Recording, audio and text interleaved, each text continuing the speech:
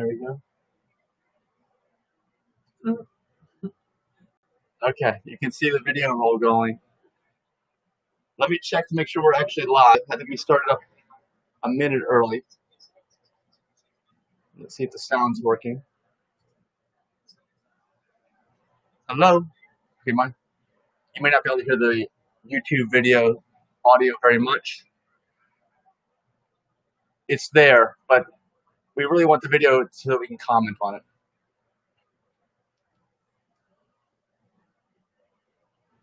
I want to make sure that this is actually going live. I can check. Yeah, we'll both be checking. All right, there we go. Look, we're live. Oh, cool. You can barely see me. This is on your timeline, actually. Oh my gosh. All right, and we're broadcasting to multiple groups. The biggest shout out we want to give today is to the TSLA Stock Discussion Tesla Investors on Facebook. If you guys are there now, go ahead or join it. I'm looking at the live stream right now. It's going. And we've got 2 viewers in that group. Oh, and hey, there we go. Stephen St. Peter Jr. He says, oh, hey. Hey, Stephen, where are you from? Hi, Stephen.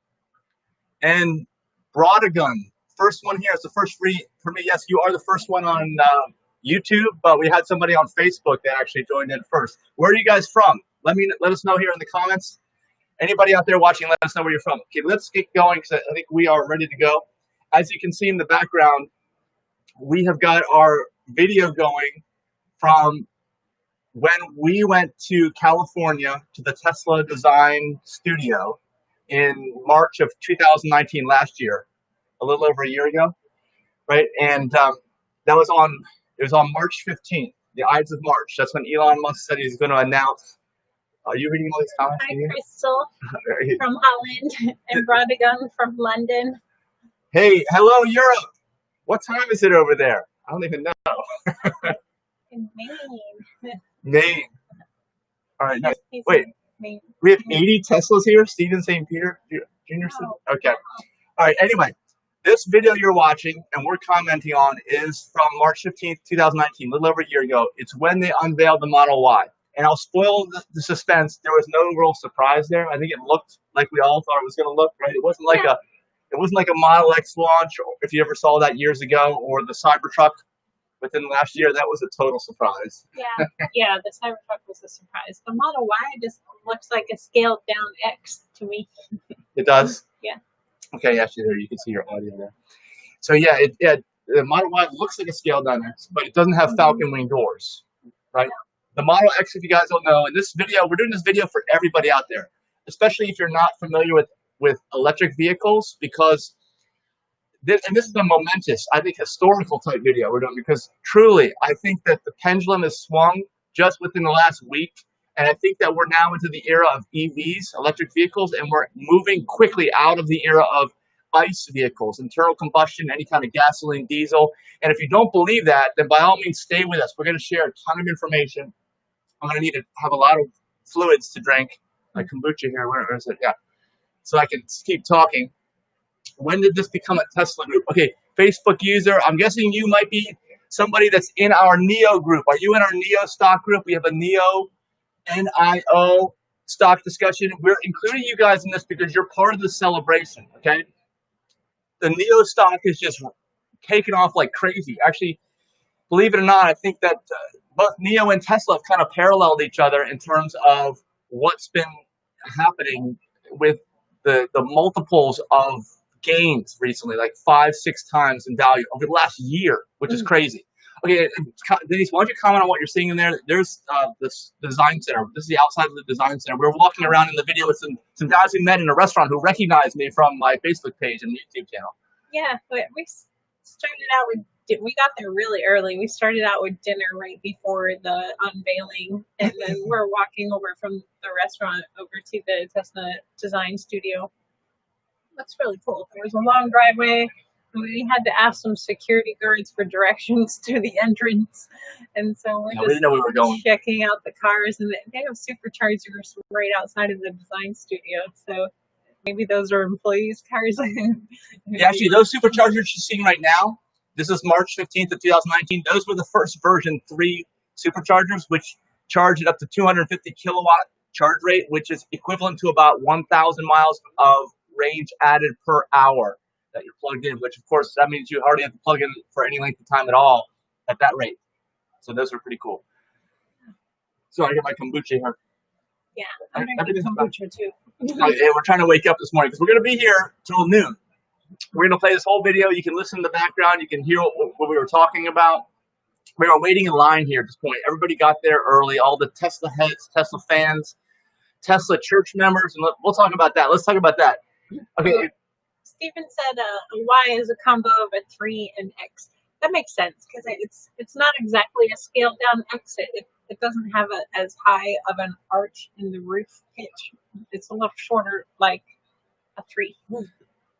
Okay. You might want to talk a little louder because I think we're competing with the YouTube. And where's the microphone? Hello, microphone. I think the microphone is, where is it? On your laptop? Somewhere. You should have plugged in a mic. Oh, do you have a mic? No. Okay, well, anyway, we're not prepared for this 4.5-hour live stream. So, okay, so you're watching us waiting in line. There's me, there's Denise, waiting in line. We were talking about all kinds of stuff. Okay, now what's a Tesla church? What's a Tesla head? What's a Tesla fanboy? Well, basically, if you're not familiar with the Tesla company, let's talk about how different it is, how different structure it is from any other automaker out there. And as you notice in the title, Tesla is now, in the last week, for sure, solidified that it is the most valuable automaker in the world. Now, what does that mean? It means that when you add up the total value of all outstanding stock and what it's worth on the stock market, the total value, which is, I don't know, like $12 trillion or I don't know what it is, $12 billion. It's bigger than the largest automaker that used to be, which was Toyota. And before that, it was the number 2 is Volkswagen, which owns like Audi, I think Porsche and all those companies. So anyway, it's now number 1 for sure. And which is funny because they hardly produce any cars. The last quarter was a record quarter, actually, or just about record, 100,000 vehicles, where like Toyota built like 1 million or so vehicles, at least in that quarter. And it's worth more. Now, why? You're going to find out. 224 billion. Okay, thank you, Brodagon. I don't have all this information in front of me. But like I said, we want to get the stuff out to people that are not familiar with EVs, not familiar with Tesla. And by the way, this is July 3rd, right? One of the most American United States holidays is coming up tomorrow, and this is the most American car company now, guys. I don't know if you recognize that or know that, but this is a fact, okay? Not only the largest automaker in the world, based in the United States in California, but there was a recent article that came out that talked about the different models and how high of a percentage of American sourced components they had. And there was a top 10 list that came out, and Tesla had more models than anybody in that list. Okay, this just came out within the last few weeks. Just that gives you an idea, because even like American badge nameplates, traditional ICE manufacturers, legacy manufacturers like Ford, GM, those people, they source their parts from different places. They assemble them in different places. They're not as American as you might think. Tesla is the most American car company on this most American holiday coming up tomorrow. Huh. Steven's waiting for self-driving vehicles for disabled folks. That's a great idea. Yeah, it's a really good idea. I mean, anybody will have access to transportation in the near future, and we'll talk about that too. There's so much to learn. If you guys don't know about Tesla, you'll find out why they're the most valuable automaker in the world, because they're into so much more than just traditional. Is that Chad? Yeah, I think so. Yeah, that's Chad. And Chad.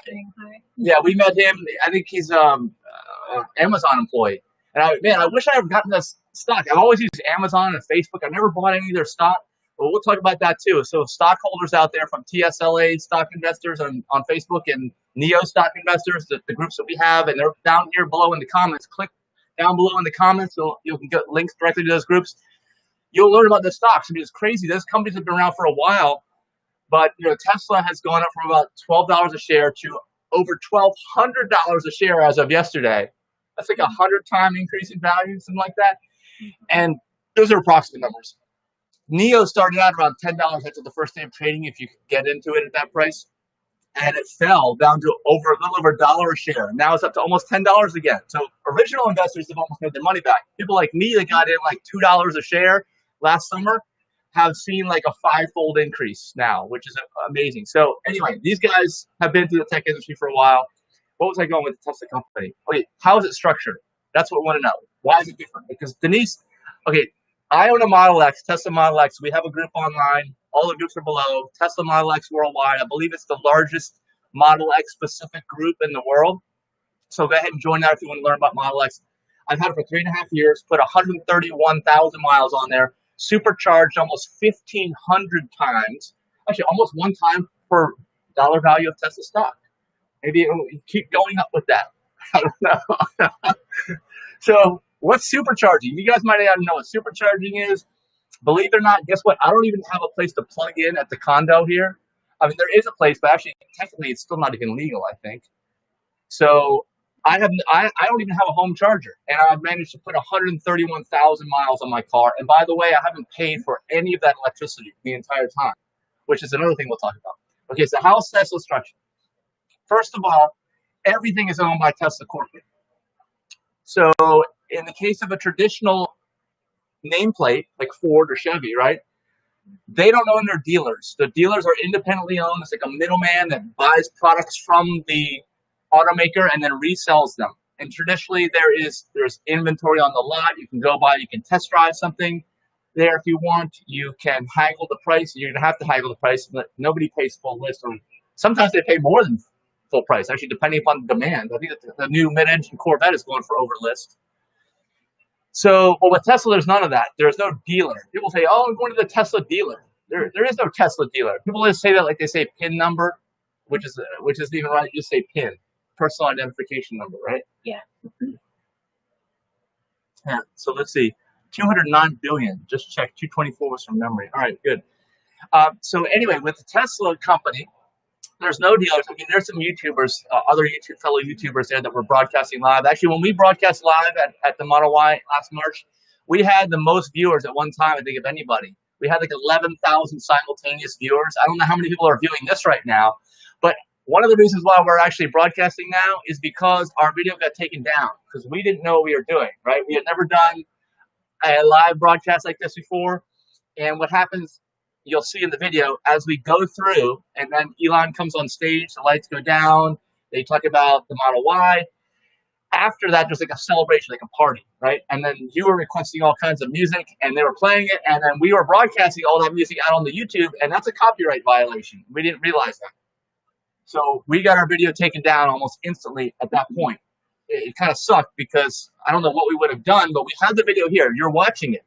It's just restricted. I think in most areas around the world you cannot watch it, but we can still watch it, and that's why we're kind of streaming it here so that you guys can see it, and there's actually history of this taking place because I believe, you tell me what you think, that the Model Y small SUV will probably be the biggest selling Tesla ever, probably in the history of the company ongoing, unless small SUVs go out of favor. That's the most popular market segment. I doubt that they will, though. SUVs are still a top-selling model. Yeah, I'm not going to talk any louder. You can't hear me. Yeah, Denise has a quiet voice, so maybe you have to go closer to the microphone, closer to the screen. I don't know. We're watching the sound because we're competing with the sound, and I didn't want to turn the sound totally off on the video, but we will once the actual Model Y unveiling is done. Our original video got demonetized because the YouTube picked up temperature by Sean Paul. Yeah, at the request of Denise. Yeah, I ruined it. Sorry. All right, so what was I saying? Okay, no dealers. There are no dealers. There are no middlemen. Don't call a Tesla a dealer. What do you call it when you go to the Tesla? Store. I go to the Tesla store. Well, actually, there's a store. There's two things, right? There's stores that are usually in shopping malls, which is your favorite place. Can you imagine that? You guys have probably seen it. There's a Tesla little store like next to Victoria's Secret is Tesla, right? Right? Yeah. And they actually have cars in there because you can drive them in there. Well, actually, they have other gas cars. But sit in them and play with the doors and buy a T-shirt or jacket. And if you think about it too, you can drive an electric vehicle into a shopping mall like that, no problem. No one's going to die or risk breathing in poisonous gases, right? This is one of the reasons why ICE vehicles are gone. That their era is over now. I think with the rise of Tesla and the rise of NIO and others, And actually, during this time, these automakers' values have gone up 5, 6 times in the last year. Other automakers, traditional legacy ICE manufacturers, have seen their values drop, and they're introducing electric vehicles. But obviously, the market does not think they're going to be successful because they are old school. Everything's based. German engineering is all based on fossil fuels. That's just the truth. They don't know how to build a high quality electric car that is going to check all the boxes. I mean, the Porsche Taycan that just came out is a really awesome car, but look at the range. You're going to get like 200 miles out of that car. That's a serious shortcoming. I guess people will buy that car, but it's competing against the Model S, which has 400 miles of range, and that's in the standard form. Elon's already announced that they're going to be, doubling range in a lot of these vehicles. As I think they're probably going to double battery packs, go from 100 kilowatt maximum capacity size, which the Model S has now, to probably 200 kilowatt, which will go to 800 mile range, which is ridiculous. Because they've already announced on the Roadster that we saw the Roadster. You'll see the Roadster here in the video, that they are going to have a 600 mile range on that car, 640, I think. All right, so back to Tesla dealers. No dealers, only Tesla stores in malls and Tesla service centers. And if we have to say one thing that is not the greatest about Tesla in this video, it's going to be the service experience. Although I think we've hit bottom on that, maybe, I don't know, within the last year, and now it is improving. Because I was with Tesla, 3.5 years ago, and that was a different company. It was a small company. Everybody kind of knew who you were. You got what you asked for. At one point, Elon tweeted out that anybody who wants a performance model loaner could get that. And at the time, everyone was getting Tesla loaners. You drop your Tesla off for service at the service center, you get a Tesla loaner. So one time, I requested the P100D, and I get lots of videos on my YouTube channel, which is up in the corner, adigitalnomad.net. Just find us there, adigitalnomad.net, and she'll be back. Okay. So I went and I launched that thing probably 30, 40 times during the course of a day. And it is, it's under 3 seconds to 60. I think it's 2.6 seconds to 60. So it was a great experience. And I'll show you, if you watch the YouTube channel, you'll see about everything that is required to get that thing launched, because there's actually a process to be able to get all that speed.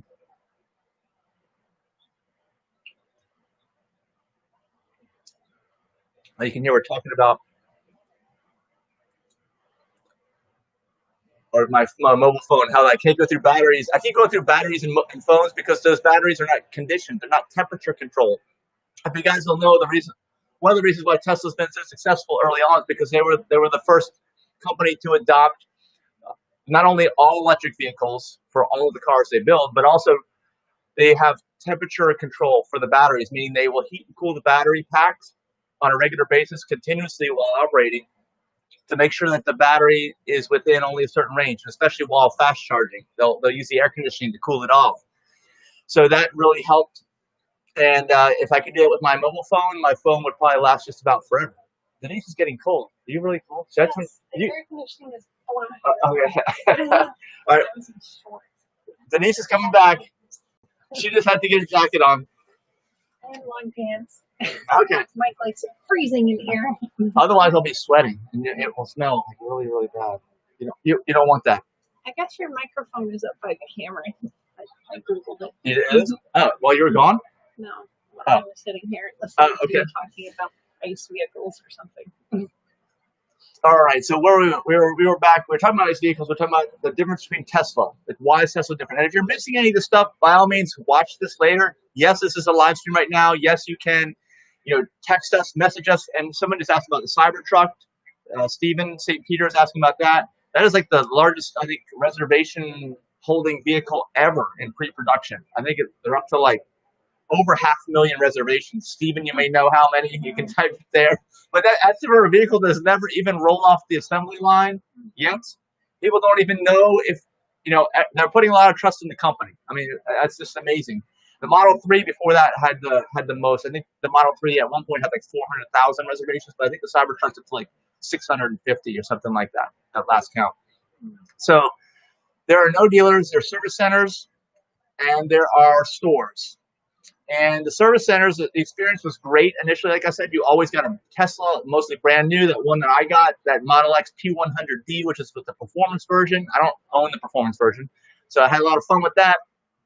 That had 500 miles on the odometer, but then we entered a period when Tesla launched the Model 3.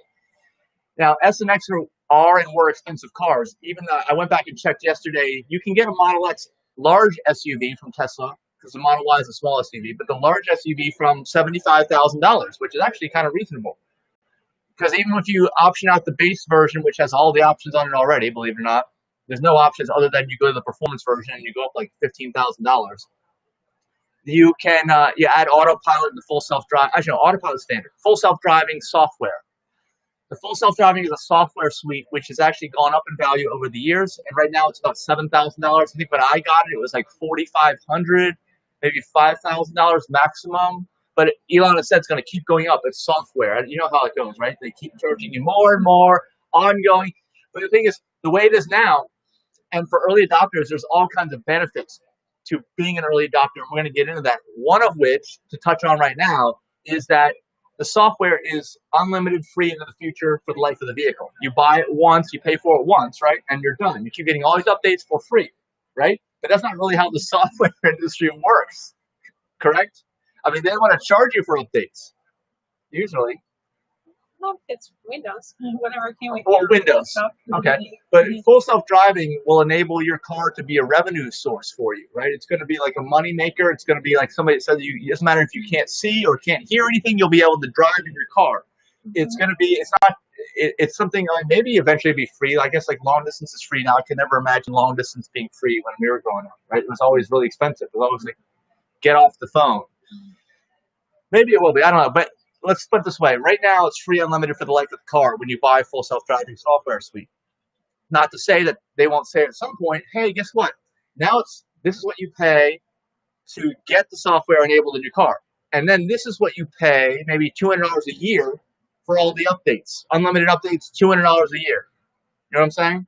Like, we're just throwing out arbitrary numbers, right? They really have not announced any plans to start charging you for software upgrades. Okay, they have not announced. However, let me give some examples. If you guys are not familiar, early Tesla adopters like me, and this ended with cars ordered at the end of 2016. So I ordered mine like late December 2016. I have free, unlimited supercharging for the life of the vehicle. That means that as long as my Model X is drivable and doesn't have any serious issues where it won't supercharge, they can be repaired, no problem. Every time I plug it in a Tesla supercharger, and you've probably seen these things popping up everywhere. They're all over the place now. Didn't used to be the case when I got my first vehicle 3.5 years ago. But they're all over the place, and it's no cost, free electricity. On and on, forever, no limit, no problem. Right? I have that. But you can't get that on any new Tesla. That is gone. They're hoping, I'm sure Tesla is hoping that Mike will continue to not pay attention and let his car drive him off the road until he totals that vehicle, and then he won't get free supercharging anymore. He'll have to buy a brand new model. Yeah, so there's a high incentive for you to take good care of your Tesla and not drive like a maniac. And actually, it's very easy to do that. What's that? Is that the Sting? Bradigan asked if that was the Sting. No, it was some other guy dressed up in a spacesuit like the Sting. Like, what was the name of that show? Top Gear. I loved Top Gear.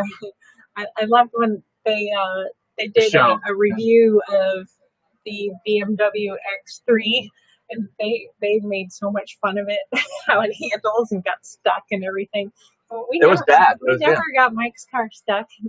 Yeah, well, that's true. I say with the ICE vehicles, when you take a automotive platform and change it to SUV, there's a lot of compromises, a tremendous amount of compromises.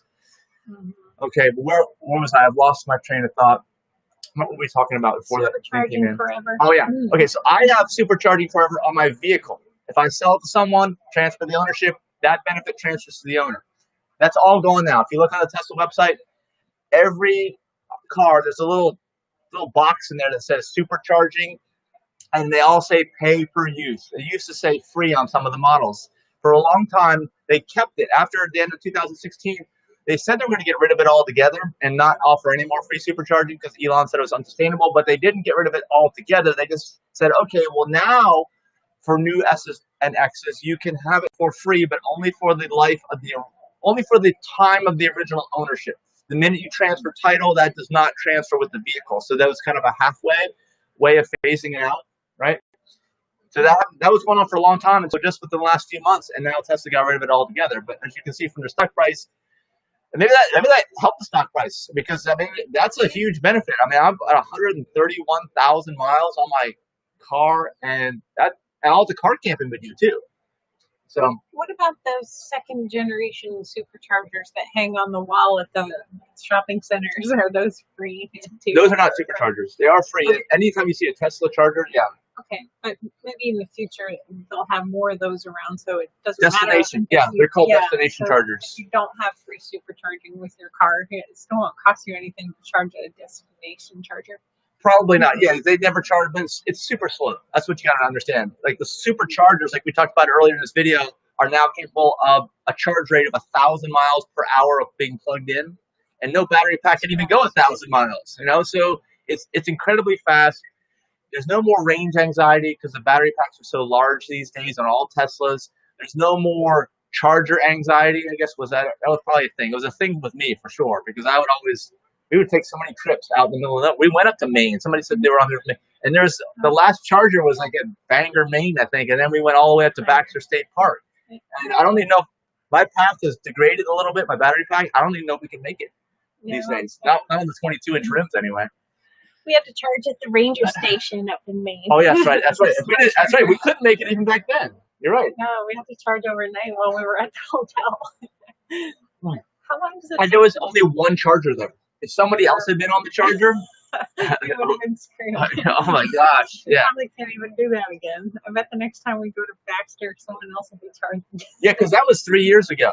I mean, there's a lot more EVs on the road, a lot more electric vehicles. So. But there's a lot more chargers in general. Maybe there's more chargers. Get the ChargePoint app if you don't have it. Actually, find me on there. Mike Young, you can find me on there. It's called ChargePoint. It's a free app, and actually, it's a ChargePoint. I want to make sure I'm reading the right thing. There's so many apps these days. PlugShare. That's it. Forget what I said. ChargePoint is a brand of EV chargers that actually cost money to use. But what's it called again? PlugShare. Find me on PlugShare. Yeah. You got towed. I did? From the COA. Oh, yeah. That's right. I get towed. Even though I tried to use the charger. Actually, I did use it at one point. But that's before I found out that it's still not legal to use it here, and they tow like crazy. It's legal. You just can't park in that spot unless you're watching your car, or it'll get towed if you don't have a permit to park there. Yeah. Yes. Okay. So here, going back to the video, we are still standing in line. Are we moving? I think we're moving forward. Barely. And everyone was watching us, talking about who knows what. You can hear it in the background. Oh, by the way, we do have some clips that I did pull off of this. One was what we call the drunk test lady. You'll see her up here at some point. I don't even know if I'm going to be able to turn the sound up for her. We'll point out that she's there, but type in drunk test lady. She was hilarious. She has a good history on Tesla and how they went from expensive cars to much less expensive cars. I am the admin of the Bucksport charger. Oh, that means that you get to be admin if you charge in there. Charge a lot? Does that mean you charge more than anybody else at the Bucksport charger? Hello from, what is that? Valencia de Mijo, Portugal. Portugal. Hey, how is the EV scene out in Portugal? Let us know. We've never been to Portugal. No, I can't speak Portuguese, but I can speak Spanish. I'd like to go to Italy and Spain someday. Yeah, we'll go, and maybe we can drive across the Bering Strait with our, that connects Alaska. Sometimes you can drive across there, right? So we can take the car with us, and maybe there is a good network of superchargers in Europe, actually. Certain parts, well, actually most of Europe, but other parts of like Asia and Africa and even South America, Central America, they're spotty, very spotty. I'd love to take a road trip down to South America and car camp and do that, but that's going to be years off. We can go down to most of Mexico now, I think. Bucksport. I don't think we charged in Bucksport, Maine. It doesn't look like it's on a major superhighway. Is it? I don't think that there was a supercharger in Bucksport when we were in Maine. I mean, that's how long ago it was. Yeah, it was like 3 years ago. Steven says it's the free e-charger 4-hour limit fast charge. Yeah, we did not stop there. I don't even know if it was there 3 years ago. That's when we had our big trip. Was in 2017. Yeah, we did charge in Bangor, like you said, and then we kept heading north, right? Toward Malincroft. Yes, sound getting a little louder there. This is one of the YouTubers I'm talking to there. This guy is actually all these guys are YouTubers. I was talking to them. I think. Yeah. All right, anyway, let's see. What was I talking about? Service. Service became a problem with the mass market launch of the Tesla Model 3, which is a small, affordable sedan, which everybody has seen everywhere at this point. Because we can tell, because the whole scene changed. Not only the service scene, but at the chargers. It used to be like you would run into like some of the most interesting, different people at Tesla Superchargers. I met so many people over the first year and a half before the Model 3 was launched. And I guess you'd figure that would be the case. There's a huge barrier to entry. At one point, I think that they said that the average income of the Tesla Model X buyer, which is around when I bought it, was $500,000 a year. That was the average. It was the highest average income of any, I think, car, any, produced in any kind of volume new car. So yeah, so they were usually doctors or business owners. business owners. Who's that? Like I don't know, small. Yeah, I know. Yeah, I have a couple business things going on. Yeah. So, all right. So that changed everything. We could tell from going to the superchargers. People, I mean, this. I'll just be as straightforward as I can. People just weren't as. I guess the initial wave of Model 3 buyers, we didn't see it, but as it is now, people just aren't as friendly. It used to be like a small club. It used to be like a, hey, I guess if you're a Jeep driver, you wave at each other right on the roads. Yeah, congratulate each other. Like, yeah, good choice. And now it's very commonplace. Yeah, I mean, it's kind of like if I can make an analogy, COVID-19, when that first hit here, especially in late March, I say when the stock market bottomed at the end of March, if you even went anywhere, it was like people were as courteous and kind, and there's hardly anybody out, and it was like it was pleasant in the world for a period of time, probably for about a month there. But then towards the end of April, you could see real life coming back, and that's kind of what we see at the superchargers now. We used to see this fantasy world of just when last, and now it's everywhere. But it's okay because I'm glad that there's more superchargers because we don't have to worry so much about not finding a supercharger, which I was always concerned about. Not just finding one, but making it there, especially if you're car camping or. And we weren't towing. I was never towing in the past. It would be impossible. It's nearly impossible today. And we have at least twice as many superchargers as we did when we first bought the car. Yeah. I'm just glad more people have EVs now. You can tell the air is getting clearer and cleaner. And I don't have to smell carbon monoxide every time a vehicle passes by. And it's not noisy.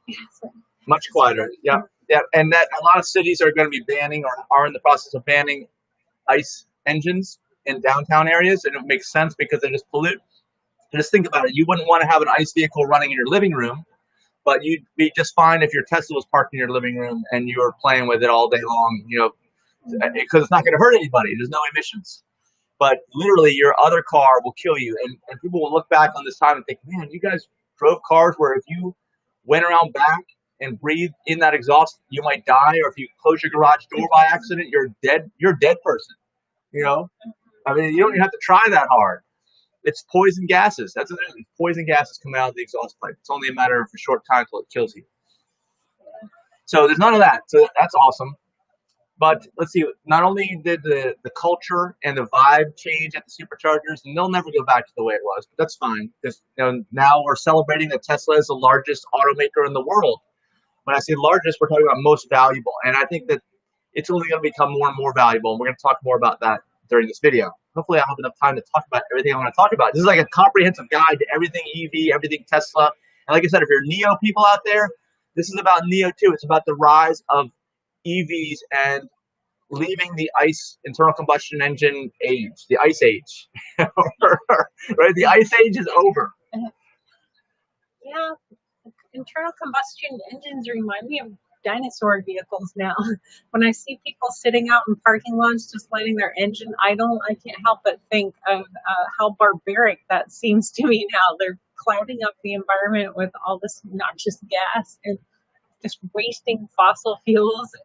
And I think back to the time that I used to ride around with my grandparents, and it just seems so long ago. It is a long ago, but I just feel like that it just makes me feel like that vehicle technology was so ancient. Like I was in just one notch above a Flintstone mobile. It wasn't that long ago. If you think, do you remember the change between regular standard definition television and high definition? That was a massive change, massive. Because we had this old standard of 480 lines, I think it was, or 240 or whatever it was. I think it was 240 of analog resolution, and it was just so poor looking. Europe was way ahead of us back in the early 90s until we finally introduced that over here in the United States. Someone's watching from Sri Lanka. Oh, cool. I don't even have Sunat Fanado.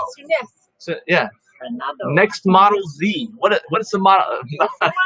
Actually, do you guys know why Tesla has called these models the way they do? Like we say Model Y, put SUV in the title because people who are not Tesla heads are gonna be like, what's a Model Y? Why? The WHY? You know, where's the letter Y come from? It's because Tesla or Elon Musk wanted his cars to say sexy. SEXY. So S was the first one introduced. 3 was introduced, actually the third model. But it was supposed to be Model E, but apparently Ford Motor Company didn't like that and sued Tesla and said you cannot use the Model E. So they had to make it a 3 or 3 bars, which looks like an E, like the 3 bars you see in the upper right-hand corner of your websites or your apps. So it's technology related. They did a good job. So SEXY, Model X is the large SUV that I have, and the Model Y is the small SUV, which we think will be the biggest seller ever, and which has led to the rise of Tesla right now as we see it, because the company was already worth a tremendous amount of money. And like we said, it's increased in value 6-fold over the last year. If you bought Tesla stock, you could have bought it last May, I think, for under $200 a share. It's over $1,200 a share right now. Doesn't that make you feel bad? But I bought some actually around that time, under $200 a share. I think the low is like 150 if you got in.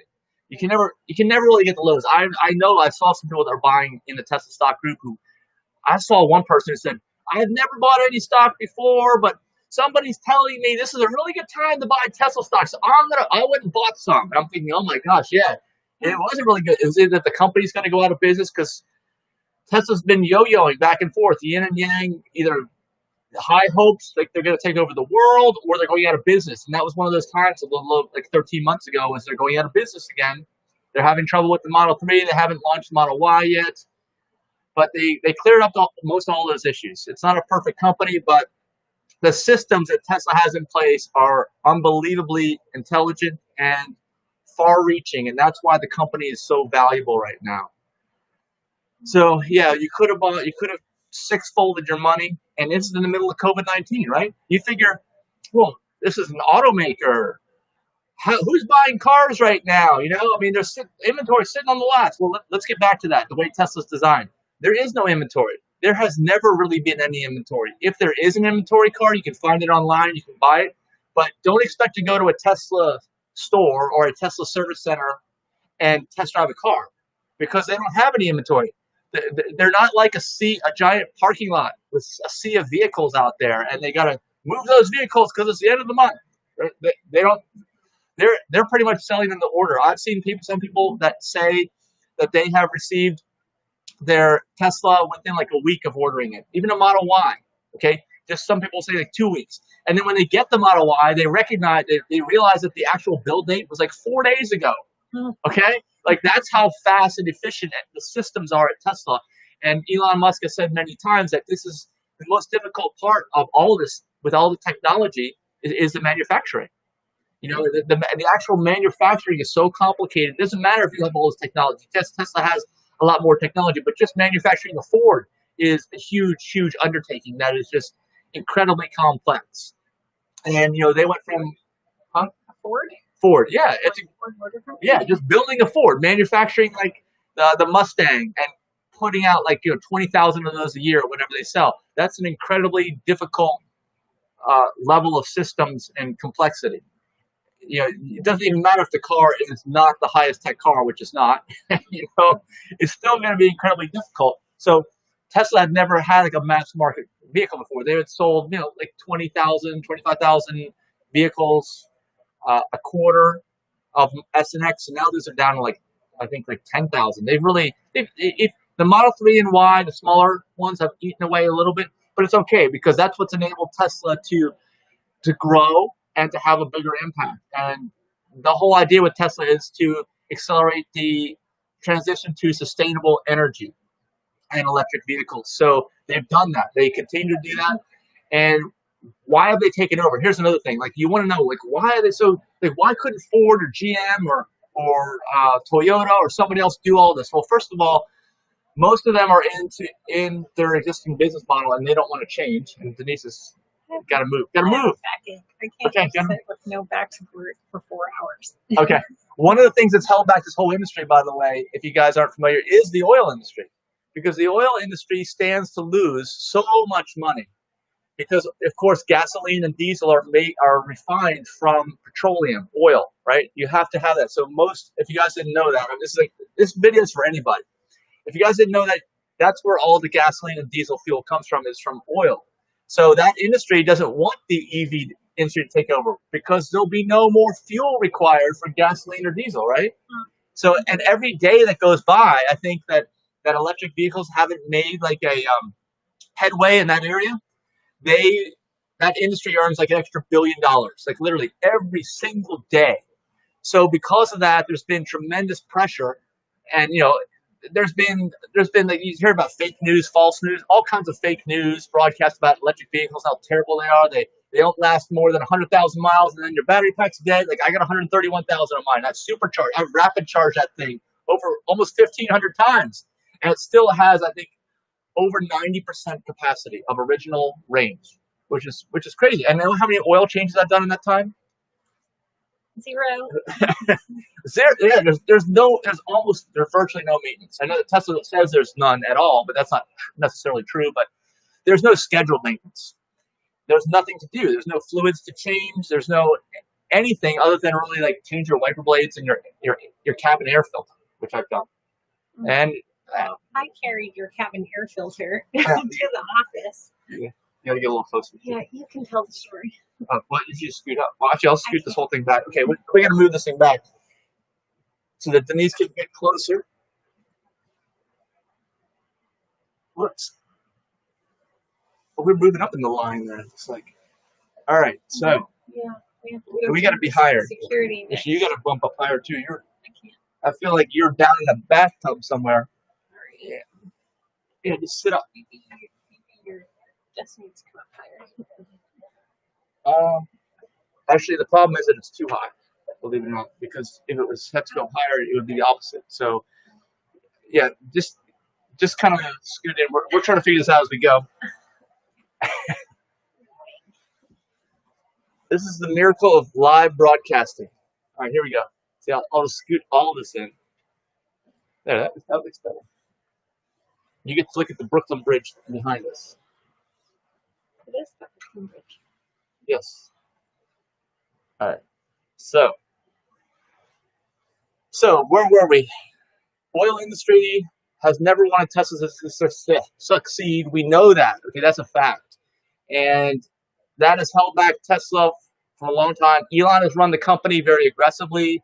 Many people say that he has been reckless because almost every time that Tesla has launched a new model, the company's almost going bankrupt. That happened right when Model S was launched in 2012. It happened when the Model X was launched. There's delays on that in 2016, I think it was, 15. And then Model 3 got launched in 2018, mass market anyway. There's all kinds of delays, all kinds of problems. You hear about the paint shop fires and everything else that was going on in the Tesla factory. They threw up a tent in the parking lot. They were assembling cars in a tent in the parking lot. Because, and Elon was sleeping at the factory. I mean, that company almost went bankrupt every single time. But I guess Elon was determined that this was going to work. And he had a lot of incentives, too. Some of you guys may not know this. A lot of these incentives have just kicked in with the rise in value of Tesla to surpass Toyota Motor Company as the number one.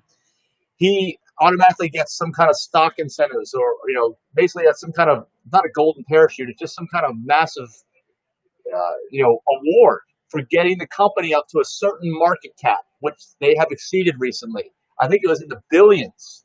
So he may be eventually, because of all this, the first trillionaire. And the incentives have worked because he's developed all these systems far in advance of everyone else.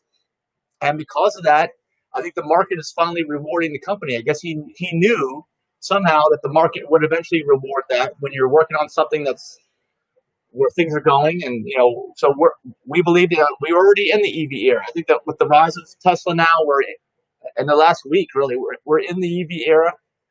Ice age is over. I could also say the same thing about plant-based and vegan living. And look, I got my shirt on here. Amazon Food Festival. See it? We're going to be doing a video actually on our other YouTube channel. You might be watching us on there at aPlantBasedDiet.org. And yeah, as you're watching us on there, we're a big supporter of the environment and electric vehicles, which are the most environmentally friendly form of transportation. So that's why you're watching us on there. If you're wondering why we're on that channel, we have that electric vehicle displays in a lot of our events. And Jason Casey, hey, he's at almost every single event we do in Florida with his Tesla Model X. Hey, hello out there if you're watching us. So there was big incentives for Elon. Now, what makes Tesla so different? Is it just a golf cart, a fancy golf cart? Like that was a joke. I mean, I was telling you about a lot of fake news, right? It's just like when, if I look back in the 80s, what were people saying about Japanese cars in the early 80s? They were saying, Jap crap. Yeah, Jap crap. It was all Jap crap. Now, was that a founded attitude? It was totally fake news. It was like somehow the American lobby wanting to say these people from some other country were building a bunch of shit, basically, and you don't want to buy it. But the exact opposite was true, as we found out, right? They called my Toyota a rice burger. What in the 80s? In the 80s, but it outlived their cars. Yeah, my Honda Civic I bought in 1992 new, it lasted 20 years and almost 400,000 miles until the engine finally went. But that's a hell of a long time, 20 straight years to get out of a car. Anyway, of course, we knew that from the early 80s when all that Jap crap lobbying and whatever, I mean, I would call it almost, I know we're talking about racism these days, a form of racism. I don't even know. It was all used because of money, though. I mean, it was all trying to protect existing industries in an unfair and unethical manner. The American car companies lobbied with legislators to increase the taxes and tariffs on foreign cars just to try to slow down the competition. Yeah, that's true. Trucks at some point, they went to a 25% tariff. But that's because American companies couldn't compete. They were caught with their pants down. And if you remember that time, instead of your car being broken, driving it home from the dealer, it was, your car, lasted, way longer than you ever thought. It was really the body rust that finally got you on Japanese cars because just about everything else would remain. It was very, very high quality, well engineered. And, nowadays you see Japanese cars all over the place, Japanese nameplates. Even Korea has risen up in that area too. And they're all over the place. American branded companies don't have the market share they used to have. They lost it because they weren't innovating. They weren't doing good. But that's the number one thing. Quality is a form of innovation. Producing good products people want to buy is a form of innovation, and they weren't doing it. So what did Elon Musk do here with Tesla? He did kind of the same thing. He innovated like crazy. Let me describe it. I mean, I really wanted to buy a Tesla when they first launched the Model S in 2012. And I know some people like Gwen out there, Gwen Whitaker. Hey, if you're watching, she has a 2012 Model S, and it's a great car. But I was driving long distance on a regular basis. In the background. So if you guys are out there, comment. Let us know where you are watching from. Again. So I couldn't buy a Tesla, though, in 2012 because there was no supercharger network. What is a supercharger network? A lot of people may not even know. Like, people say, well, first of all, they say, what are the misconceptions about electric vehicles or Teslas? Number one, it's a overpriced golf cart. Number two, you can't take it anywhere. It takes forever to charge, and it's incredibly inconvenient, and you can't do road trips. So, like I said, I don't have a home charger, number one. And anybody who says it's an overpriced golf cart is simply ignorant. That's all I have to say, especially if you're talking about a Tesla. It's the most ignorant statement I could ever, because if you look at, I saw a chart that had a list of the fastest accelerating production cars you can buy. And like of the top 10, I think like half of them were Teslas. Okay. If a golf cart went as fast as a Tesla, the roof would blow right off. Anyone who has said that has obviously never been in a Tesla when someone first on the accelerator. Yeah, because it's an experience. It's like think of the most terrifying roller coaster you can imagine. Actually, think of how about there's that ride, that Aerosmith rock and roller coaster at Disney World. I think that one has a world record of the fastest accelerating. Like even from just you getting into the cart initially with everybody, the minute they push go, it just shoots you up to 60. I think in like 2 seconds or something, which is what the Model S does. Okay, so like it's the only other place you can experience that kind of acceleration is in a Tesla. And they keep pushing the boundaries too. I think the Roadster is supposed to be under 2 seconds for the base model, and then it's supposed to apparently have some kind of a cold thruster rocket on the back on the higher line models. I don't even know. It will probably take you 60 in like 1 second with a rocket booster on the back. Yeah. How fast does your Model X go from 0 to 60? All right. Well, my Model X is not the performance version. I didn't feel the need to have to pay that extra 15, 20 grand, because mine goes 4.4 seconds to 60. It's the fastest car by far. It's literally like twice as fast as the fastest car I've ever owned. And actually, we were listening to this song. Denise and I have been joking around about the song by Alabama called "I'm in a Hurry." You ever hear about that? It says, "I'm in a hurry to get things done. I rush and rush until life's no fun." Because life is fun for me, but I'm always doing things, and that's like my theme song. But in the song, it says my car goes 0 to 60 in 5.2. They're bragging about that. And I was just thinking, I was like, I don't even have the performance version of the Model X, and it goes 4.4. Just to put it in perspective, we also have a Lexus hybrid, and it goes 0 to 60 in 9.8 seconds. Almost 10 seconds. Yeah, so it's more than twice as fast. Yeah. And actually, that's an SUV. That's actually faster than the one. The one I have is based on the Prius.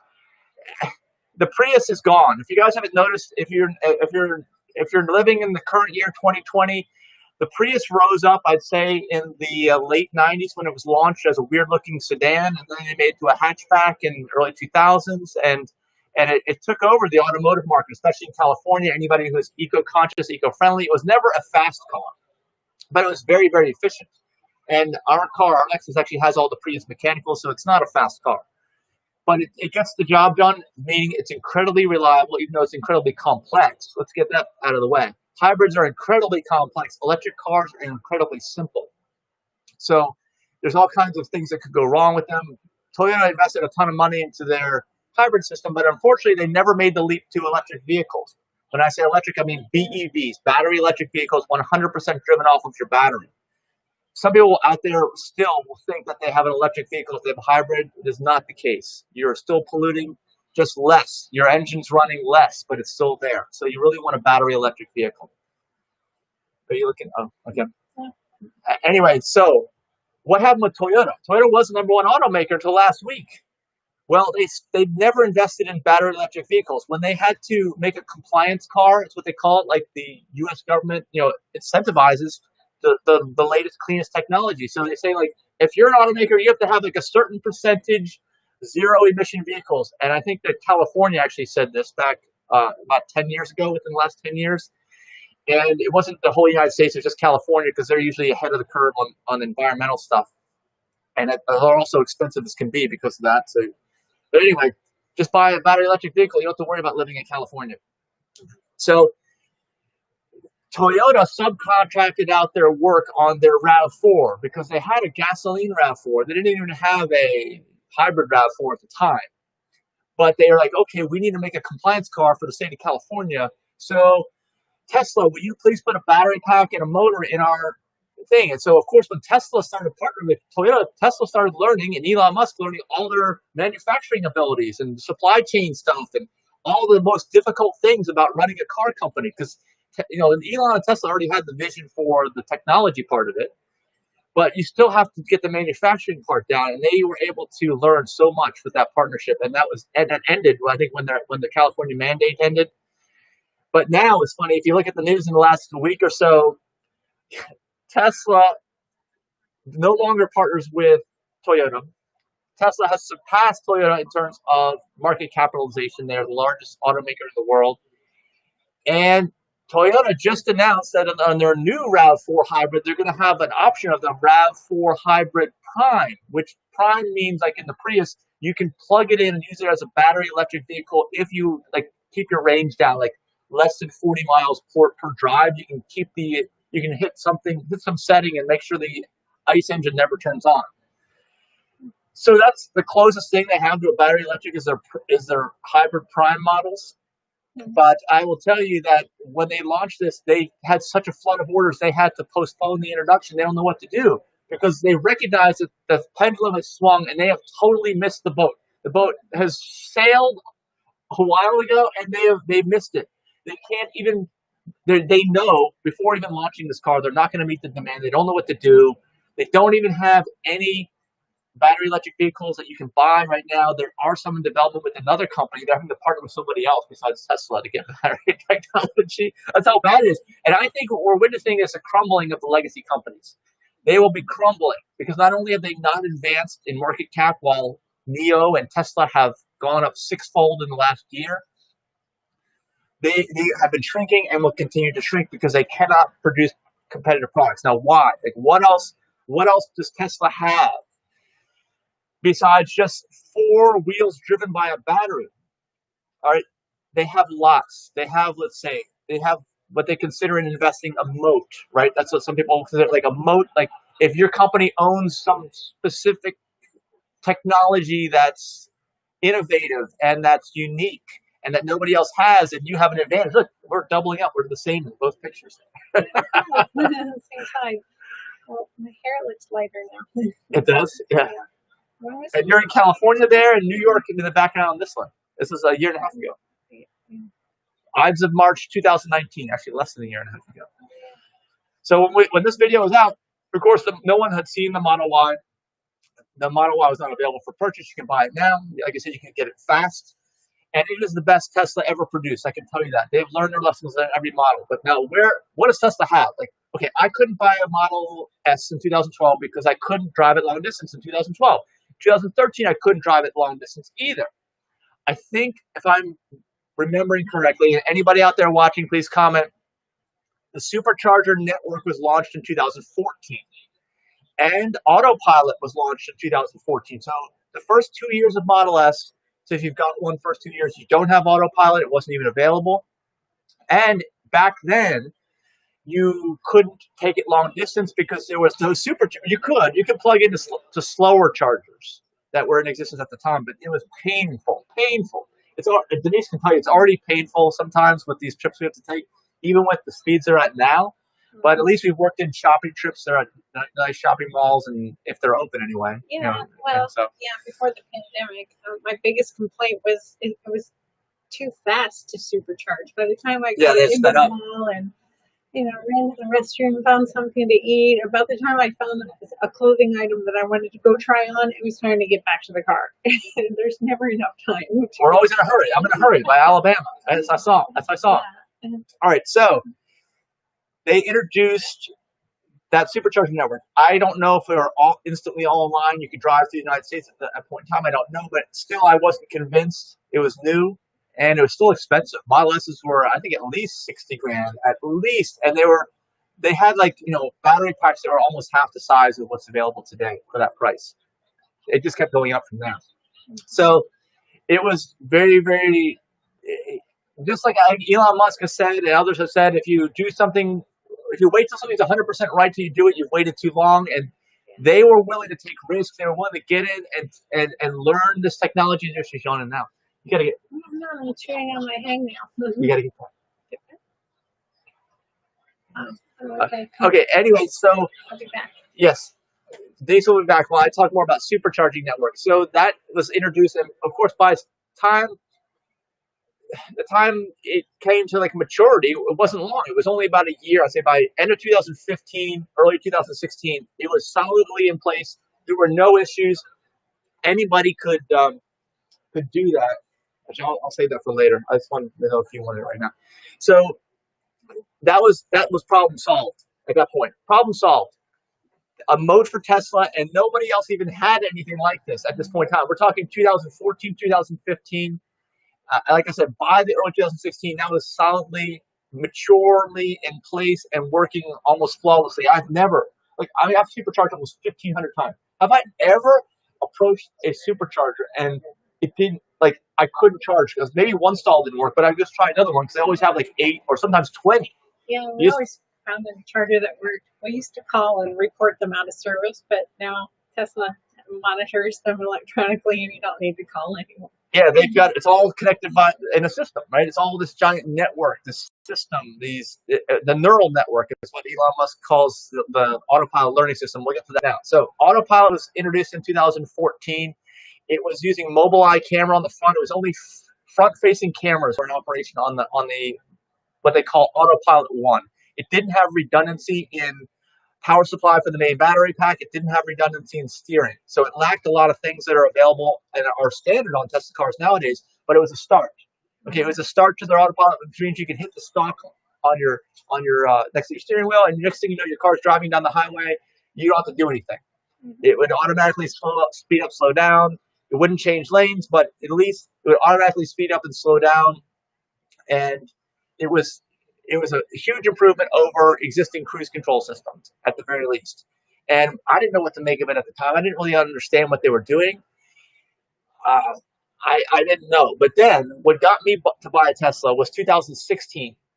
And in early autumn 2016, Elon Musk made an announcement. And he said a couple things. He said Autopilot 2 is going to be released and it will be standard on all cars. The hardware for Autopilot 2 will be standard on all cars starting in mid-October 2016. So I was like, okay, now I'm serious, because he explained that this Autopilot system would have overlapping 360-degree cameras that see all around the vehicle.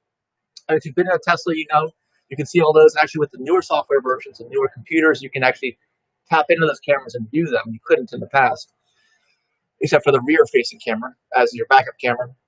But he said that as long as you keep your vehicle and you buy it after mid-October, that eventually you will be able to, that vehicle will be level 5 autonomous, full self-driving capable. Now, there's a lot of controversy about that even today. I did an interview with my friend Hassan Walla. If you're out there, hello Hassan. He works for Telenav. They supply GPS and navigation systems to pretty much every mobile carrier except for Verizon and most automakers, with the exception of Tesla and a few others. So he knows what he's talking about, and he says that level 5 won't be available in his lifetime. Initially, he said it was 10 to 15 years, but he told me when I first got my Tesla. Now he's saying that in his lifetime. Check that video out on our channel, adigitalnomad.net. The address is up in the upper right-hand corner of this video. Just type it in any browser. Search up the channel. But anyway, I don't agree with that. He agrees with that. I wanted to get the other side out there, and maybe we'll do follow-up videos with Hassan as things progress. Elon is saying that the system will be feature complete by the end of this year. The end of this year. And if you look on their website, Tesla's website, they tell you what the features are. It's basically like it changes lanes by itself, it enters and exits the highway, it stops at red lights, it stops at stop signs, etc., etc. Like most everything you can imagine that a self-driving car would do, it will be able to do before the end of this year. And I can tell you that since I've upgraded my computer, I have the new visualization that can see everything, or more than I used to be able to see. I know that the system sees more than it shows on the screen for sure as they're developing it. I can see that, you know, it works at stop signs, it works at red lights. It doesn't start back up again. I don't know if it's going to automatically start back up again. That will be more of a self-driving feature, but who knows? Maybe by the end of the year they'll get a new software download and it'll have things available where it's going to start back up again. All right, are we inside the? Are we still outside in this video? Yeah, we're getting ready to go through security now. Okay, so and we had a problem, didn't we? We weren't on the list, or you weren't on the list, or I don't remember. Something happened. You have to listen. You're not listening to any of the movies. Yeah. Well, you guys can listen. It's more important is what's happened in the last year and a half. What I'm telling you guys, if you're not familiar with Tesla, this is the great history of Tesla, history of electric vehicles, knowledge about electric vehicles, why you'd want to own one if you don't own one already. I think it's compelling. It's so compelling right now. That's why I say the ice age is now over, and we're into this is the rise of Tesla, and NIO's going along with them. Now, NIO is another company I've invested in, in the last year, especially when the stock price was down. So I've got these groups on Facebook. Links are below. But NIO is taking a little bit different approach from Tesla because in a way, Elon Musk seems to always do everything you can think of, even though I thought Tesla missed the boat on China. As little as 2 years ago, I'm like, oh, crap. Why didn't they build a factory in China? Next thing you know, in less than a year, there's one up and running. So Tesla did not miss the boat on that at all. In China? In China. Less than a year. They're building one in Germany, in Berlin right now. It's half done. You know, they're just building these things, and these are some of the largest factories in the world going up in less than a year into operation. It's crazy. This is all about systems and getting better and better, and they're definitely getting better. Mm-hmm. So I thought that Elon Musk and Tesla missed a lot of things, and I still haven't even told you about all the things that they do. But they didn't miss China, and one thing they did abandon, and comment below if you know more about this, is the replaceable battery pack. Because if you look back at some Tesla videos, even from the design studio that they did years ago, back in like 2012, 13, when they initially launched the Model S, they talked about how, yeah, it's a fast charging vehicle. We can charge it this fast. Now we get the supercharger network. You can charge it even faster. But if you want to change your battery out in 5 minutes, I think he did a demonstration of filling up an Audi Quattro with gasoline and timing it versus how fast it was taking. And they showed, apparently, dropping the battery pack out of a Model S and putting in a new fully charged battery pack. And it was less time to do that. Okay, it's like one of those things where you drive into a Jiffy Lube, you drive, and all the mechanics are below, they just drop it down, put a new one in, done. But they have abandoned battery swapping, as far as I know. But NIO, that's much of their business is built around the battery swapping technology. So they don't need to develop an infrastructure of charging systems. They just need to have an infrastructure of battery changing stations or abilities or mobile services. I don't even know how they're going to do it. I'm not even familiar with exactly how they're going to do it. But apparently they're focusing on that. And that's why they're gaining along with Tesla. Because nobody else is doing that either. That's another thing nobody else is doing. All right, with the self-driving and with the cameras and with the data, let's see. We talked earlier in this video about how Tesla offered and still does some early adopter benefits. Most of the early adopter benefits are gone, such as free unlimited supercharging for the life of your vehicle. It was downgraded on SNX to the life of the original owner, and actually some Model 3 Performances got that. But nobody can get that now. Nobody can get it at all. So what else was taken away? Data. They've always given you free data. Initially, it was over LTE, I think like 3G, then 4G. Now 5G is on the latest computer, which I have had installed in my car over the last couple of weeks. And everything's faster. You get 5G data where available. And for me, since I'm an early adopter and I bought my car long ago, another level of free stuff is the free data that's available. Now, when we first got the car, it was funny. Early Tesla owners will remember that you could get software updates over the air, truly over the air. You didn't have to connect to Wi-Fi or anything. You just used the data that Tesla was paying for. But that's not the case anymore. Within the last few years, they phased that out. You have to connect to Wi-Fi to download the software updates. Even me, they didn't grandfather me in. They grandfathered me in on a lot of things, but not that. So I have to do that. We're walking to the design studio. Yeah. You missed I hear music. You were asked about the guest list. Do I need to turn this off because of music? I'm going to turn the volume down on that video. I hear music playing. Let's just put it barely on. It's elevator music. Is it? Yeah. Well, let's keep that down. I don't want to get this thing demonetized. And worse than demonetized is that you can't even view it. You can't even view it anymore. So it's like it's not even there. So we're in the Tesla design studio right now, and you can see everything looks red, right? Yeah. It was red the whole time. There's, I don't know, LED lights or something like that. Lights in there. I don't know why. Yeah, but every Tesla video is similar. And there's a stage up there. They drive cars out on the stage. If you've ever seen a Tesla unveiling online somewhere, that's a stage. Back over there, you're looking at now is a DJ booth, and then way in the back, those doors open, and way in the back, you can test drive the Model Y. And there's Model, I think was there a clay model? Did they bring it out yet? No, they hadn't brought any of They hadn't brought the Model Y clay model out, which will be in that area. They hadn't brought the Semi. They hadn't brought the Roadster out, but they brought all those things out, every single model, except for the original Roadster, I think. And by the way, if you own an original Roadster, it's pretty much a collector's item, but Tesla doesn't support them anymore, which is kind of weird. But it was probably a good financial decision. It was not a car that they had developed fully on their own. They used a Lotus chassis, and it was really a proof of concept, the original Roadster. That's different from the Roadster, which will soon be launched. So just know that. And here I'm getting all my equipment ready. There's somebody's dog. Actually, that's the dog. That's the service dog, right? From the guys that we were with. Yeah, there's somebody who brought the dog. So over here, we were getting set up and getting close to Elon. If you look at some of the pictures from this event, you'll see me holding my camera up and the cord. See, there's a cord that goes into my camera. It's actually the battery pack that's connected so my camera wouldn't run out of juice because we were live streaming for 4.5 hours. There's more YouTubers over there. There were YouTubers everywhere. So we got up. We were probably 3 people away from Elon Musk when he came out. And once Elon Musk comes out, I'm going to turn the sound back on. But during this time when they're playing music, I'm going to keep the sound off because I don't want to get demonetized, just so you can have the experience. So where was I talking about? I can't even remember where we were now. I don't remember.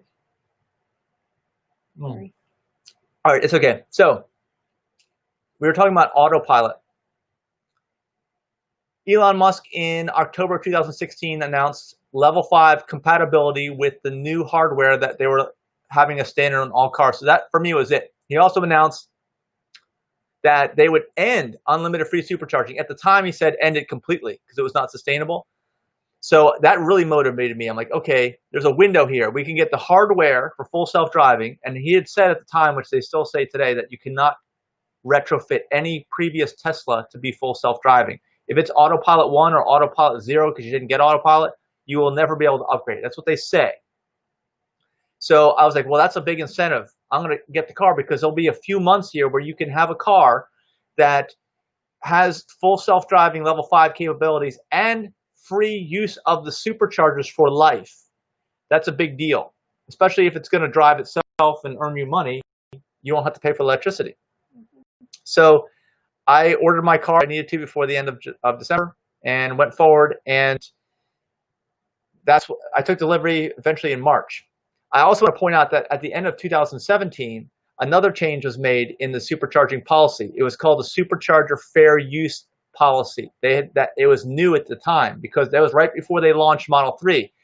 And Elon Musk has made all kinds of big things saying, hey, Model 3s are really worth $100,000 because they're going to have the software, it can be full self-driving, et cetera, et cetera. Well, they needed to, again, phase out some of the benefits for early adopters. So the fair use policy, what it did was it said, you cannot use superchargers at all going forward for people who have vehicles from this point on that are built from this point on. You can't use it for commercial or organizational use at all. And it still says that. Unless they've changed it, somebody let me know. So that means even though Musk keeps talking about this vehicle, this Model 3, you can buy for $35,000 is really worth $100,000. It sounds like a good deal. Well, where are you going to rapid charge that thing? Either you're going to have to pay a lot to rapid charge it out of your own pocket if you can find a non-Tesla supercharger, because you're not going to be able to use a Tesla supercharger. And eventually they'll be able to drive themselves to the Tesla superchargers, and they'll be able to charge themselves. They've got robotic arms in development already. So all that'll happen automatically, but you won't be able to utilize it. Any Tesla built after the end of 2017, I don't know the exact date for the fair use supercharger policy. Somebody let me know in the comments if you know. But this is important. This is an issue that's going to have to be addressed by Tesla. But again, there are people like my friend Hassan who say that this is never going to happen in our lifetime, so it's kind of like a moot point. I don't know how you feel about it, Denise, but I've seen the progression of superchargers, not superchargers, self-driving since I've owned the car. And I've done a lot of videos. Like there's one that's an accuracy test. That's in the title on my YouTube channel. I've done almost 200 videos. You can see the progression over time.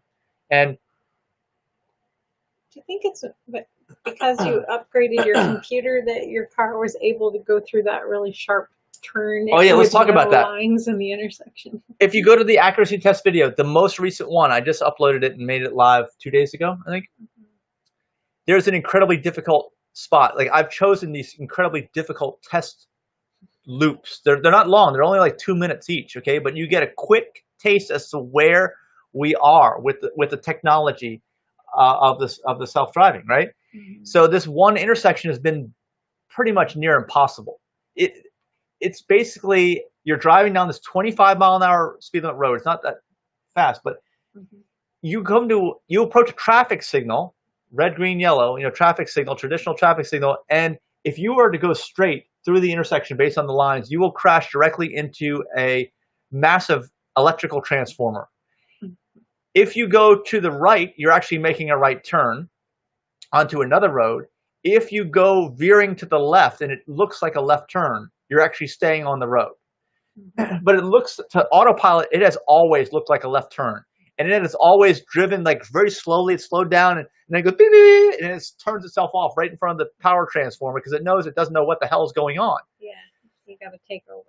Yeah, so, but in the most recent video, it made it through that intersection. I was so surprised. And I've had some updates recently. I got the original self-driving computer replaced with the full self-driving computer, which was for free because Tesla said they would do that.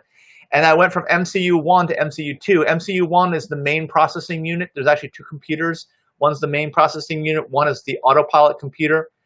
So the main processing unit runs all the code on the car just for regular driving, and the self-driving only comes into play with the difficult self-driving-esque type tasks when autopilot's on. So I had both those replaced. MCU1, I was so glad that's gone. That was the same computer system that was in the 2012 original Model S. And it was in my car. And you can imagine they keep updating and running code, new code, more code. It's just like on your phone. Every time you get an update, it gets slower. Same deal with a Tesla. You need to upgrade. So it's like I got a new phone. It's like I got a new car and a new phone. That's what it feels like. It's so much faster, responsive. So those two computers are new, right? Yeah. Same car, though. Same cameras. Same cameras, yeah. So it wasn't about the technology, about the ability for the car to visualize obstacles. I think that was more about the processing power of your computer. Well, or was it? Yes, well, it could be that. I think Elon Musk has always said the processing power of the computer is an Achilles heel in level 5 self-driving, and that when I bought my car, I assumed, you never assume, but they didn't say one way or the other. They said that your car will be capable of level 5 at some point in the future. That was what the guarantee was. That's why I bought, right? Because they said that. They didn't tell you that, oh, by the way, that self-driving computer you have is not capable of level 5, so we're going to have to swap it out. But they did it for free. Yeah. So I think that they've always known that. And they say that this new computer, if you saw our autonomy day, I did a live stream just myself on there, reviewing comment during the live stream while Elon was talking. You can search that up on our channel. It's a pretty good informative video. Talks about how they developed their own new computer, which has low electricity needs because you have to make so many computations. It just heats up. Excuse me. It needs to be cooled off, and it's running a lot of high power to make all these computations. So that was a limitation. Apparently, that's no longer because I've got the new self-driving computer. Apparently, that's going to work. But the other part is the neural network we talked about. What is the neural network? Do you know what the neural network? Can you explain that for anybody? So you have a fleet of cars, and they're all driving in different directions. I think the neural network will tell you.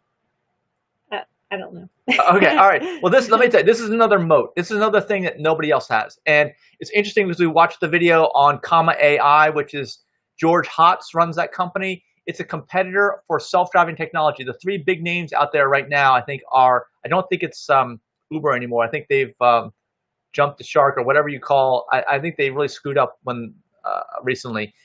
I think it's Google with their system, which is more like a Windows-based if you want to go on software. There's Tesla with their system, which is more like a Unix, which is like an Apple-based software. And then Unix and Apple are competitors. What is the Apple stuff? There's a name. I can't remember. I don't use Apple. There's a name for their system. iOS. iOS. That's it. iOS is like the Tesla system. Google is like the Windows system, and then AI is like the Linux system or open source available to everyone. There's three different approaches. Just like NIO and Tesla are taking different approaches to electric vehicles because NIO is trying to bring to maturity the battery swapping technology. Tesla is trying to do just the rapid charging with their own Tesla network. But this neural network is different. This is not the supercharging network. It's a neural network. It is basically what no one else has. It's another moat, at least for now. And Comma AI, George Hotz of Comma AI, this is where he and I disagree, say that you only need a base level of data in order to successfully solve the AI. It's an AI, but it's also an autonomous vehicle puzzle. It's a puzzle. It's a challenge. I don't agree with that because he thinks that, like, once you get to a certain number of inputs and data, then you're good. But I think that the more data you have, the better you are, the more accurate. And it's all about accuracy. So Tesla, and I've known this since I got my car, and this is why I really got into Tesla. I wasn't even a shareholder when I got my car. I was just like, this is cool technology. This is the future. I want to buy this because everybody needs to be doing this. And even when I got my car, I was like, this is the greatest car ever. I wish everyone could drive a car like this, because at the time it was a $100,000 car. Now it's considerably less. They keep dropping the prices, which is another reason why Tesla stock has taken off, is because they have figured out a way to make this less expensive for everybody. So what is a neural network? They're constantly capturing data, because if you followed me so far, even if you've not even seen any of the video up to this point, you know that the cars in the neural network I'm talking about are any Tesla built since mid-October 2016 and forward, which includes my car. They have the Autopilot 2 hardware and forward. So they have 8 cameras that overlap around the vehicle, 360 degrees. They're constantly on. They're constantly pulling in images and data. In addition to that, there are other sensors around the car. All this data is being harvested and gathered, and it's being uploaded to the mothership. And that is the neural network, because every Tesla is constantly connected to the internet, and Tesla pays for that. I think at some point, they'll probably never disconnect the free data transfer on this data, because they want this data. This data, the more data, the better. Big data is what it's going to take to throw in all these computers, these high-powered computers, to solve the self-driving problem. Tesla is the only company that's done that. Does this make sense to everybody? If it does, let me know. If it doesn't, ask me questions here in the comments. I'll go back and read them, even if you're not watching this live. But this is the key to what Tesla is doing. When some people who have a tech background get into it, they're like, why hasn't this been available already? You know, it seems like it's not that difficult. These cameras, these visual cameras, it's all visual camera based, are not expensive. They're inexpensive. The data connections have been around forever. You know, the cell phones are matured. 5G is going to absolutely cement into place full self-driving, because it's reducing latency, which is an issue, down to next to nothing. Latency on 5G, on a properly operating 5G network, is probably going to be lower than at your own house, and faster too. So that's crazy to think about, but that's what 5G is. That's why I know 5G has drawbacks. I know there's some controversy, but 5G is going to solve the self-driving problem. We're going to enter a whole new era, the self-driving era. So right now, I believe the ice age is over, and the EV era of EVs has started. But this guy was trying to do some self-promotion here. I feel like on the video, he was trying to get his website. Oh, hey, you got 11,000 viewers? Oh, let me tell you about my website. You know, that's what he was doing, which is kind of funny. So, neural network. Let me explain some more. They're constantly harvesting all this data from all these data points, many, many data points on your car continually, and they're continually connected to the internet. There are so many Teslas on the road, and more every day. The data, Elon Musk owns the data, and it's funny, it's not just the car data, right? If you think about it, these are visual images. They're capturing you walking down the street. You know how Facebook can do, like, you know, facial recognition? Well, I bet you all these people can see you. They know where you are. Like, you can't even hide. Even if you try to unplug and go off grid, a Tesla driving by is going to know that you are there at that time, and they're going to upload it and recognize your face, and you can't hide anymore. That's just the era we live in. Privacy is over. Okay, have you guys ever thought about that? Because let me know in the comments if you have or you have not. And how are we on the video? Let's see. It's almost. We've been live streaming since 7:30. It's almost 9 o'clock. We'll be live streaming all the way till noon, I think. Unless we run out of things to say. I don't know. I want this to be like a Tesla Bible, right? And oh, by the way, back to the Tesla church. I never finished what I was saying about the Tesla church, did I?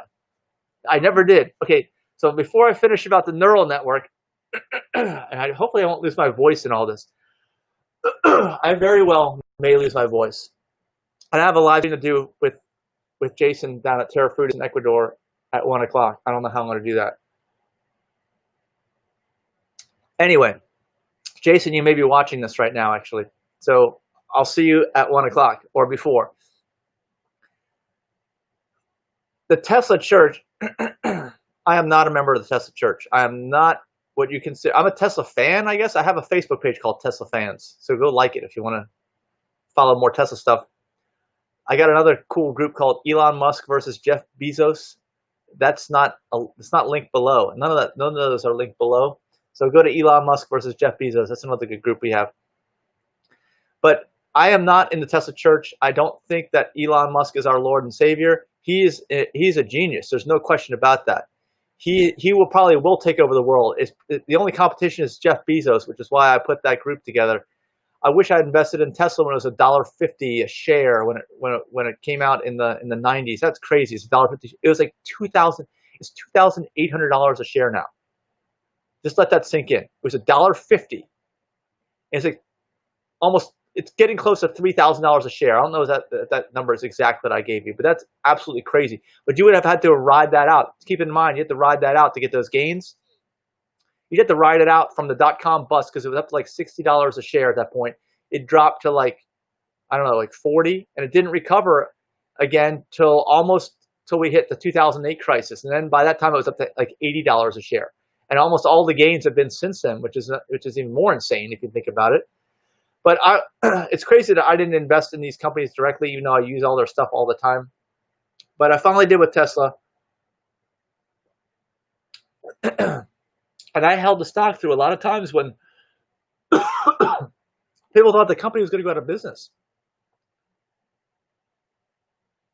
When the Model 3 was launched, there was a good chance that the company was not going to survive. There's no question about that. I'm sorry, I am talking too fast and drinking too much water all at the same time. Now my eyes are going to water.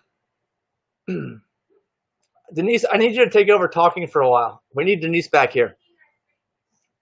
She's getting our drinks. Okay, I don't know what the. Oh, yeah, we're going to be having some special drinks, actually. Denise is going to tell you about this. I don't even know much about this stuff, but apparently it's some special drink. So I'm not a fanboy, but there are some people who are. I'm a fanboy. I guess I'm a fan. I'm not a fanboy. Fanboy is a whole other level. Fanboy is a whole other level. Tesla, the Tesla church is a whole other level. Thinking that Elon Musk is our Lord and Savior is a whole other level. There are people that whenever anything bad is said about Tesla, they will come out like rabid animals and just attack. Or another part to that is there's something not quite right with Tesla or their products or whatever, and they will kind of gloss over that.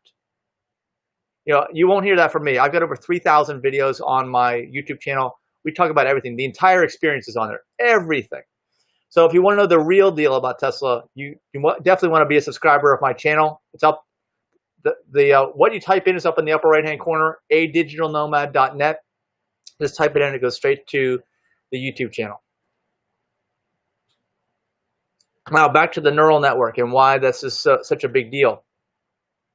The neural network is constantly pumping huge amounts of data like nobody has into the mothership to what's it called? What's that thing up in the sky? Oh gosh, I can't remember it now. There was a movie back in the 80s or something like that. I'll remember it.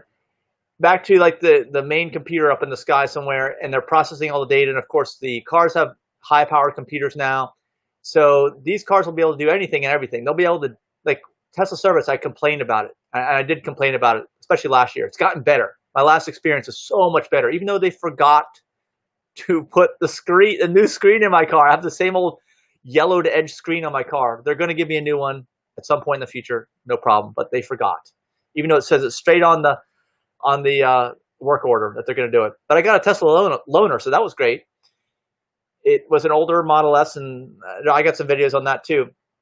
but the experience is getting better. But soon it won't matter. It won't matter because my car will drive itself to Tesla servers probably in the middle of the night, and probably get itself fixed and drive itself back. You know, that's where we're going with these cars. I know some people can't even imagine that. You know, you think that what I'm saying is just ridiculousness, and even like I said, my friend Hassan thinks not in my lifetime. I personally don't believe that. I think that just like Tesla has gone out leaps and bounds ahead of everybody and done things that weren't quite ready, I think that they've got a lock on this level 5 self-driving. Mark my words on this. This is what I believe.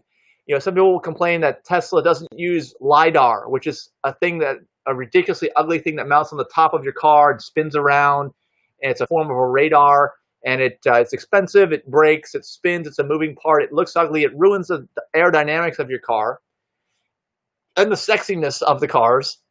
They have that ridiculous looking, almost like a siren-like thing on the top. But they've just chosen to go all visual cameras, visual routes. Whoa, what is all this? Kin Euphorics. It's an apple. Okay, well, people can't hear you. Okay, Denise is coming around. She's coming around. She's going to explain this. We got to hurry up before Elon comes on. I think Elon is going to pop on the stage here, and we're going to have to turn over the sound and everything when that happens, because our Lord and Savior will be on the screen. Right? Yes, Elon will be on soon. This is Kin Cider. Kin is a euphoric. Kin. K-I-N. It's a euphoric. Like kin. Like I got my kin. I got one kin, one brother. So this is Kin High Road. You got to move to the left a little. Kin High Road. No, yours out of the picture. There you go. 2 ounces of apple cider, 5 dashes of Palo Santo bitters. And you're supposed to put a chili pepper in there too. And so you mix kin into this? Into the beverage. Is this legal? Yeah. Is this legal that we're doing this? It's not alcoholic. It's a non-alcoholic. It's beverage, a euphoric though. But is this kava or kratom? Is this something different? It's similar to kratom. It is. So we'll see. Where did you get this? I ordered it. Okay, cheers to the to the biggest to the rise of Tesla. To the rise of Tesla.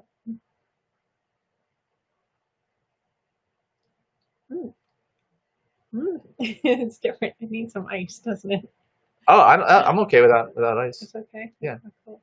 Yeah, I'm not a big fan of ice because usually ice is made with tap water, and it's tap water to me is completely disgusting.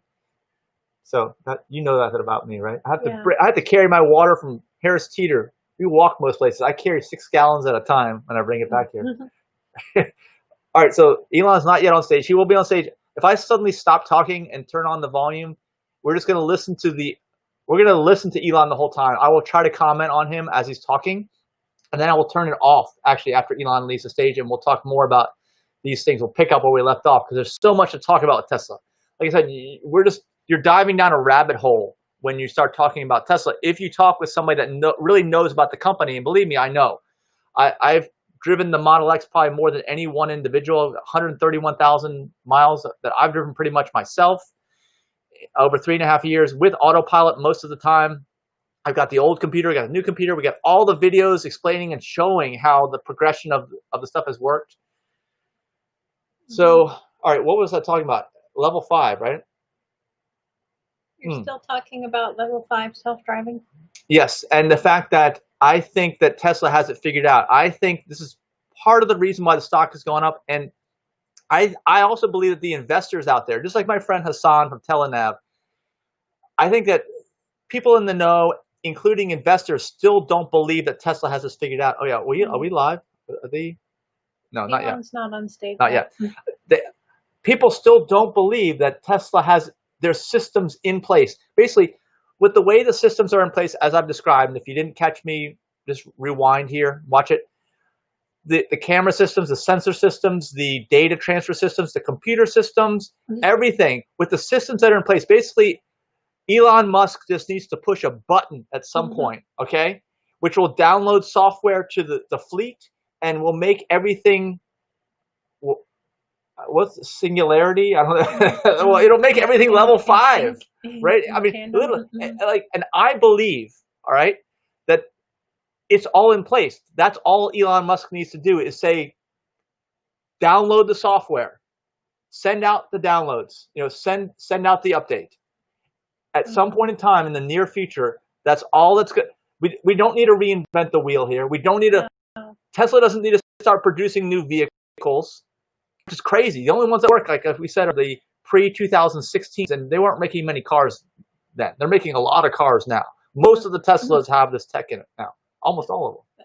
When I first started dating Mike back in 2017, and he would put his car on autopilot, and it would only be on major closed access highways. If he tried to do it on some side street, it wouldn't go anywhere. And I was a non-believer at that point that this car was ever going to drive itself.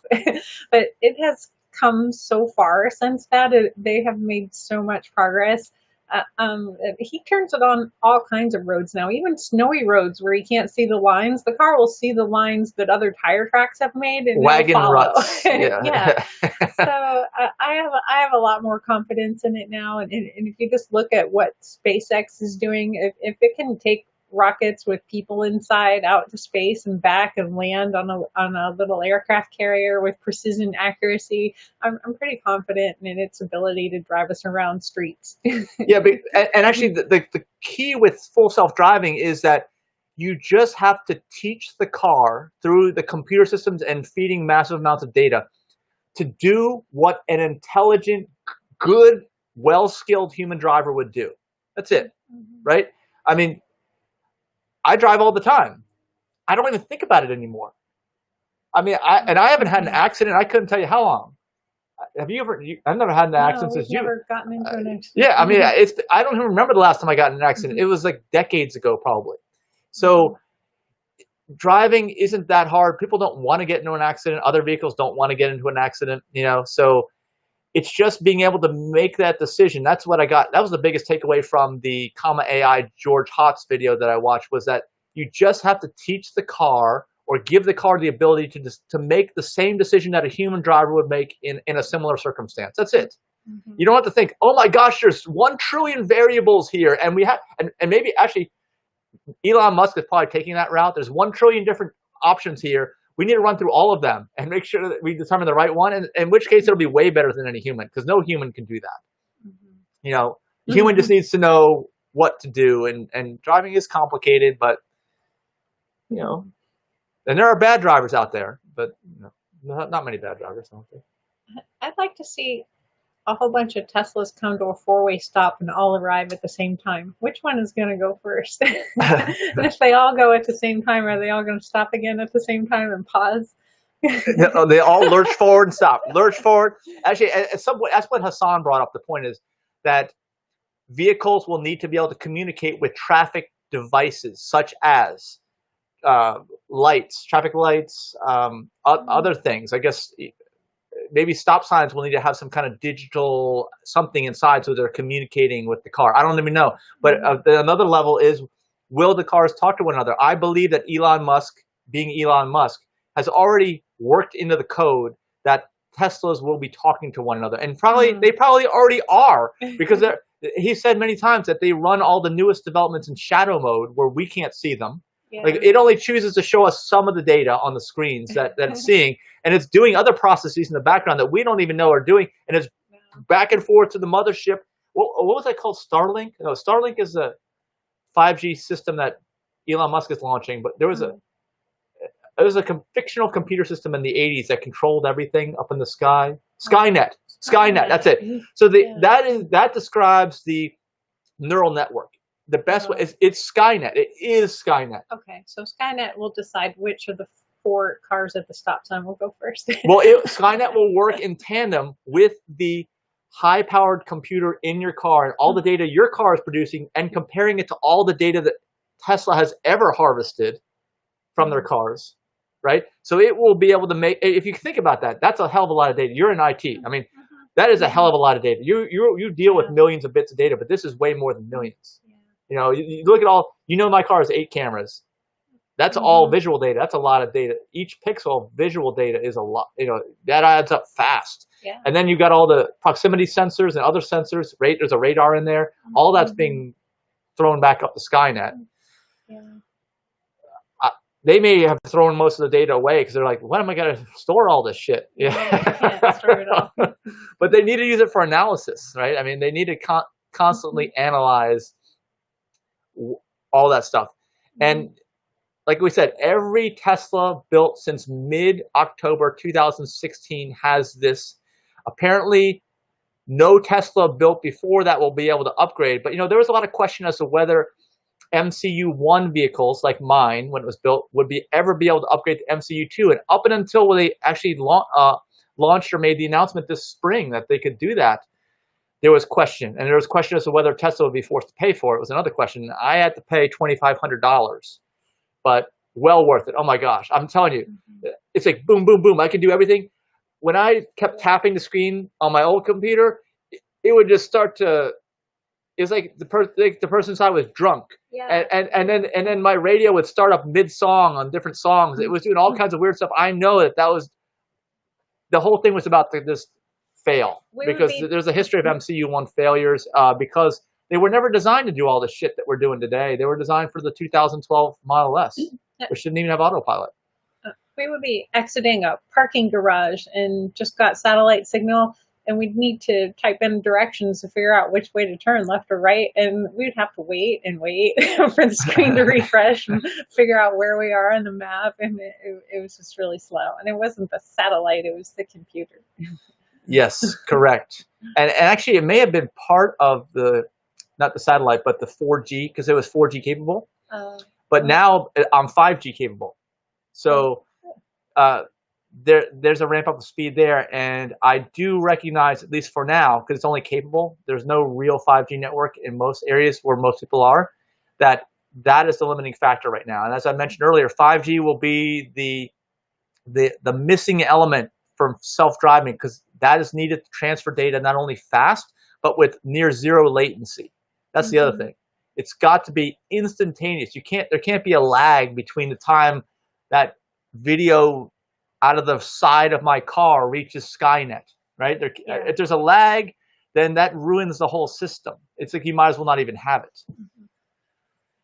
So we're almost there. I believe, like I said, I believe that Tesla, and I also believe this is not factored in the stock price. This is why I'm holding at $1,200 a share. And if you look at some of my videos, I bought a considerable amount of Tesla stock in the low 200s and some below 200. So I've already made 6 times my money, and I've held it for a few years. I've held it to the times when it looked relatively certain to many on Wall Street that the Model 3 was going to bankrupt Tesla. I mean, there was real fear. There was tremendous fear. I've never seen so much fear, but I was buying more stock during that time. And I bought more since that time, but I have not bought any since it left the low to mid 200s. I have not bought, and I probably won't. It's okay. I don't need to buy anymore, because I think that's it. I'm probably going to be set for life. I mean, I think it's, and even with Neo too, it's kind of crazy that. But then again, there are some that believe that this bubble, it may be a bubble, this EV euphoria, and this is a euphoric substance we're drinking right now. We're multiplying the euphoria, is a bubble, and it will crash just like the .com bubble crash. Like I said, remember Amazon stock went from $1.50 to $60 a share, and then crashed down to like 20 after that. Well, we may see that here. And of course, COVID-19. How is Tesla selling all these cars? Because they're in demand. Oh, by the way, we didn't even talk about this yet. Did you know that Tesla doesn't pay for advertising and never has? I mean, think about all the Ford and Chevy like a rock commercials you've seen, right? How much money have they spent on Super Bowl ads to launch their latest model? You know that Tesla has never done that? And there was actually a petition by shareholders to force Tesla to start paying for advertising. But they have never done that. Actually, they've had a referral programs. We want to talk about that. I'll talk about the referral programs after, most of which are gone. Some of it's still there, but we'll talk about that after Elon makes his Model Y announcement. I remember this Model Y is available now. This is what happened when we were there live a year and a half ago. Excuse me. So, actually, can you check to see if the live stream's still on? I'm checking. I don't know. Go to your own timeline. We're checking to see. Make sure this live stream is going to be a long time, so we want to make sure we're still live streaming. Good. Yes, keep scrolling. Yeah, there's us right there in the corner. We're still live. No one's making comments anymore. Yeah, well. Make some comments. Make some comments, yeah. All right. And again, we are broadcasting this not only in all of our Tesla groups, which are, there's links below, but also into the NIO stockholder group, because this is very much related to the rise of NIO recently. And again, with NIO, it's not really the rise though, because NIO started off at $10 a share. Investors have finally made their money back. People who got in when it was collapsing, like me, made some money, which is great. But they haven't really risen like Tesla has risen. But again, we talked about them. They're into a different segment. I think Tesla has abandoned the battery swapping, and NIO has made that their market niche, and apparently they're doing well. And we're also in the aPlantBasedDiet.org nonprofit Facebook, not Facebook, YouTube channel, because we are always dealing with, for people, animals, and our planet, the environment. These are the most environmentally friendly vehicles. This is the future, just like plant-based eating is the future. So go check that out if you want. That's a nice little plug for me. See, these are all plugs for me now. The stuff that we're doing instead of others who are hijacking our live stream. When we were there were so many people that the minute they found out, they were like, "Oh, yeah. they're talking about my website. Yeah, you got 11,000 people right now." Tesla heads. Yeah, they were definitely doing that. Here we are. We're firmly in place here. The crowd's totally in. Yeah, they're right just. up front. I'd see. Recognize there are no vehicles there at all in the studio. Just people. You'll see the studio will be full of vehicles as the night progresses. While we were waiting for Elon to come on stage, we were standing way up front, and other people were off getting drinks and snacks and hors d'oeuvres. Were they free drinks? We were just standing there. They were free drinks. Yeah, okay. everything was free that night. Leave tips though. Gotta be good. Leave a tip, right? Yeah. Did we leave a tip? I don't believe so. Uh-oh. You hardly ever. That's why we didn't get invited back. Yeah. Can I use Bitcoin for my tip? That's another thing that's exploded, right? I'm not really into cyber currencies, cryptocurrencies. Me neither. Anyway, but it's okay. Yeah, this is definitely where I'm more into, is digital, internet-based lifestyles, electric cars, plant-based eating. That's kind of my thing, right? All those things wrapped into one. Yeah. And of course, business stuff too. I mean, it's more like solopreneur, entrepreneur type businesses, which anybody can take part in. It's so easy these days. If you think about it, we've talked about this before. When we were growing up, you couldn't imagine just sitting in your room and never leaving and running like a really high volume business. You know, that wasn't even a thought, right? How in the world could you ever do that? All we had was landlines. Back then, like TV, you got off of an antenna or cable. So, and it was all appointment television. You could never search something up and find it. Forget that. You have to go to the library and look in the card catalog. So that's how old we are. Are you getting buzzed from this euphoric? I don't know. Am I? You sound like you are. Well, this whole thing is, I'm in a good mood. I mean, this whole thing, this is great timing for this video, because this is it. As far as I'm concerned, this is the time where you're going to see the collapse of the ICE legacy vehicle manufacturers. You're seeing the rise of Tesla, and NIO is back. I don't know if they're rising, but NIO and Tesla are it, as far as I'm concerned, for the EV movement. Everybody else is going to be struggling. They're partnering with other people. They can't do it on their own. They don't want to do it on their own because they can't do it on their own.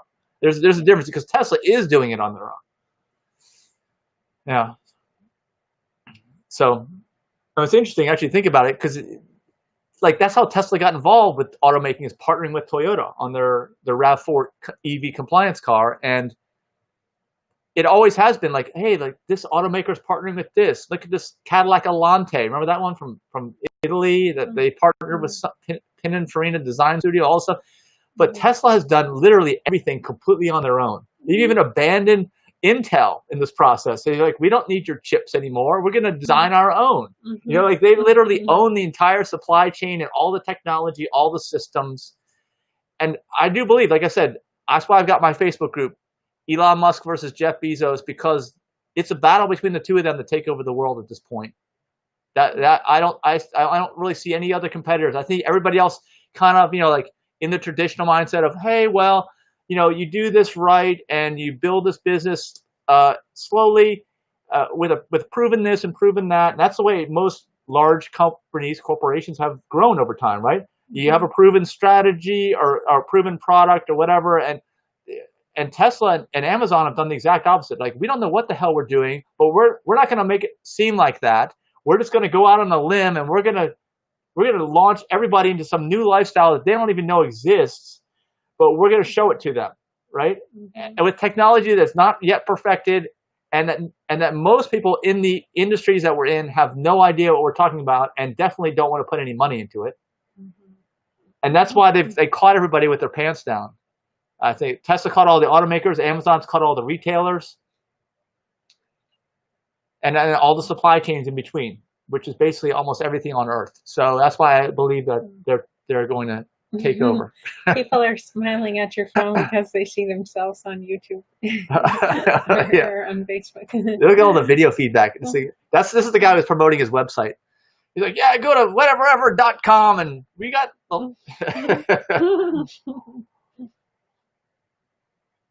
I'm hoping my voice will make it through so that I can still talk to Jason at 1 p.m. when we do our video. You need to talk more. You become a talker during this work at home thing, right? No? I do more listening than talking. Really? Yeah. In case you haven't noticed. I have. Well, I need you to talk more. I'm going to have to go to the bathroom in a minute. Actually, let me wait till Elon hits the stage. As soon as he hits the stage, this may be TMI, but I'm going to go to the bathroom. Actually, I don't even think I went to the bathroom when we did this live stream. I couldn't have. Because if I went to the bathroom during this live stream, and I wasn't wearing Depends, by the way, either. I don't know. I just dehydrated myself, I guess. I tend to do that. I recognize when I'm about to enter a time period where going to the bathroom is going to really mess things up, and I'll purposely dehydrate myself. We just didn't drink anything. The whole time we were standing in line and standing here in front of the stage waiting for Elon to come out, we weren't consuming anything. But we did get alcoholic drinks, I think, after. One. Yeah. Well, one while we were standing there, and then we had a bunch more later. We had to try one of everything. Everybody's red. Why? Everyone's got sunburn. What's wrong with them? Yeah, I don't know why it's red in there. Behind that black wall is where they drove in the Tesla semi, right? Yes. Was it behind the screen? Because it was so big, they couldn't do it on the main stage. They had to do it that way. It's the only way. It probably would have crushed the stage. Yeah, for sure. I liked how all of his employees that drove the Tesla cars out onto the stage and walked away, they weren't dressed up at all. Everybody was just like in jeans and a t-shirt. Very casual there. Actually, well, yeah, but most of the time, most of Tesla employees, including Elon, wears a lot of black, if you notice that. And leather, I'm hoping it's pleather, being vegan. But if you look at some old videos, I was watching a video with Jay Leno where he was with Elon Musk and introducing the 2000, actually no, it was the original Roadster in 2010, all right? And I saw Elon Musk. He wasn't even facing the camera. It was funny. He was like talking directly to Jay, all excited about his car, and like Elon, the camera's over here, you know. And then he's wearing this ridiculous. Even I know I'm not a fashion anything. Okay, Elon was wearing this looked like a corduroy jacket with these elbow patches on that were like it was like a tan corduroy jacket with dark brown elbow patches. I'm like, what in the hell? I'm like, what? Yeah, right. But this is. If you look at this is like the transformation of everything, right?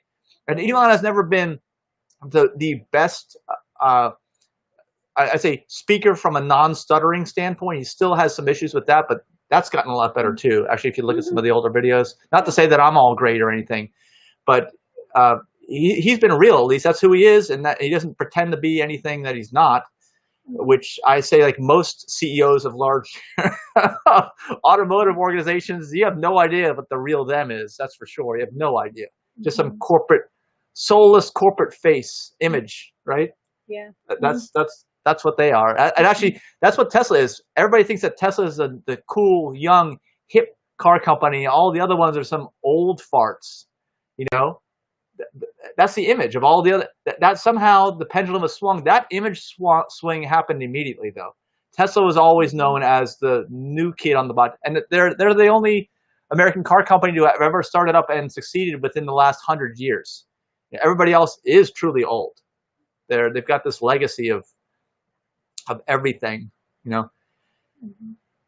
Actually, at one point, one of these guys next to us, when we were talking, Elon was talking on stage. If you listen real carefully, he'll yell out when there's a pause. Elon makes these pauses. He yelled out, "Liar!" Yeah. He did, and Elon looked straight at me. He'll look straight in the camera that I was holding. because he thought I said it. Came from your Yeah, because it was this environment. guy right next to me. Yeah, I don't know why he said that. That was like, holy crap, that was bad. Yeah. It was right after he talked about how many metric tons of carbon that we saved from putting into the environment just by driving electric vehicles. And then he went on to make another bullet point, and that's when the guy yelled out liar, and I don't know why. It was. I was not expecting that. I was kind of freaked out when you don't get. I don't get freaked out all that often, but that just took me totally by surprise and really freaked me out. So. Well, then later you asked Elon a direct question. I did. That's right. I asked him a question. I said, "Is the third row of seats standard?" And he answered, "No, it's an option." But as you guys know, if you've tried to buy a Model Y, you can't even buy a third row seat still. Tesla does that they're very smart about the way they've thought all this through about how they launch a vehicle. Whenever they launch the vehicle, they only ever launch the highest end and without some key options too, because they want to keep the demand going throughout the life cycle of the vehicle. And one of the things they made a mistake on, I know they did because they fixed it on the Model Y, was they launched it without a trailer hitch option. Okay, you didn't even have the option for a trailer hitch. They didn't mention anything about towing capacity when the first Model Ys were delivered. And of course, I did a video on that too. I'm like, you can't even tow with this thing. Will you ever be able to tow with this if you're buying one now? And then very quickly after that, I don't know if Elon's watching my videos, but they released the option online for the Model Y and said you could retrofit already shipped Model Ys. Okay, but at first you just bought it not even knowing any of that. And if you were to assume anything, it would be that you're not towing with this vehicle, at least not the one that they're producing, because they only produce you can't get the third row seat now. I don't think there's going to be an option where you can just add that third row seat in the future. I don't think, but I don't know. All you can buy right now is the performance model 5-seater or the long range model 5-seater, both all-wheel drives. You cannot buy the low-cost 2-wheel drive, smaller battery version. You cannot buy that, and you cannot buy a third row seat. That's just where we are in the product cycle right now. But that may change. It depends on demand, because this is going to be their biggest seller. Model S and X, the Model Y small SUV will be the biggest seller. Model S sedan and Model X bigger SUV, those are both bigger cars. Their sales are down. They're only doing like 10,000 a quarter combined.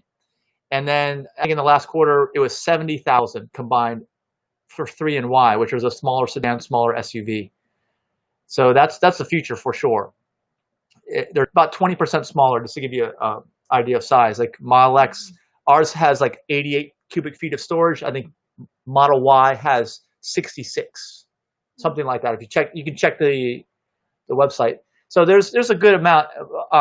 There's definitely more room, but if you're talking about it from a practical standpoint, because we have the Falcon Wing doors in Model X, which are not on Model Y, you have considerably more headroom in the back of the Model Y. So it's definitely a more practical vehicle. In fact, you have a bigger rear seat in the Model Y than probably any Tesla, I would say.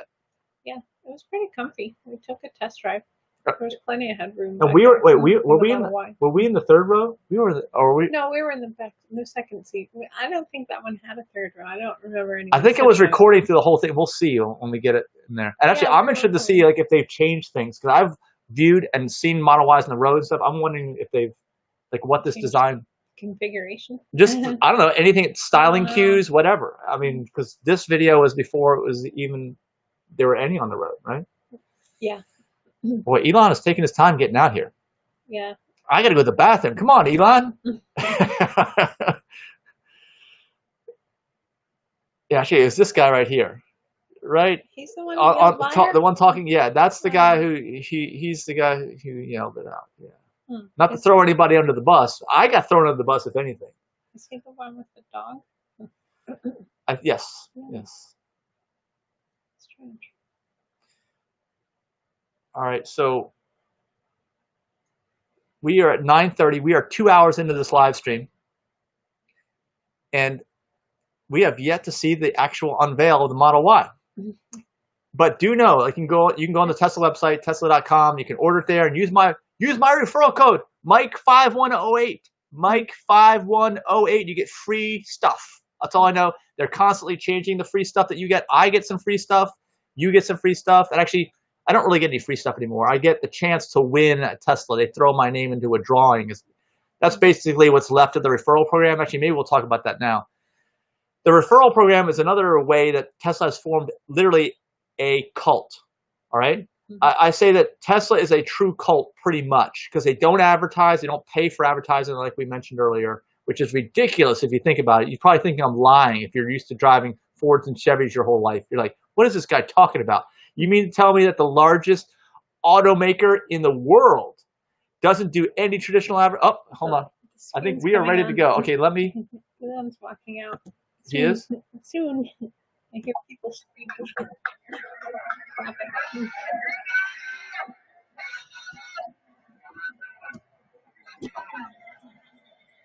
I got to turn the volume up even more. Okay.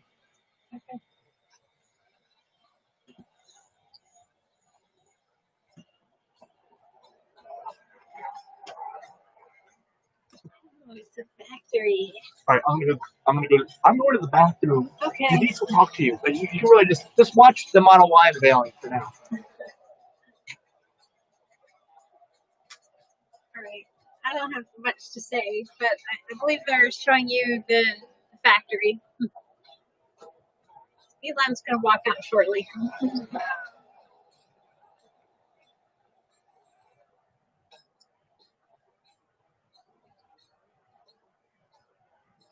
So this looks like a commercial, but you'll never see this on television.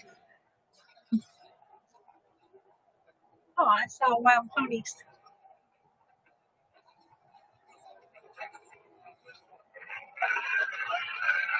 And there's the semi. I love watching assembly lines in fast motion.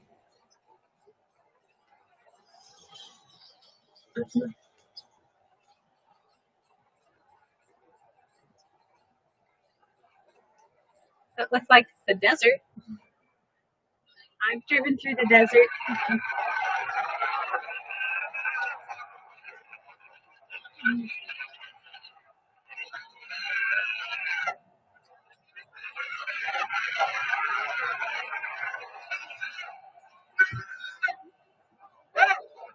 It's like waiting for a rock concert to start. No, that wasn't you yelling at Elon. Someone else was yelling his name.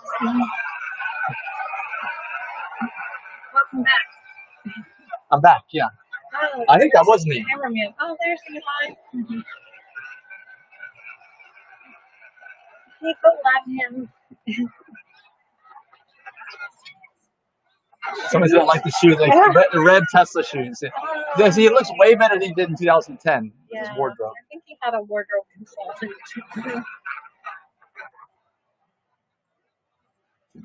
I don't know if you guys can hear this very well. We'll be doing our commentary though.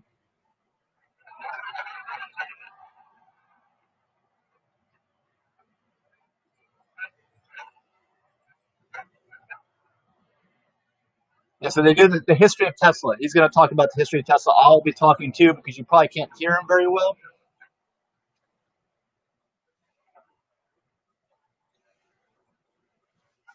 $10, 11 years ago, they were at $15 a share. Actually, 2010, 11? Yeah. There are a lot of cameras snapping photos. Yeah.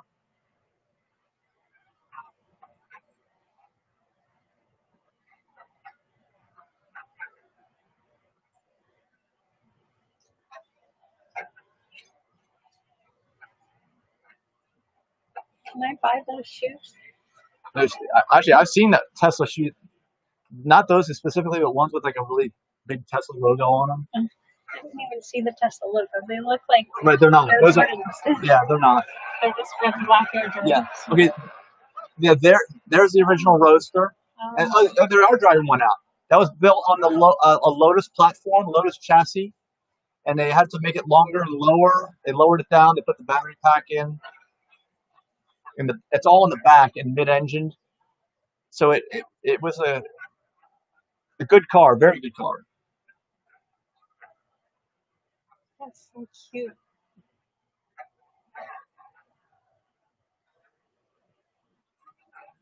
Probably the only time I'll see a roadster. Oh, that's Elon's personal vehicle. Yeah, number one off the assembly line. Aw, that's sweet. I thought they parked them all and then the models got out. Yeah, they do. You're right. That somehow they fit every Tesla model on the stage. That's actually in production anyway. I'm wondering who designed the stage. It looks like it's just made of wood.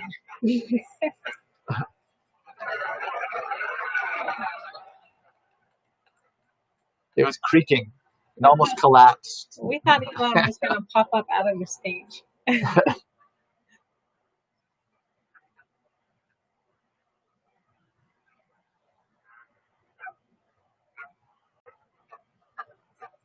Yeah, so you think they were learning. This thing's been a whole learning process for Tesla. They've just gone in, and that's. I find everyone does best at life when you just learn as much as you can and learn new things. And they really learned fast on that Roadster.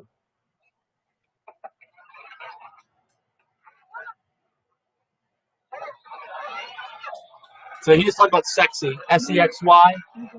Model names. Yeah, and how they, and if you look on the Tesla website, they're in that order.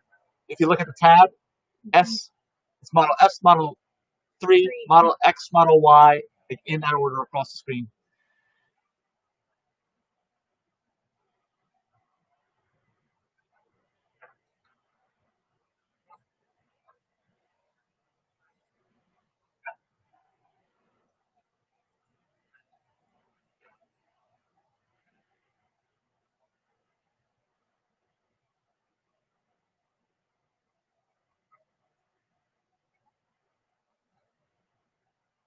There are still people that believe that gasoline is the best. Okay, Model S. He's bringing out Model S. It's the first one that competes with four-door gasoline cars. Actually broke Consumer Reports rating system. They got over 100, which apparently Consumer Reports didn't think was possible until they reviewed the Model S, and they had to revise their entire scoring system for new car evaluations after the Model S was evaluated. A lot of people don't know that. That's probably his first one, right? And this is me recording this, by the way. We were there live. Jeans and sneakers. Yeah.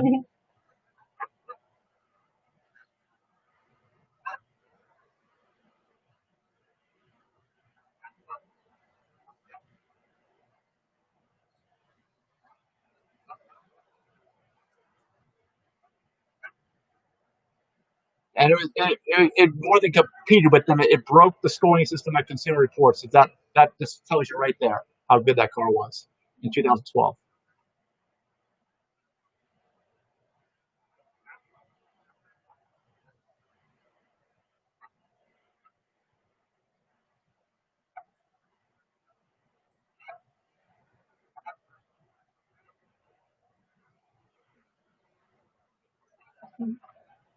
Yeah, the Roadster isn't an S, E, X, or Y. It's No. a Roadster. I remember they stopped making the Roadster for a while and not making it today, and they stopped supporting that model actually with parts and service. They've stopped supporting it.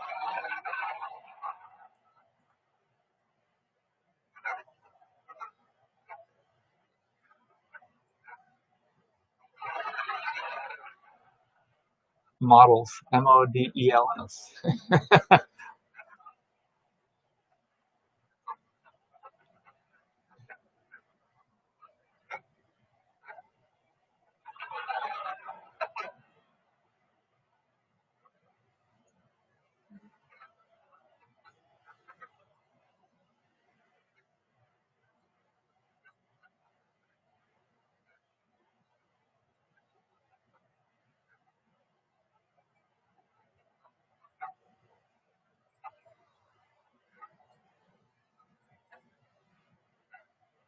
That's when I have Model X.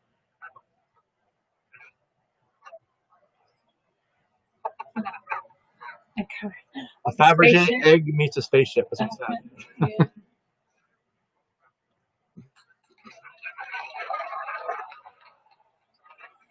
Yeah. Is it a white one? Audio. It doesn't get much audio from them. It gets more audio from us. We're just looking at the audio levels. Oh, it's black. No, it's Gray. colored. It's gray. Yeah. Right. That's his Model X. Why doesn't he lift up the falcon wings? He doesn't want to show. Because if he did, yeah. Wait, here's the Model Y. It doesn't have falcon wings. We clipped its wings. But you should still have one. Yeah. Forget I showed you that. Pay no attention to that man behind the curtain.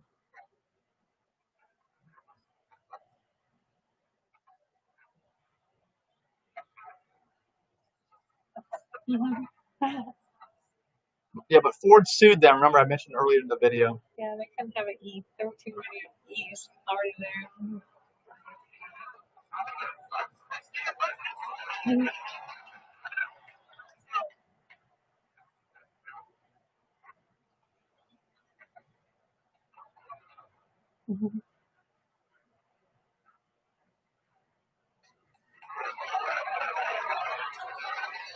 So this was the car that launched Tesla into the mass market because the S and X were expensive. So was the Roadster. We're talking, $60,000 to $150,000 cars, all of them. And then Model 3 came along, and you can get it for less than $40,000. No. It's so cute. It looks like a God's neon. Some people have taken the T off of it and put an H for Honda. I think Honda Civic. I guess it's Neon and Civic look similar. Right? They put a H on it. The Tesla. It's like a Honda Civic. This is a joke. Yeah, I've seen images online. Yeah. I don't know if it really was done.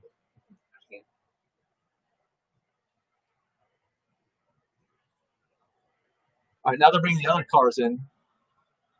That's the Roadster. We can't see the Roadster now. We'll show you the Roadster later in the video so you can see what the Roadster looks like, and we'll talk about the new Roadster.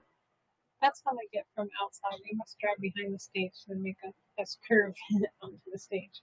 Yeah, so the Roadster ends up over there, and also the Tesla Semi, and then there's a clay model of the Model Y in the back. I didn't realize it was a clay model at the time, but it is. Yeah, that's drivable.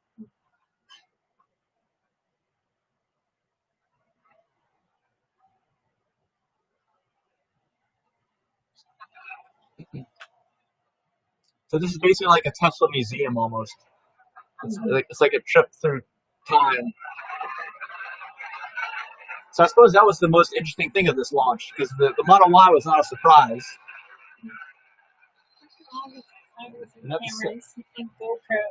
There must be a Semi coming out. Yeah, everything's constantly being recorded. I was mentioning that earlier with the Tesla neural network that you can't opt out anymore. These cameras are recording you. Going somewhere with facial recognition, so is Tesla. Their cars are recording you. They have cameras facing all directions, and they're always on.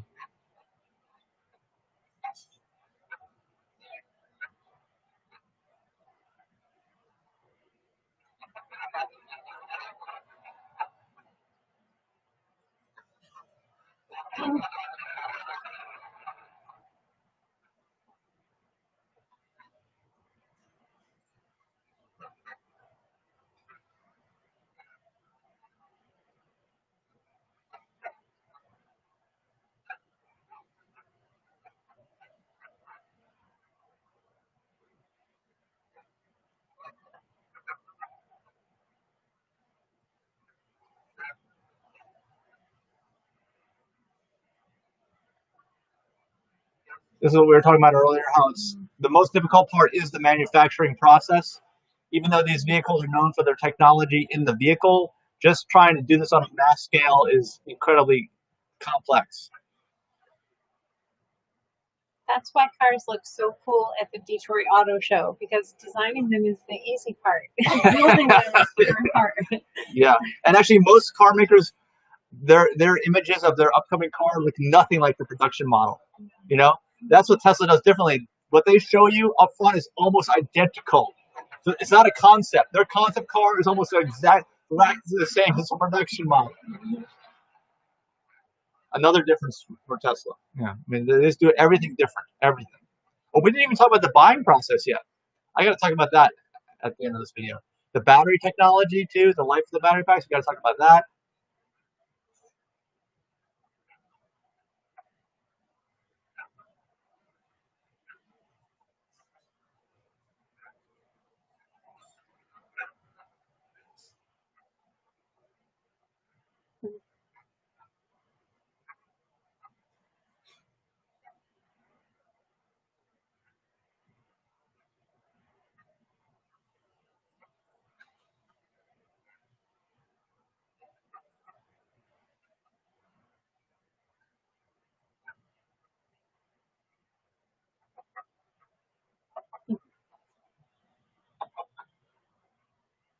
Elon's just talking. I'm not sure if you guys can hear him or not.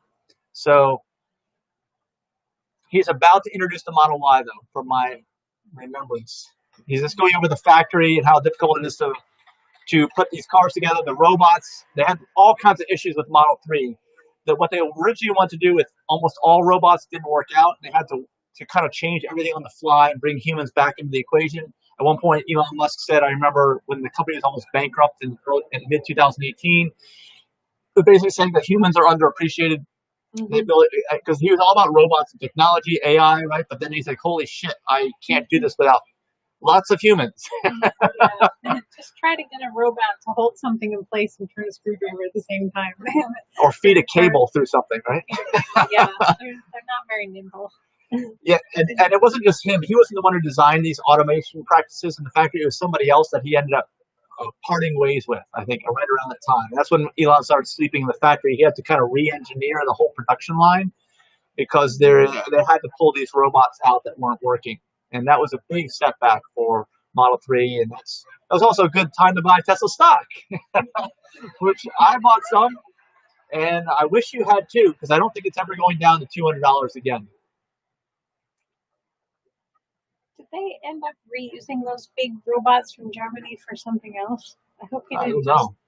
Maybe to build ventilators. They were building ventilators at the Fremont factory. Oh, yeah. So the one and only factory for cars sold in the United States is Fremont, California, and that was the case and up until about end of last year when they launched the China factory. But that's only for cars that are sold in China, I believe.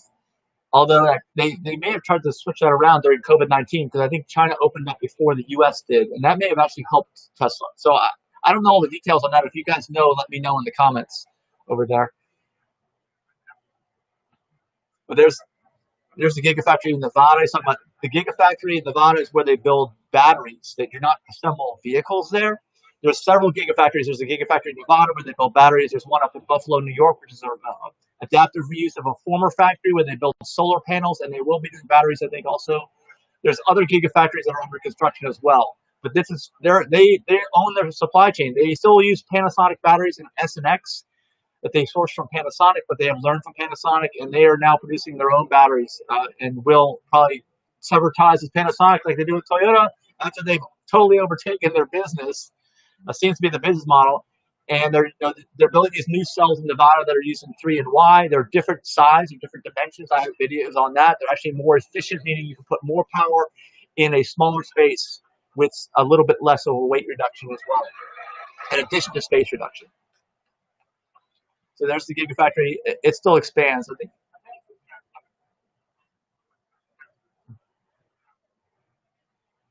Somebody's going to say liar up here, I think. Is this when it happens? This is the thing that was very embarrassing.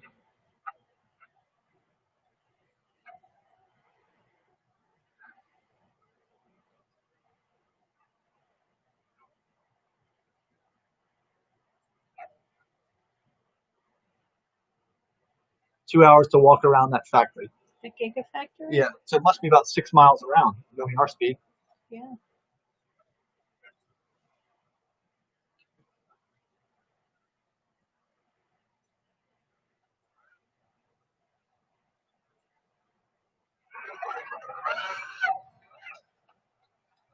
Produces more lithium-ion than the rest of the world combined. That's what he said at the Gigafactory in Nevada, where they build their batteries. They assemble their battery cells.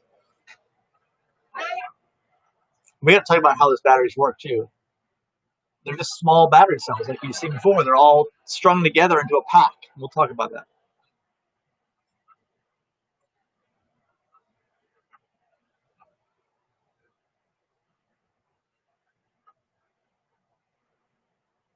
That was Shanghai. Shanghai wasn't online yet.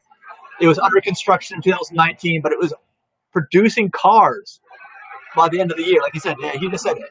And they actually did start producing cars for the end of the year. In less than a year, nothing to producing cars in a massive factory, brand new.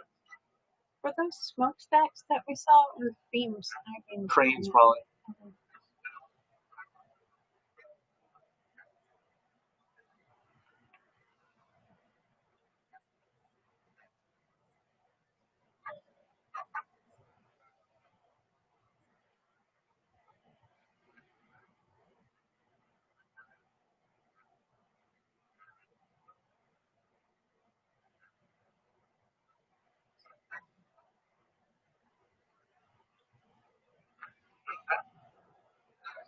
All right, now here we go.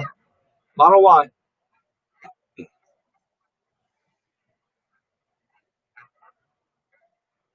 Yeah, they're doing way better with solar roof and Powerwall.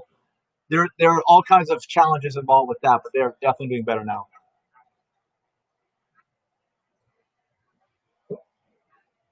So he had to allocate all resources to Model 3 production because the company is about to collapse, basically, in 2018, mid-2018. So those other solar power and power walls, which are battery packs for your house for backup, they suffered.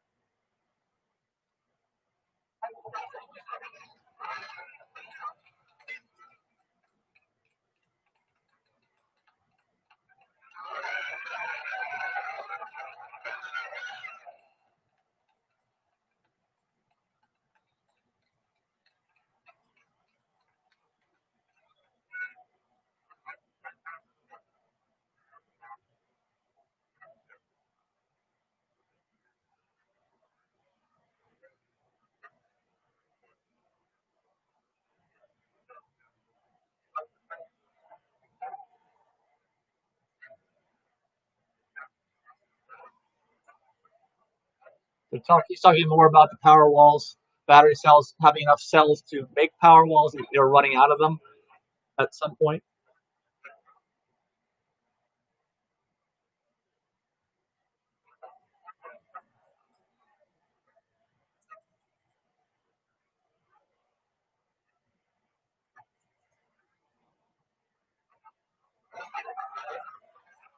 What about Australia?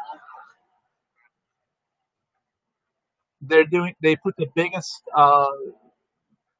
battery, I think it's like a power grid, battery pack power grid in Australia. They're having a lot of challenges. So Tesla went in. It's a massive project. It's the largest in the world ever to use these power walls in I can't remember their power grid. I think to back it up and stuff.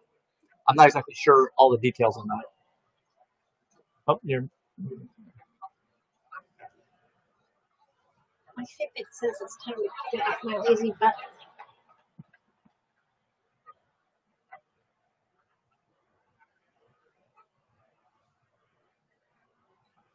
Trying to stretch.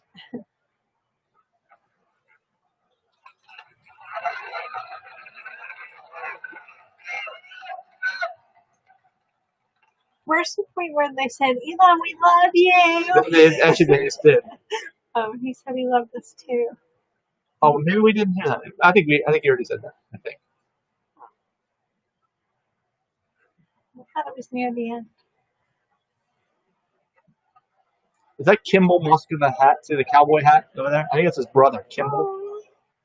He always wears the cowboy hat like that. Yeah, he does have a white badge on. We all have black badges. Maybe he's playing bouncer.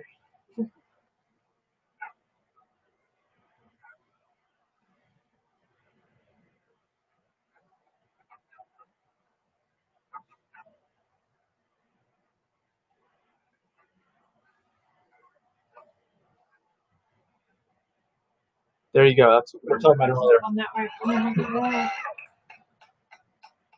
How many? 12,000? Yeah, and that was last year, 12,000. So they have way more now. Tesla is way ahead. The only car company with their own private network of chargers. The only other networks are not owned by specific car companies. The other largest competitor, I believe, is Electrify America, which is operated by a subsidiary of Volkswagen, which, as we know, is now the number 3 automaker, but it's not their own branded stuff. Like Tesla, you know right away because it says Tesla right on it. You can't mistake it. And it only works with Teslas too. You cannot charge another vehicle at a Tesla supercharger.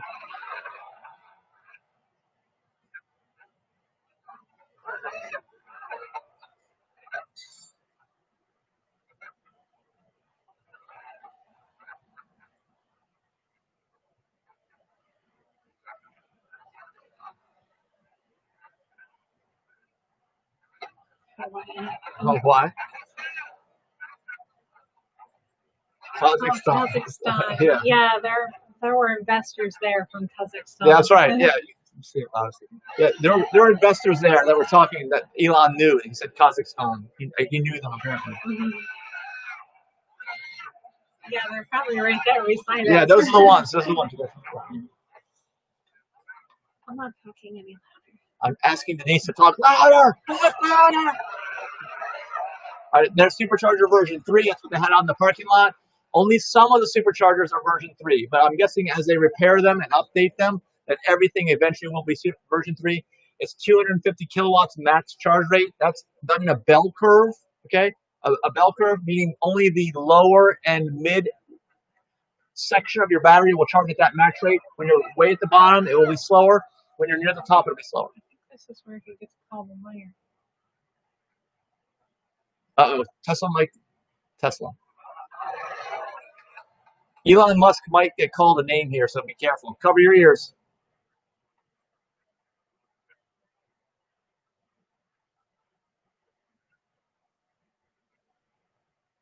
He looked right at me after someone nailed that. You see him look right in the camera.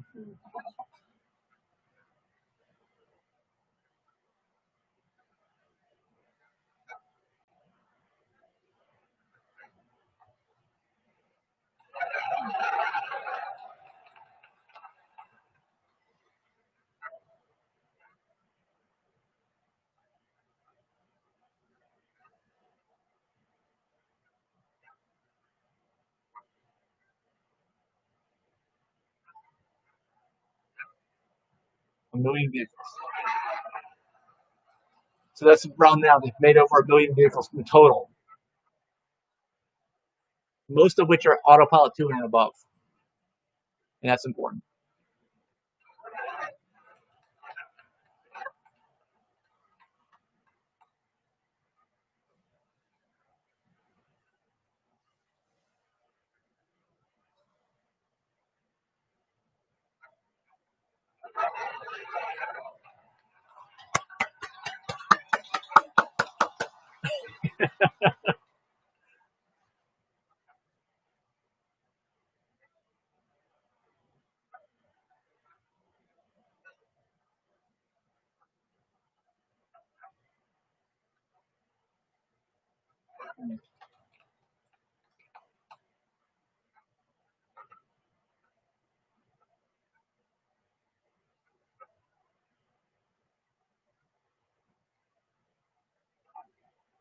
Just showing some comments of naysayers, basically. Yeah, those were funny.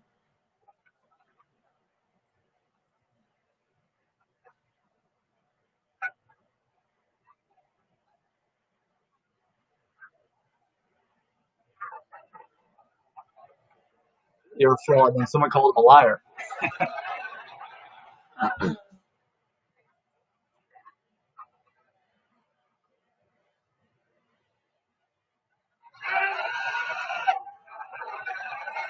He said now things have changed. People don't see Tesla like that anymore.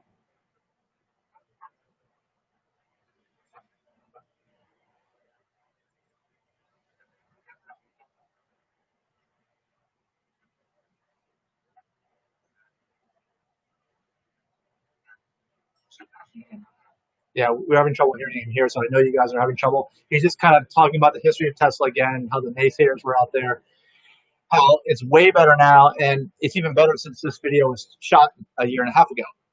They are the largest, most valuable automaker in the world.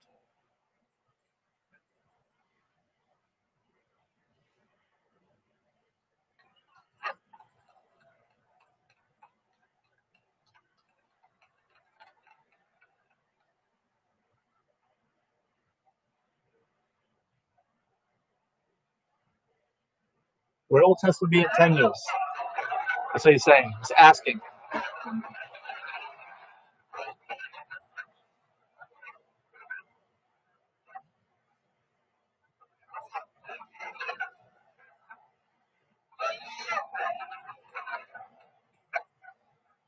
Tesla will be on Mars, he says. There's a Mars option on the new big little game to play. Inside of all Teslas now.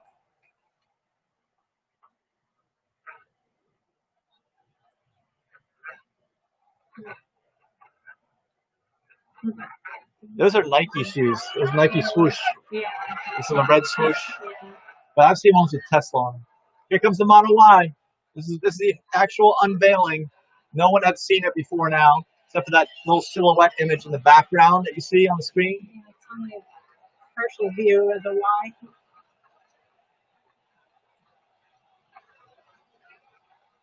Drive right by Kimball. But what's the metal next to the Model X? Yes, it's 20% smaller than the Model X next to it. The Model X is the large SUV. See, there's 4 regular doors. Regular doors on the Model Y. The back doors on Model X are Falcon Wing. That's another difference.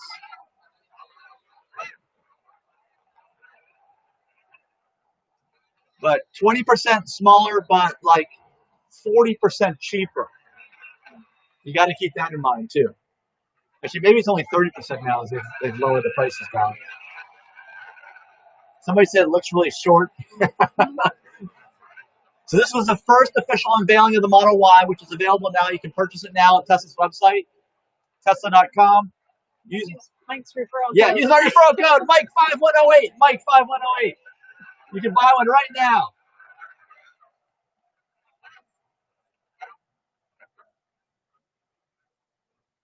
It's based on the Model 3 chassis, saying 5-star safety rating, safest small SUV available. As you guys know, the small SUV market is the largest market in the car market right now.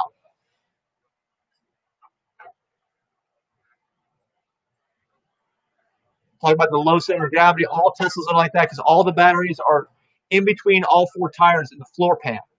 That's all the weight in the car. It's way low. It's a totally different experience than driving any other vehicle, which feels top heavy in comparison, especially when you're talking about an SUV, especially. 3.5 seconds, 0 to 60, 0.23 drag coefficient. So 3.5 seconds, 0 to 60. That's the performance model.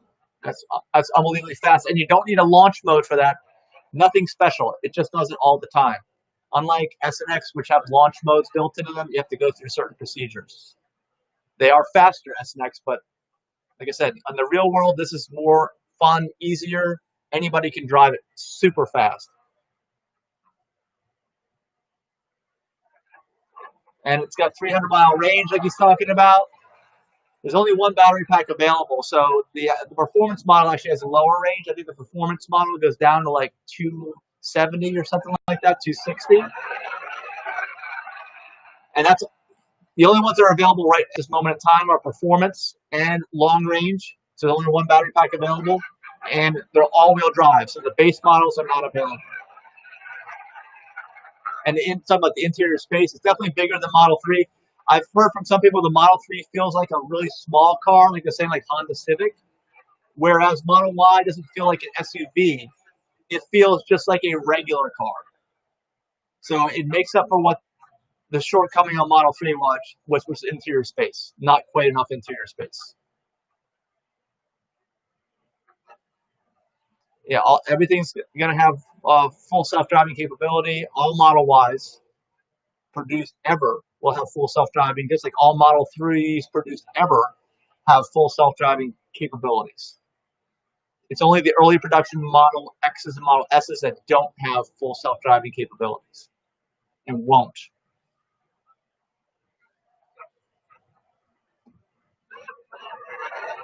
Over-the-air software updates. So you guys probably already know about that, or maybe you don't, but you get like a free updates to your car, over-the-air software updates. You don't need to go to the dealer. There are no dealers. You just connect to a Wi-Fi and it downloads new features and improvements. There's the Model Y lineup. It's a bunch of stats there. One of them, it starts at $39,000. One of them has third row seats as an option, but third row seats are still not available right now for purchase. You cannot purchase that option. Yeah. So he answered my question right there.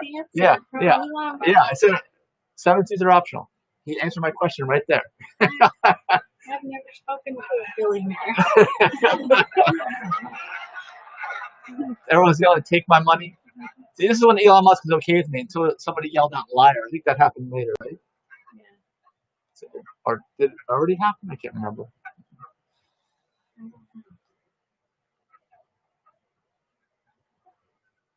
And actually, they did launch Model Y ahead of schedule. You've been able to purchase it since earlier this year, which is ahead of schedule based on their timelines. It's the first time they've ever launched a model ahead of schedule. Every other model, S, X, and 3, was delayed.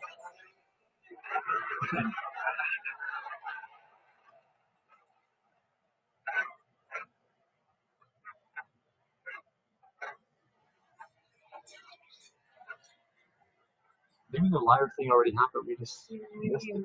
Couldn't have been that. Maybe it wasn't as traumatic as I remember it.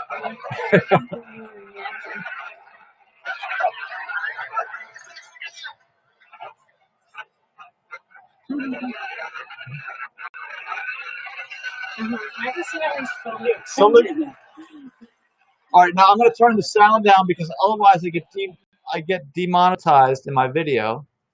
I learned my lessons. Okay, so they're playing music, they're doing all kinds of stuff.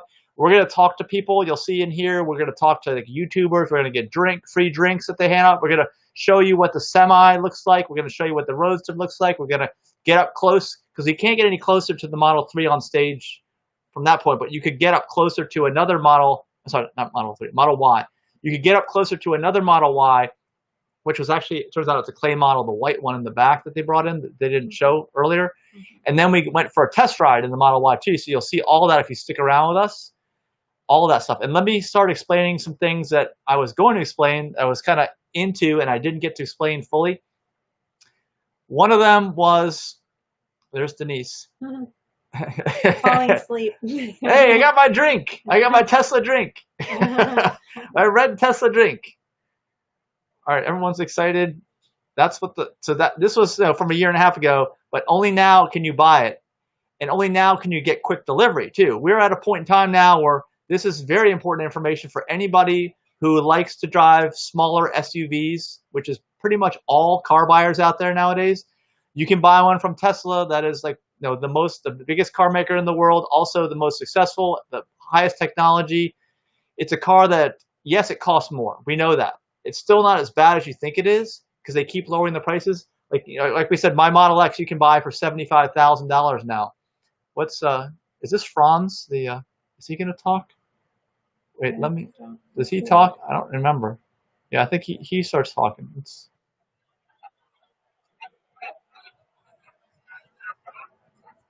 Oh yeah, they took it out back for test rides. Okay, that's Franz. That's Franz, right? That's a designer, I think.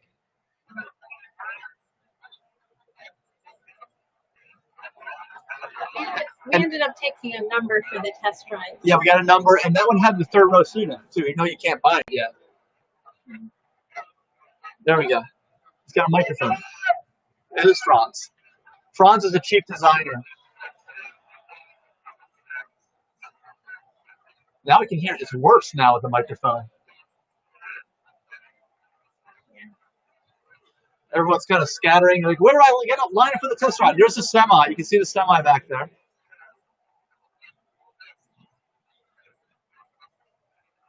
SX and 3 yeah, they were doing test rides in all of them. Yeah. That's right. But we only wanted to do the Y. We've been in all of them before that. Yeah. Well, I've never been in a 3, but I didn't want to test drive a 3. Uh-oh. Hold on. Here comes the sound. Strobe light. Oh, yeah, but that Mm-hmm. sound, yeah, that sound was music that was copyrighted from our friends that we don't want to infringe on. There's your Denise's Tesla drink. Mm-hmm. So, okay, so at this point we started walking around. Like I said, we got some video clips. We got one with Marcus Brownlee, MKBHD, if you know about him. We have a video clip about him on our YouTube channel. where I interviewed him and got his initial impressions. He always does initial impression videos of tech. And then there was the What's Inside guy, Dan. I did a quick interview with him. Also, the drunk test lady, which I might try to open that up when we see her. There's going to be, actually, when we see all these three, those were some good interviews, quick interviews. And they didn't have copyrighted music right in the background, so we'll be able to. So here's a semi. So the semi is different because the semi has, if you look over there, a driver position and a screen, a driver's seat right in the middle. It doesn't have room for two, a driver and passenger, just for a driver. And then there's screens on both sides, like Denise, like you work with screens like on both sides of you, right? That's what the view is when you're inside of the Tesla Semi. That it's like you're at your desk with all these screens all around you. I wonder how the semi drivers appreciate being in the center instead of to the left, kind of like driving a half European, half American car. There's a Roadster. Old Roadster on the right, new Roadster on the left. Sorry, we'll come back to that. But the new Roadster will soon be available. And a lot of the Tesla tubers who are Tesla fanboys and in the Tesla church have won a new Roadster, which is a $250,000 car. And that's why some folks in the Tesla church, the cult of Tesla, will never say anything bad about the Tesla company, is because they got that on the way. Who knows? Just think about it. If someone was giving you a $250,000 and like the hottest new car, it's going to be the hottest new car when it's relaunched. They're going to be reviewing it. They're going to be talking about it. They're going to get more viewers. Why in the world would they ever say anything bad about Tesla? You got to consider that, okay? It's kind of almost like when you're reading an automotive journal. They don't like to say many bad things about cars from ICE manufacturers, for vehicle manufacturers that pay them money to advertise, right? They don't want to because that's like shooting themselves in the foot. It's just something to take into consideration because these kind of dynamics don't exist in legacy ICE automakers and people that follow them and stuff. It's a different dynamic. I see your phone following the apple pie. Cherry pie. Yeah. They were handing out free food for us. That was nice. I mean, this is all free too. This was a perk that I got from the referral program, from the old referral program. Elon Musk, during the time of turmoil, I think it was like 2018 time, right?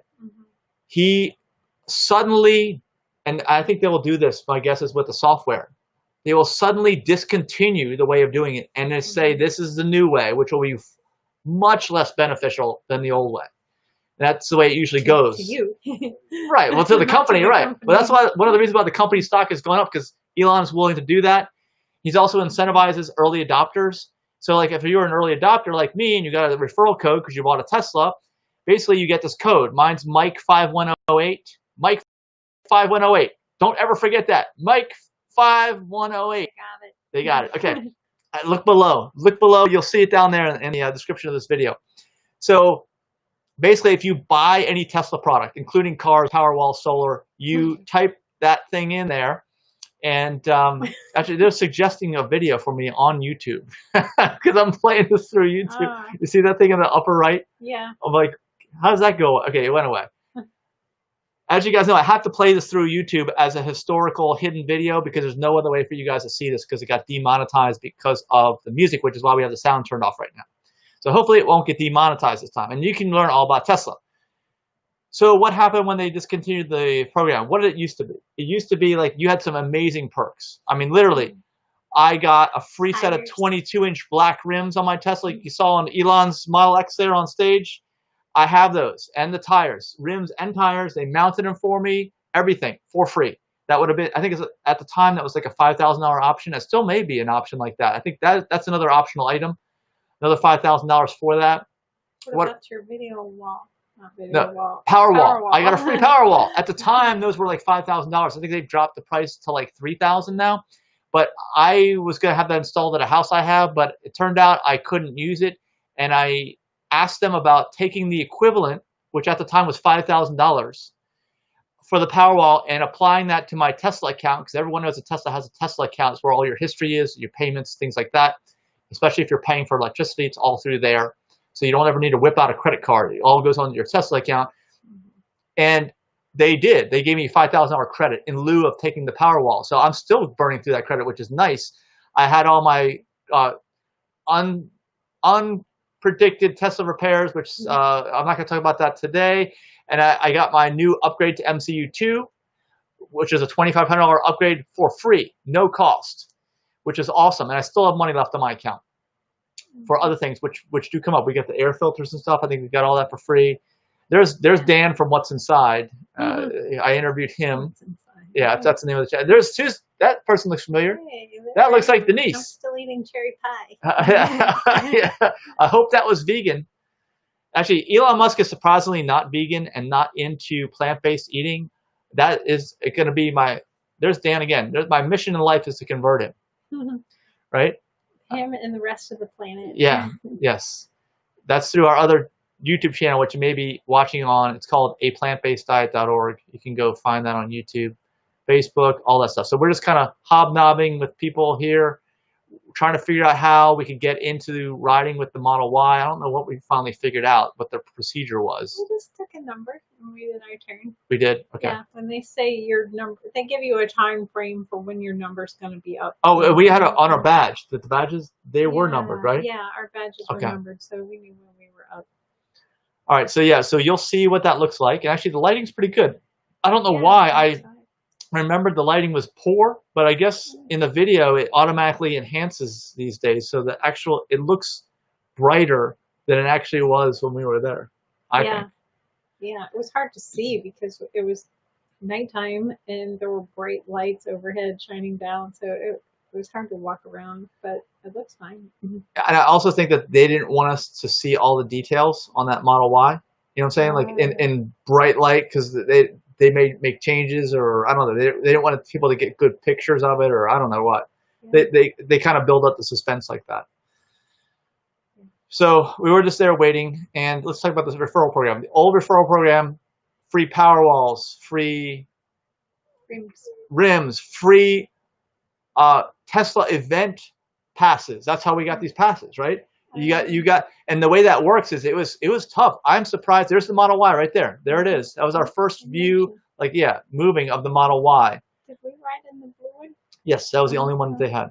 The other one, the white one, was a clay model, as I found out later. I didn't even realize it. There's the S3XY on there. Sexy. Yeah. It looks like they just hung that sign up and put some lights up against it last minute before the unveiling. Which one? Well, it doesn't look permanent. Oh, actually, that's because of the haze that's created through the amplification because of being too dark and those being bright. Yeah. It looked better in person. It looked dimmer in person too, but it didn't have that haze around it. I don't think, or maybe I could be wrong. I don't remember. I thought we jumped into a gray Model Y. This is how far my memory has been. Yeah. And because in person at night, you could hardly tell that it was blue. It just looks brighter in the video. Yeah. There's me. Showing my Tesla pass. All right, what were we talking about? The referral program. Okay, so we got free access, another level. Like each time you get a referral, you went up another level. So the harder levels to get, I think, were these three: the rims, the power wall, and the event invitation. But there were two other there was 5 levels. There was 2 other levels in front of that. I can't remember what they were. What were they?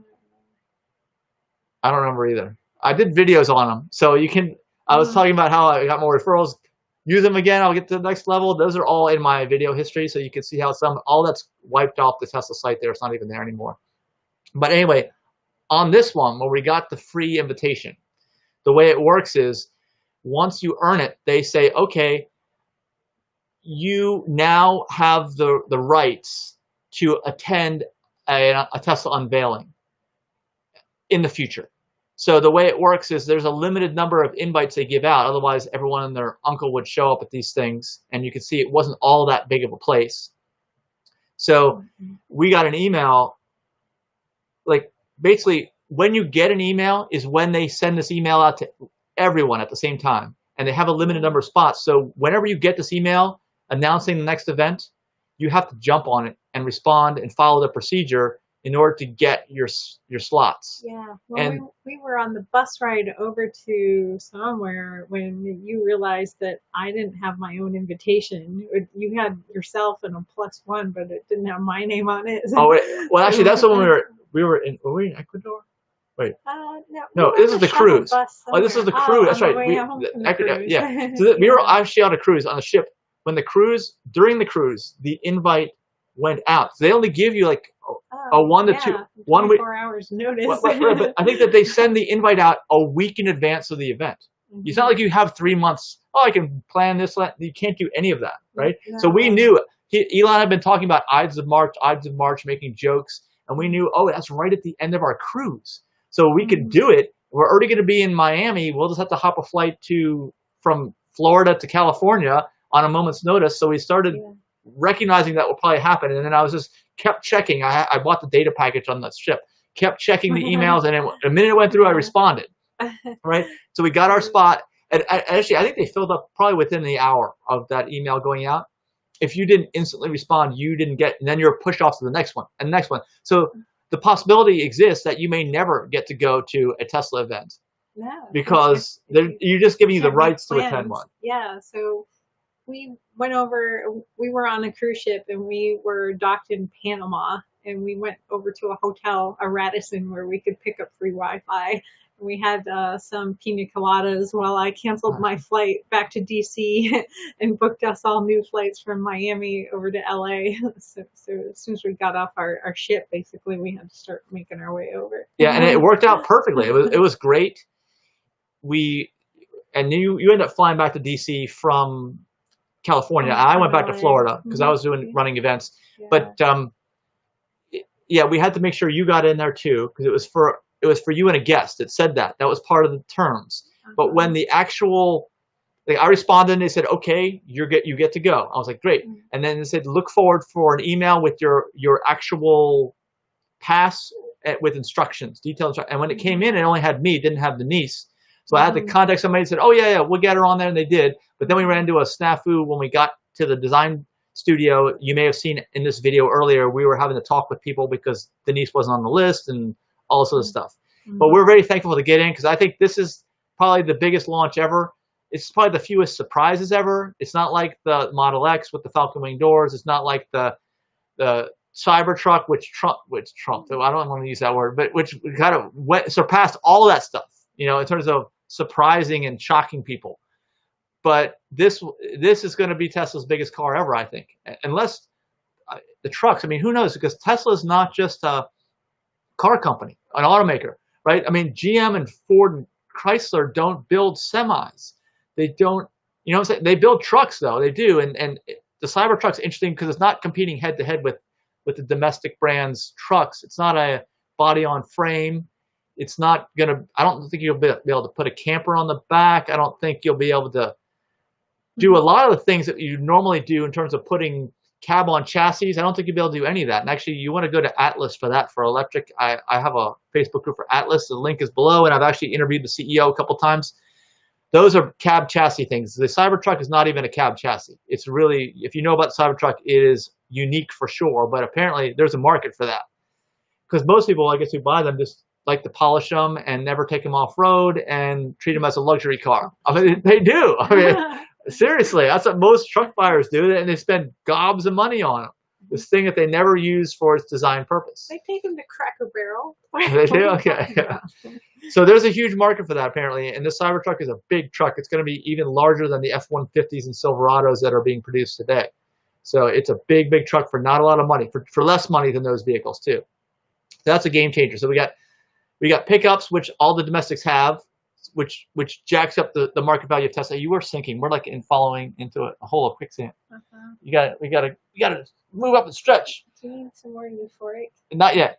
And then they got the semi. No one's doing heavy trucks. GM and Chrysler and Ford are not doing heavy trucks at all, right? Well, Ford makes things like They do medium duties. They do medium duties. They don't do heavy duty trucks. Heavy duty, we're talking like 18-wheelers. Yeah, no. Or does Ford make 18-wheelers? I don't know. Well, they certainly are not a force in the market. Even if they do make any, they're not making many. Tesla is trying to overtake that market. They're trying to disrupt. They've been a successful disruptor in so many areas, and they're trying to do it now in that market too. And of course, there's the sports car market now, which is the real sports car, which is, it's kind of funny because the Model S surpasses most things that a sports car can do, a high-end supercar. But the new Roadster will blow that away. And then what else is in the future? Well, we've got Starlink, which is what the system that a 5G that Elon Musk is putting together with SpaceX. And any kind of SpaceX technology is going to make its way down, just like military technology makes its way to consumers eventually. SpaceX technology is going to have a direct route to Tesla, giving Tesla a massive advantage. Again, another moat. You know they're going to develop stuff for that would never have been developed any other way, and it's going to have practical applications that are going to benefit Tesla, I think. So this is another reason why that they're such a big. We're laughing about something. Is that my teeth? Am I getting a dental exam? I don't know. We can't turn the volume on because there's music thumping in the background, and YouTube will shut me down immediately. I think I saw apple pie a la mode, but we didn't take any because it wasn't vegan. So Yeah. I just found some more white wine. Yeah, and I didn't have to go to the bathroom the whole time. That still surprises me. Me too. I know we found it somewhere. Did you have to go? It was across from the bar. Yeah. You went, but did you go? Yeah. You used the bathroom there? I didn't use the bathroom at Tesla the whole time we were at 4 Tesla. hours. The whole time.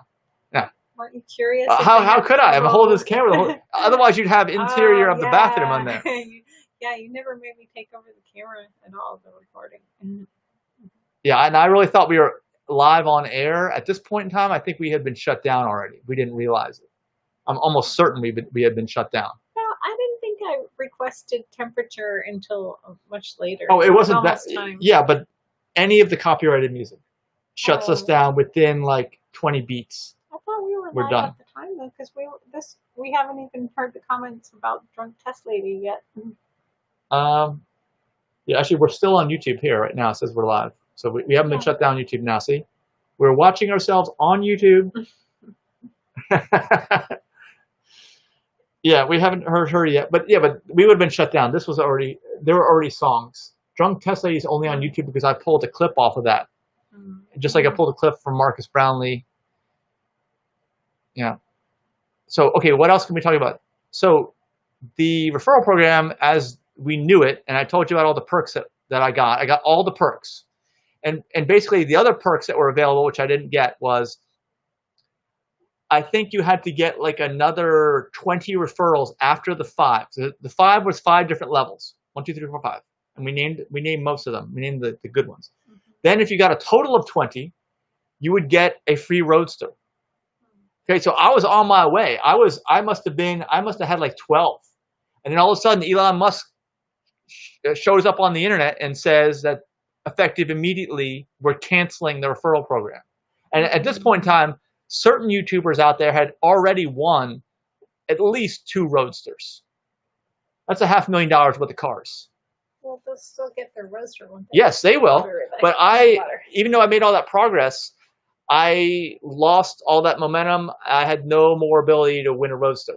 So what they did was they basically gave me, they revamped it to a new design so that since most all Teslas now are no longer getting free supercharging because they're no longer grandfathered in and it's no longer available, they are giving you like 1,000 free supercharger miles for every referral that is made. So you get to add 1,000. And for people like me, I don't need to add anything because mine's free forever and ever. So for people like me, they've got something different. Because in addition to the 1,000 supercharger miles, they give you something where you're entered into a contest to win a free car. And they have a drawing, I think, like every month. I don't follow these drawings, so I don't know who's winning these cars or anything, but I know it hasn't been me yet. They would have told me. So for me, since the supercharger miles don't apply to me, they give me a second free entry into the contest. So instead of getting 1 free entry into winning a Tesla every month, I get 2 free entries, and who knows? Maybe I'll end up winning a car that way. I don't know. So I'm still promoting my referral code. So Denise, I don't know if you heard that, but I get an extra entry into the monthly drawing for a free car that Tesla does. How often are they giving out? I think monthly. I think it's like it's not a Roadster. It's like a free Model Y or whatever they end up doing. I think it's monthly, maybe it's quarterly, but even so, it's a couple times a year at least. And because I can't get the free supercharger miles that they're giving everybody, they give me 2 free entries instead of just 1. So I don't know if you knew that, but I guess I would get notified. I don't follow the contest, so I don't know who's winning them. But anyway, so that's the new program. The new program is one day Elon might show up at your house with a new car, maybe. You know, I don't know if he's going to drive it, but we're a long way from California. Yeah. All right. So we are at 10:29. We've got about an hour and a half left on this live stream, and in this hour and a half, you're going to get to see the clay version of the Model Y. Drunk Test Lady, if I can pop the volume on when she's around there, Marcus Brownlee, and us riding in the new Model Y. Like the first time, this is the first time anyone has ridden in the Model Y on this day that happened on the Ides of March 2019. And wait, you're talking to somebody. I'm talking to these girls from Tajikistan. Oh, that's right. We were talking to those investors. Let's see if we can hear them. Kazakhstan. They were talking with Elon. Elon knows them apparently. Yeah. They held with Elon. They got to go to the front of the line. They got to go. They already went to the Model Y at this point. No, but they're going to get in ahead of us. Yeah, they definitely got in ahead of us. They got VIP treatment all around. They were in the front. They were in the front row.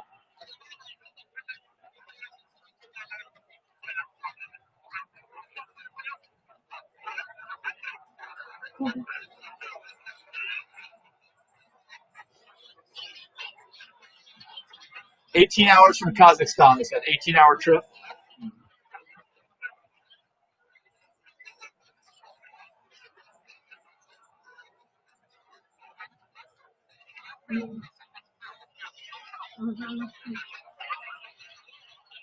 So these people must have a lot of money and probably many Teslas. Yeah, and they probably helped fund the internet coming to Kazakhstan. The 9th largest country in the world? That's what she said. Yeah. Size. I think oil. She mentioned oil. That's a 3-letter word. Yeah, I think she's talking 4-letter word. revenue, not population or square mileage.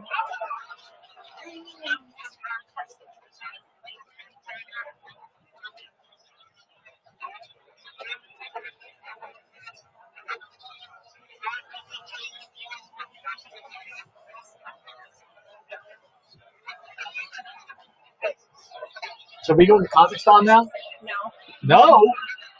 Did you get her contact info? No. No? All countries are really beautiful. Earth is beautiful. So we can go anywhere? It's Yes. be just as good as Kazakhstan. Yes.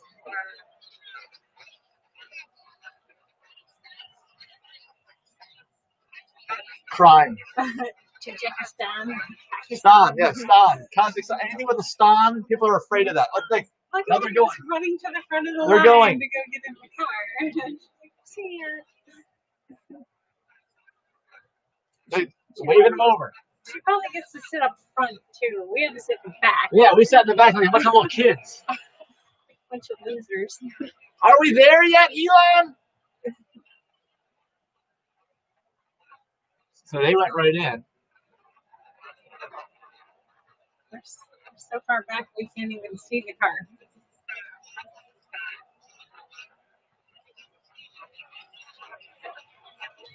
Afghanistan.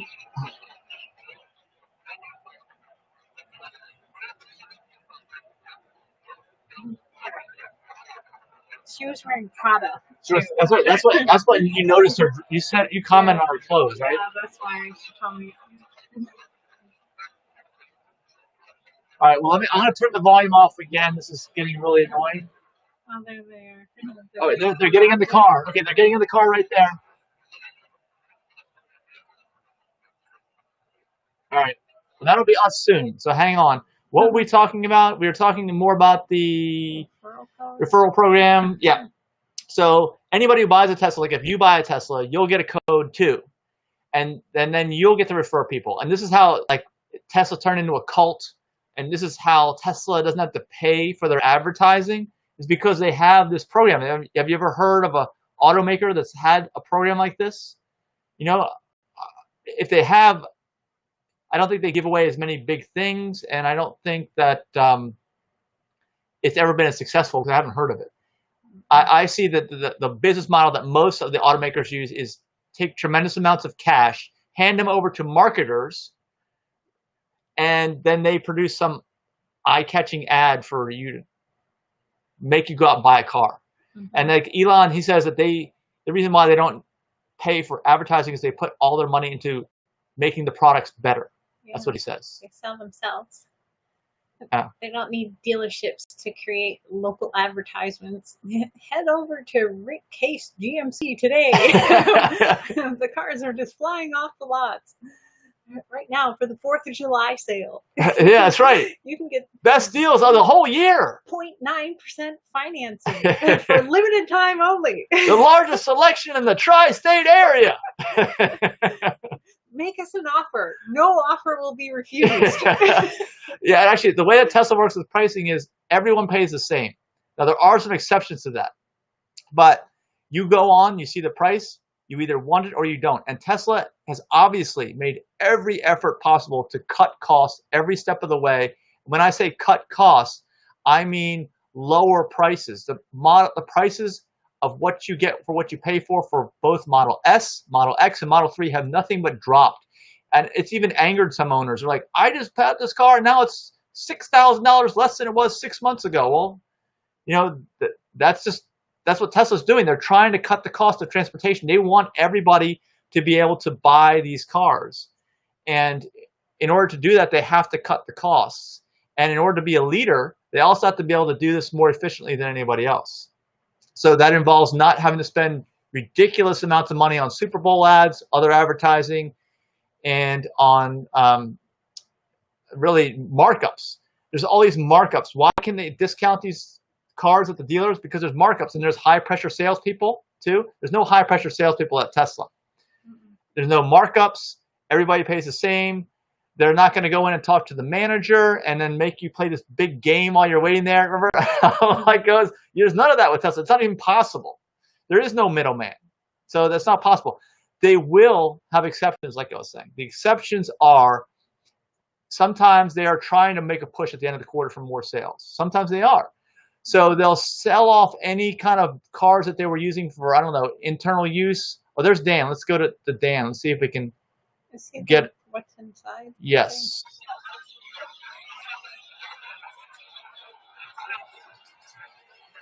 It's hard to hear, Dan.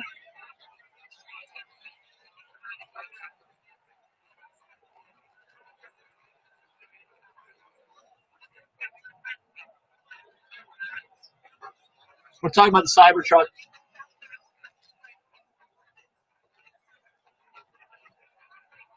Cybertruck is $39,000? Yes, base Cybertruck is $39,000. So let me turn off that sound. Eventually, Marcus Brownlee will come back. Hopefully, we didn't get demonetized for that. What was I talking about? Okay, high pressure sales. None of that. But they will at the push of at the end of a quarter. They'll do a push. They want to keep increasing sales overall. So they'll sell literally everything they have. They don't usually have any inventory. If you heard me in the beginning, there's no inventory anyway. But they can still get a few cars that they use for loaners or other things, internal use, and sell those all off. You know, at those points in time, and they will give discounts for those cars. That's the exception. Because you're not getting a brand new car. It's been used by somebody, right? It's got some mileage on it. So they will cut the price on those cars. And of course, Tesla has a certified pre-owned cars you can buy. You can buy used cars from Tesla. You can buy them from third parties as well, but you won't get any warranty like you will with Tesla. And that's the thing with Tesla also is availability of parts and service, knowledge about parts and service. That's another thing that makes Tesla different from everybody else is that you can't just go to AutoZone and pick up some Tesla parts, right? I mean, they don't exist, for one thing.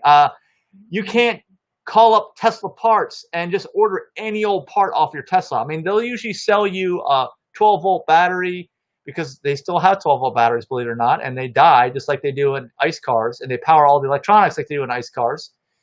You can buy air filters, you can buy wiper blade refills, but if you need some kind of if you need a motor, a new Tesla motor, I don't even know if Tesla will sell you those. You know, although that's another thing we need to talk about is the warranty. I don't have to worry about motors going bad or battery packs going bad for 8 years. We want to talk about battery technology as well. because of the warranty that I have. And the warranties have gotten worse over time, just like everything else. And I've been grandfathered in under my warranty because I'm an early adopter. Still, it's hard to believe. End of 2016, early 2017 is still an early adopter. I still get almost all the early adopter benefits. So you can not only not buy a lot of parts that you need for your Tesla to fix it yourself. Most shops don't even know how to fix them if they even wanted to. There's other independent garages that are coming on the scene that are trying to take over the EV repair market. We'll see if they get all the parts availability. We know that's yet to be known. Not only is it parts availability, but it's knowledge of how to fix it. Like there's no Chilton's manual on how to fix your Tesla. If you're familiar, if you're old enough to know what that is, do they still make Chilton's? Yeah, I don't know. There's no, even if there is a Chilton's manual and they tell you how to fix your Tesla, is that going to have the I think it's called Toolbox, which is a software you need to plug into your Tesla to be able to read all the codes and do everything.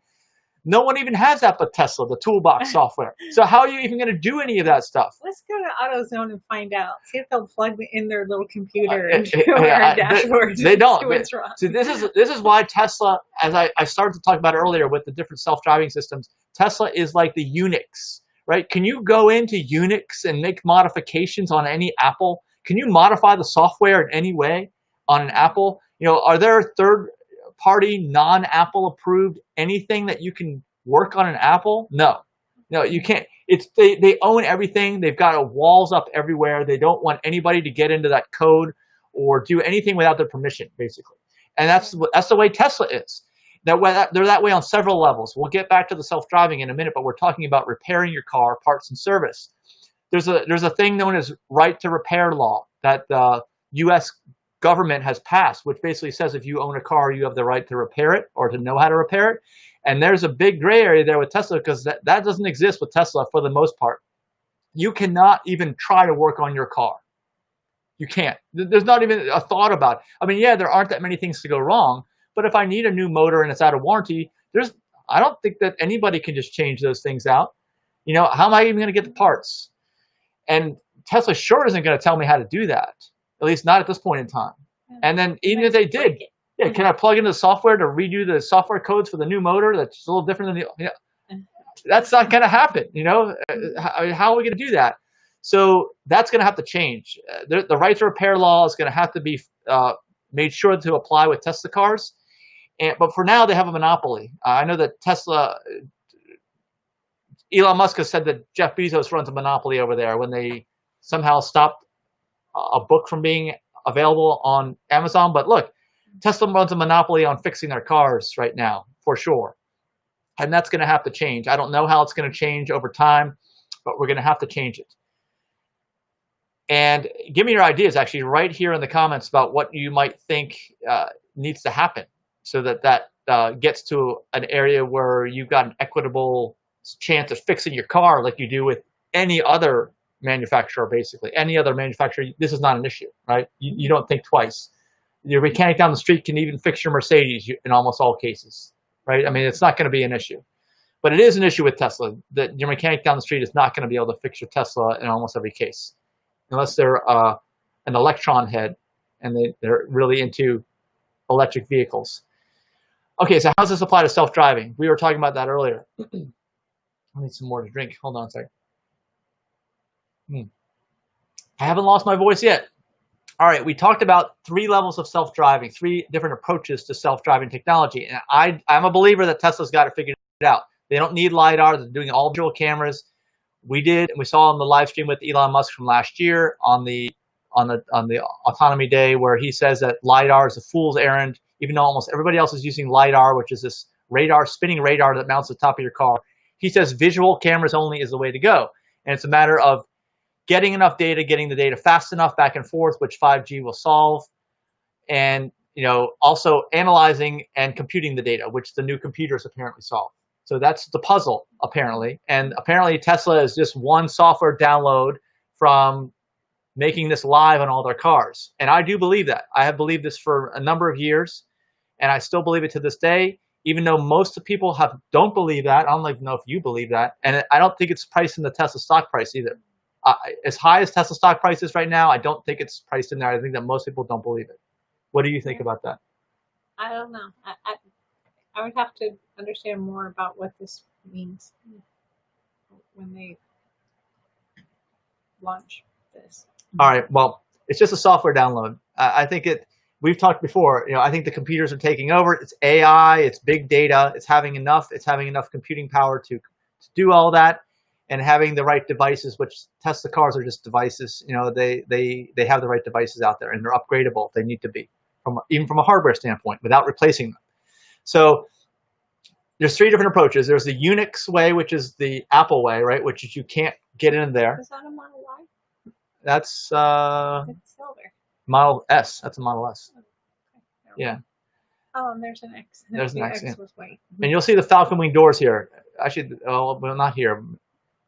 We'll show you what they look like. If you want to see what they look like, go to subscribe to my YouTube channel. I got many videos showing the Falcon Wing doors going up and down, even ones with the holiday light show. So check that out. You even drove around with your Falcon Wing doors up. Yeah, that's right. That was back in the day. And then 2017. Then they needed repairs later. What? Not sure why. Actually, they needed adjustments many times. It had nothing to do with that. That's a thing with the Falcon Wing doors are unique to the Tesla Model Y. It's called Falcon Wing because it's hinged in 2 places, not just one. It's not like a DeLorean, right? That was just or other cars that have these wing doors, gull wing doors. They're only 1 hinge. This is 2. So there's a lot of adjustments that need to be and alignments that need to be almost in near perfect spots. And after you manufacture it and it's been used a few times, it starts to shift a little and it needs a bunch of adjustments. And after the first 1.5 years, I don't think I needed any adjustments. Nothing's gone wrong with them since. So it's a fairly good design. I think it's car specific, all these adjustments, and they need to be done initially. So the scratch paint in your door jambs is from that's the design. Misaligned. No, that's the way the design is, because metal, it's gonna come down, it's gonna clamp against the side of the car. That's how the design works. It's gonna rub a little metal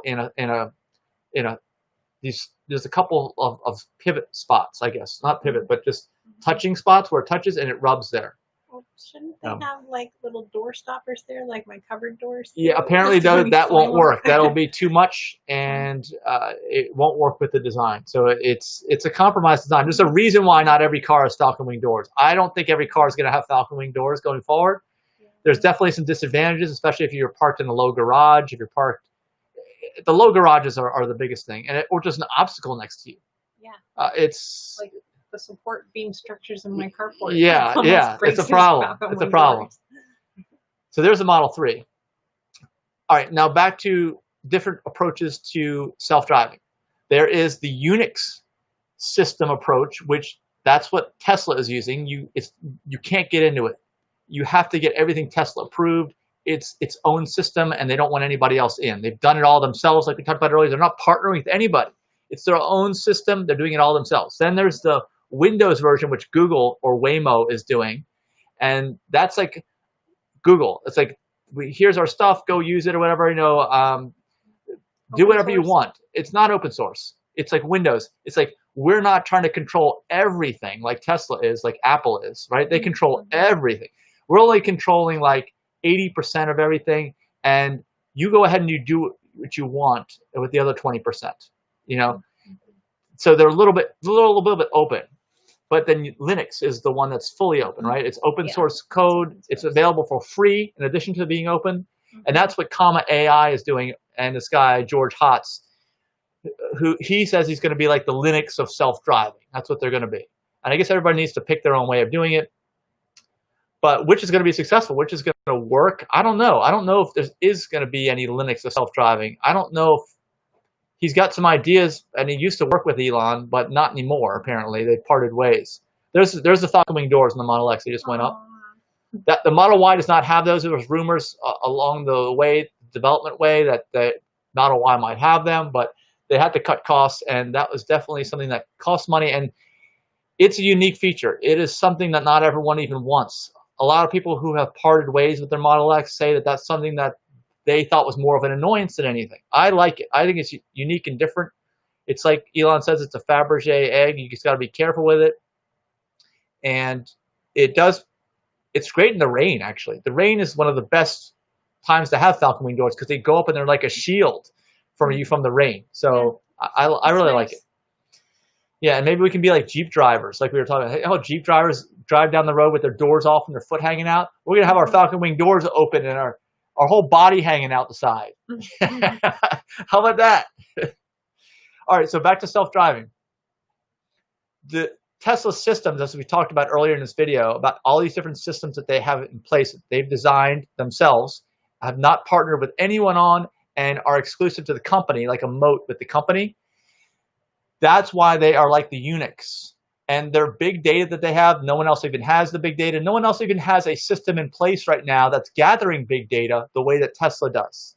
Okay, nobody. You got to understand that. This is one of the reasons why Tesla is so far ahead, still to this day. And Tesla's system started, as we talked about earlier, in the mid-October 2016. That's when their systems were implemented for Autopilot 2 and above. That's what we're talking about.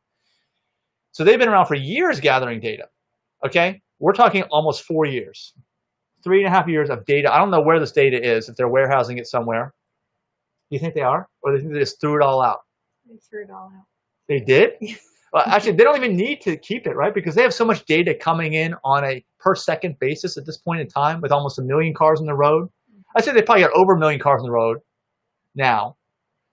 And probably almost 1 million of them are AP2 and above, because they produce so many few vehicles in the beginning. So that's Tesla's system. Google's. Who are these guys? Do they have it? Oh, I don't. Let me turn the volume up. Let's see if we can hear.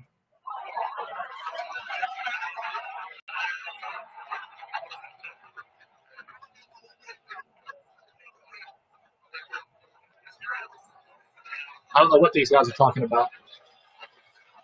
Some people read that. All right, I hear music. Sorry, I hear music. I got to turn this sound off.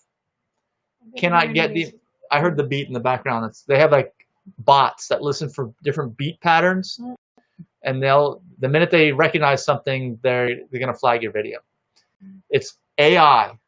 It's here to stay. Smarter than any human. No human could go through all these videos, even live videos, and demonetize them in real time. But that's what the AI is. And the AI is only getting smarter. Yeah. So, okay, Google and Waymo, they're taking a different approach. They don't have a fleet of cars on the road right now. They have a few vehicles that they're out testing with their LiDAR and their Windows-like systems. And they're expecting that they're going to license this kind of stuff out, I guess.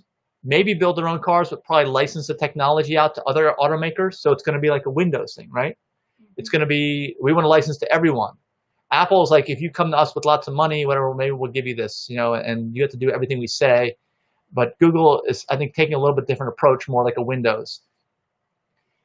Who knows where they are, because they don't have a fleet of vehicles collecting data on the road right now. They just don't have it. And then there's Comma AI. They make these devices right now that go like, I think up where your rear view mirror goes, and they're phone holders or computers that uses your phone in most cases to run their systems, which I don't think is powerful enough.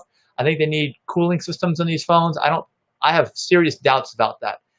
And they say they're going to give you all their code for free. You use their code, and it connects the users together, and they've got many users apparently out there. I don't know who anybody is using that. I don't know anybody. And it can supposedly convert many, many types of cars to self-driving. Many, many types. It doesn't have to be full electric. It just has to have electrified systems for like power steering, right? Braking, those types of things. Because as long as they're electrified and they can get into the code, and that their Linux-like operating system can hack into there somehow, then they can take over control of the car and make it self-driving. And they will, I think they're talking about partnerships with automakers, but right now it sounds like they're fully independent and just operating on their own. And their data set is limited because not many people are using their stuff.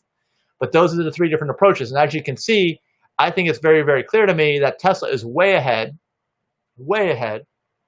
and that I don't see anybody catching up. Now, what's motivating Tesla to do this too? Not only, Elon always talks about serving a lot of people, helping a lot of people, but also we're talking about his massive stock incentive plans, his bonuses that he gets by having the market value Tesla at higher and higher numbers. He knows in order to do that, he has to innovate and he has to deliver value like never before.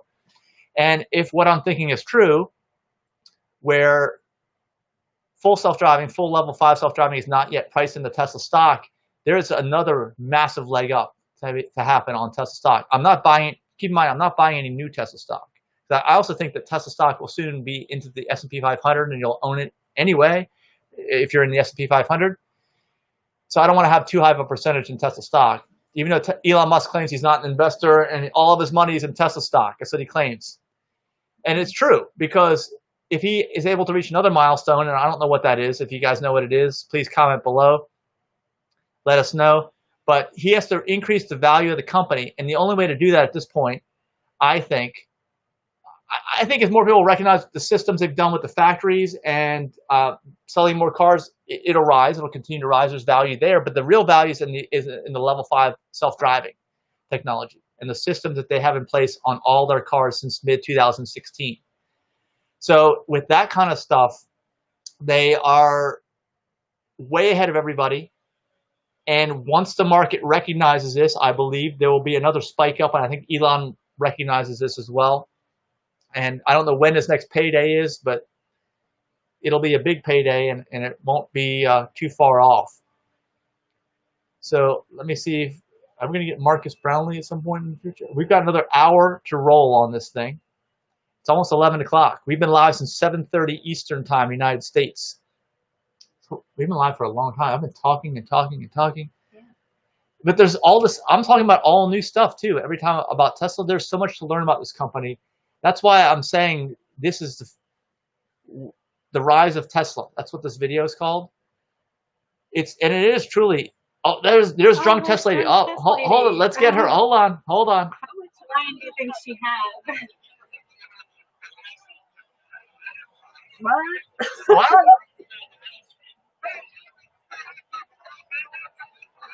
That's her. Forget that. That's her. Yeah, no, we're not listening to that. Don't listen to that. No, don't go to that. Don't do that. Happy every day. She's miserable. Here we go. What Model Y? I'm an S driver. I have the best. Royalty. I'm already royalty. I think she meant loyalty. The best of the best. She almost hit my camera a couple times. She was like, if you have a 3 or Y, you're a loser. Search up Drunk Test Lady on my channel. Drunk Test Lady. Let me hear what she said.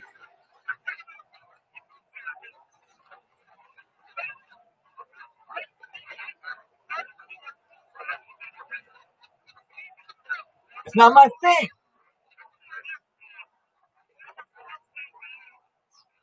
Actually, the Model 3 is a true sports car, if you want to know. The S is faster in a straight line. Whoa.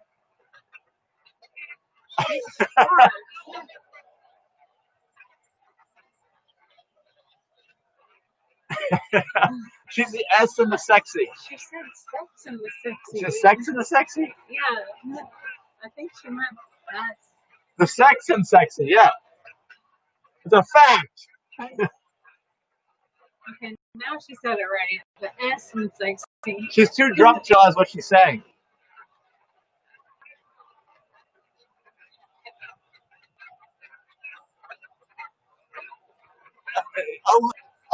Your little step towards being like me. That's what she said. Oh. Oh my God. How is she going to get followers by calling people losers? I was laughing here. Yeah.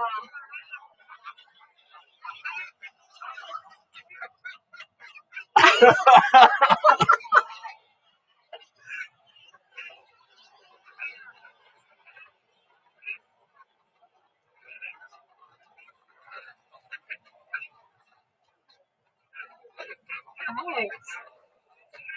People who spend money like I spend money. Help you.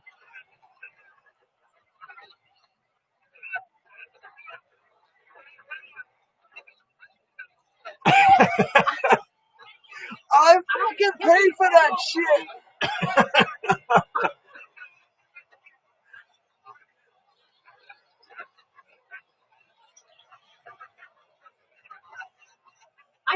maybe you had a conversation before this crap started, but she just went straight into the crap. The minute she realized we had 10,000 viewers, what? Everybody's like that.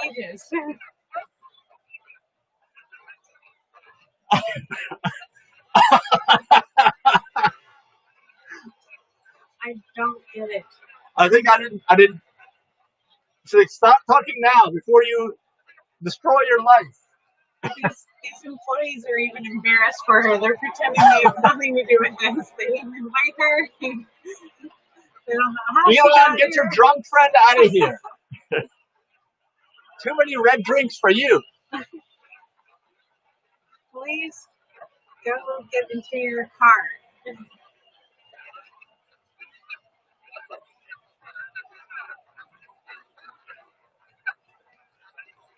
Oh, you're all losers now. You're a loser if you don't have to drive from San Diego.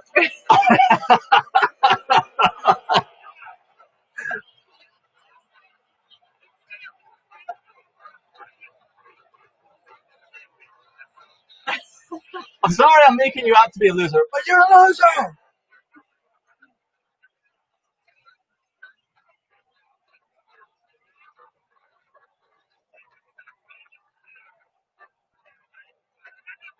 You're full of it. Yeah.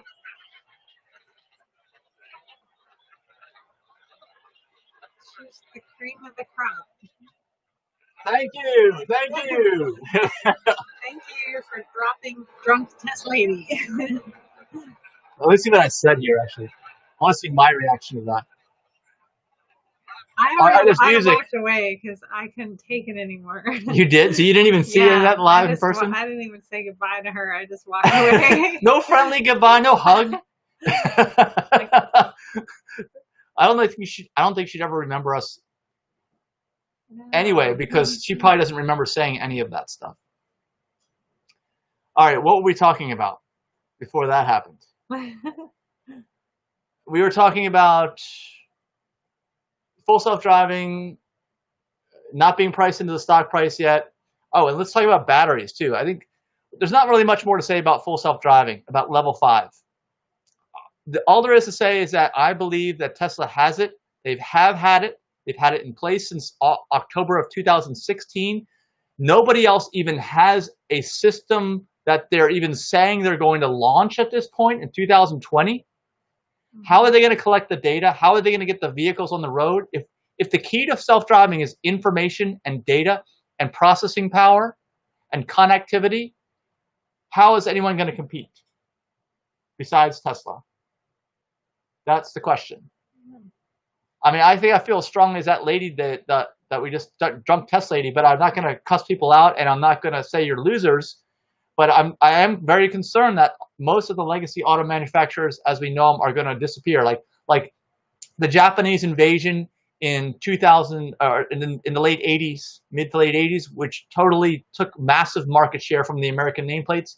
It was only a preview of what's happening now, because Tesla, the most American of the car companies, has caught everybody with their pants down. That's what I think.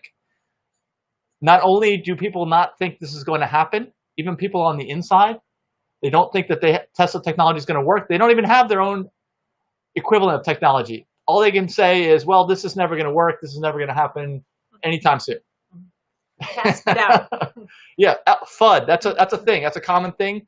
Fear, uncertainty, and doubt. FUD. Like they had their Model X and X shirts. That's the clay model. I can't turn the sound on here because they're playing music, but this is the clay model of the Model Y. It wasn't even a real car. I didn't realize that at the time. But there's no black molding around those wheel arches. There is black molding around the wheel arches. There's trim on the actual car, so that's not right. But everything's blacked out. See how the trim's blacked out on the over there? The trim, I'm pointing at it. It was chrome, right? Every Tesla available up to this point in time, it said chrome trim. This is the first Tesla ever that not only does it not have chrome trim, but you can't even get chrome trim. It's not an option. It's all blacked out going forward. So maybe Tesla knows they're entering a new era now. The chrome-trimmed Teslas were built at a time before EVs hit the mainstream. And now that chrome is gone, You know, the ICE cars are gone. The ICE age is over. I don't know. What do you think? Yeah. I mean, that's a big difference in looking at the car. You're like, why does it look so different? The shape's the same. What's different about it? There's no chrome, right? And there never will be any chrome on the Model Y. Do you like no chrome, or because people pay to black their chrome out? What do you think's better? I like chrome. You do? It looks good on BMWs. Is there actually? I think there's chrome on the Tesla logo though, on the front and back of the car. I think that's the only chrome thing. I believe that's chrome. But no trim. There's no trim pieces, no door handles, no mirrors, no whatever. Body lines along the roof line and door sills, none of that's chrome. All right, so on the batteries, that's the other big thing about Tesla. Warranty and batteries.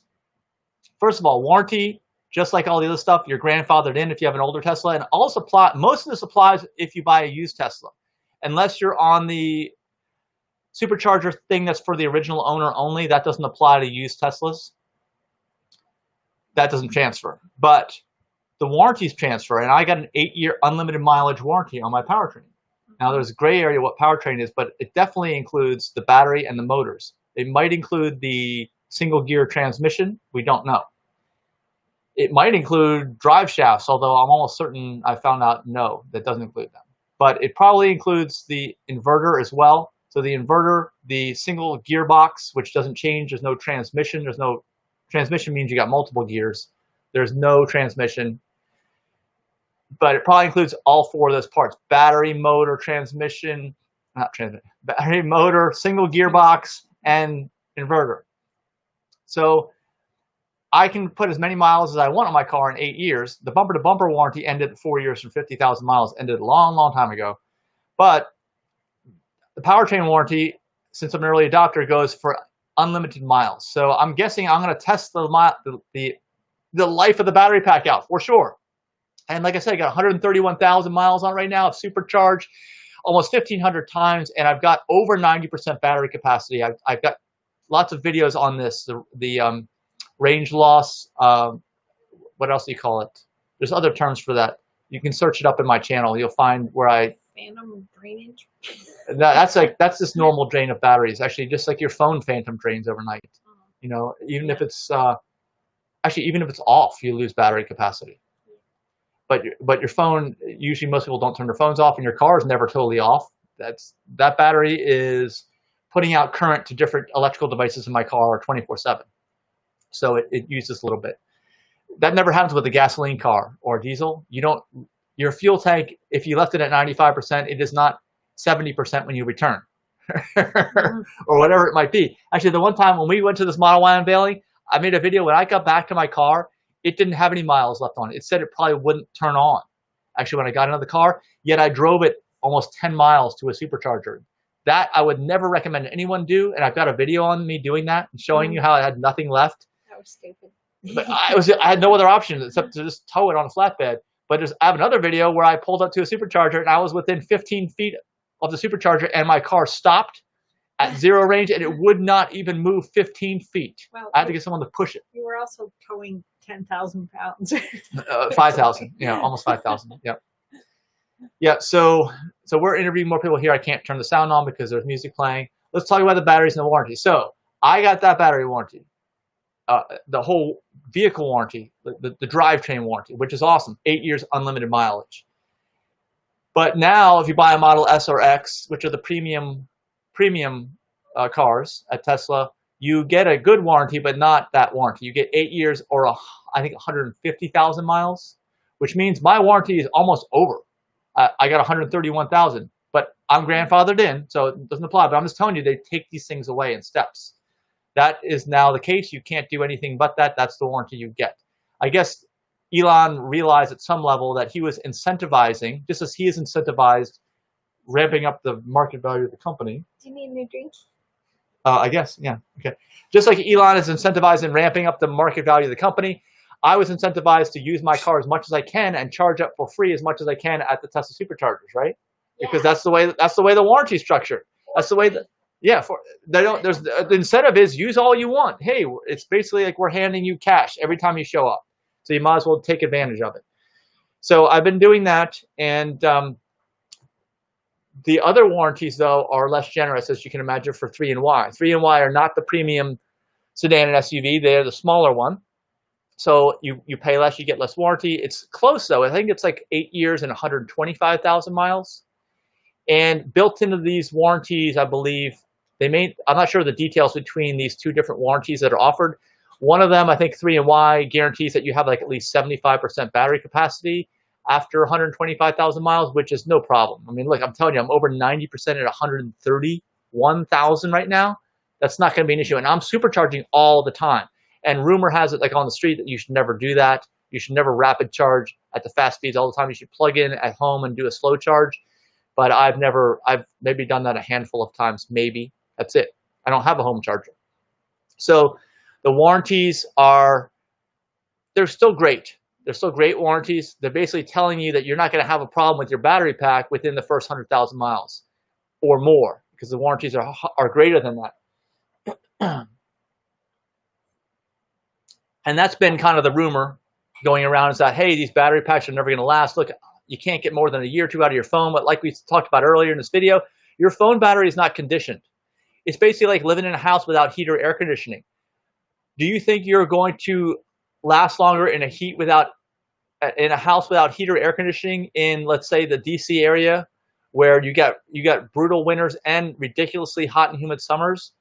No. But if you have heat and air conditioning in your house, you're not even going to notice or care, and you're gonna stay there forever and enjoy it and live a lot healthier, more satisfying life. And that's the same is true with your batteries. They are very particular. They like to be like that.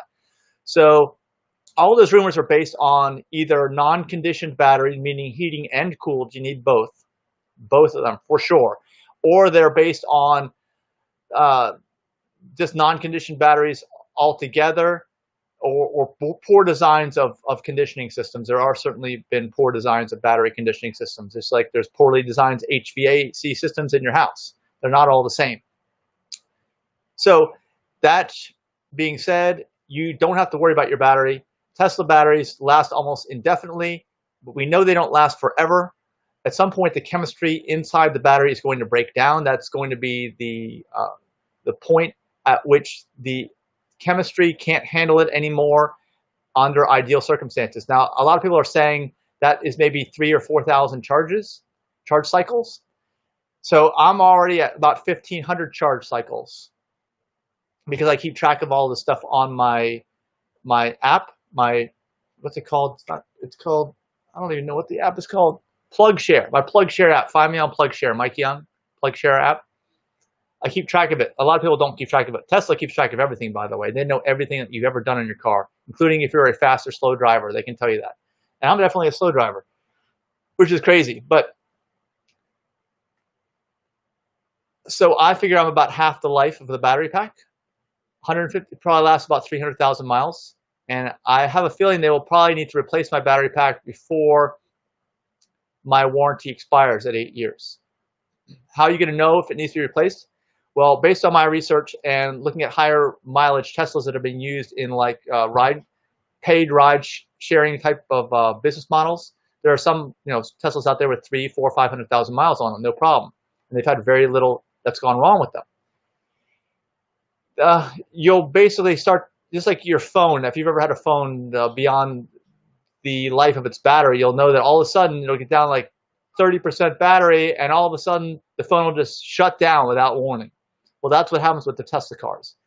Some Tesla cars have been reported to shut down without warning. These are high mileage. These are hundreds of thousands of miles on the odometer, where it's got like 30% battery capacity. And when it's at 30% battery capacity, it just shuts down. And you got to get it towed on flatbed. You got to take it to a supercharger, and you got to charge it up higher. So you start to lose the low end. That's how you know your battery has pretty much reached the end of its useful life. And like we said, it's like 3,000 to 4,000 charge cycles. So I'm not there yet, but I'm about halfway there, I think. And we will see how that goes, because and you may know that Tesla has been partnering with and buying other companies like Maxell and other companies that are really big in the battery technology because they want to increase the life. Even Tesla thinks that 3,000 to 4,000 charge cycles, which means probably 300,000 miles or more, 300,000 to 400,000 miles, is not long enough for your battery to last. And there's the roadster. We can't go in and talk about it because if I do turn on the volume and you listen to what we were saying, I'll get demonetized. So believe it or not, Tesla thinks that 300,000 to 400,000 miles is not long enough. And like I said, we are in a new era. The ice age is over. Don't expect your car to be dead after 100,000 miles. Don't start worrying so badly that you can't sleep at night because your car is going to break down at any time after 100,000 miles. That's just not the case anymore. It hasn't been the case for a long time since the Japanese. I think the Japanese perfected everything probably back in 1991, truly. I think that was the height of Honda. And they really haven't done much since then, except for Toyota's hybrid system. There's been no true innovation coming out of Japan, unfortunately. But even those cars, like I said, I owned a car. I've talked about it earlier in this video. 20 years, same car, almost 400,000 miles, had to do very little maintenance and repairs, very little. That is where we have been for the last 25 years, if you've not been awake enough to realize that. Because so many people are just, creatures of habit, and they're like, well, once we get to 100,000, it's time to start shopping for a new car. It's just not. Now, on an electric car, once you get close to 1,000,000 miles, it's going to be close to start shopping for a new car, okay? I know that people think that I'm crazy saying that, but please remember this. We are already in that era. We have been in that era for a few years now. A well-designed and not abused electric car should last you at least 1,000,000 miles. It's kind of like a long-haul truck. They're good for usually 1,000,000 miles as well. So the batteries, I guess Elon Musk and Tesla realize this, that these cars should be good for 1,000,000 miles. And they want to have like the main power plant to last, which is really the battery. I mean, the motor should last that long, I would think, even today. But the battery is going to be the weaker link of those two major parts of the heart of the drivetrain of that vehicle.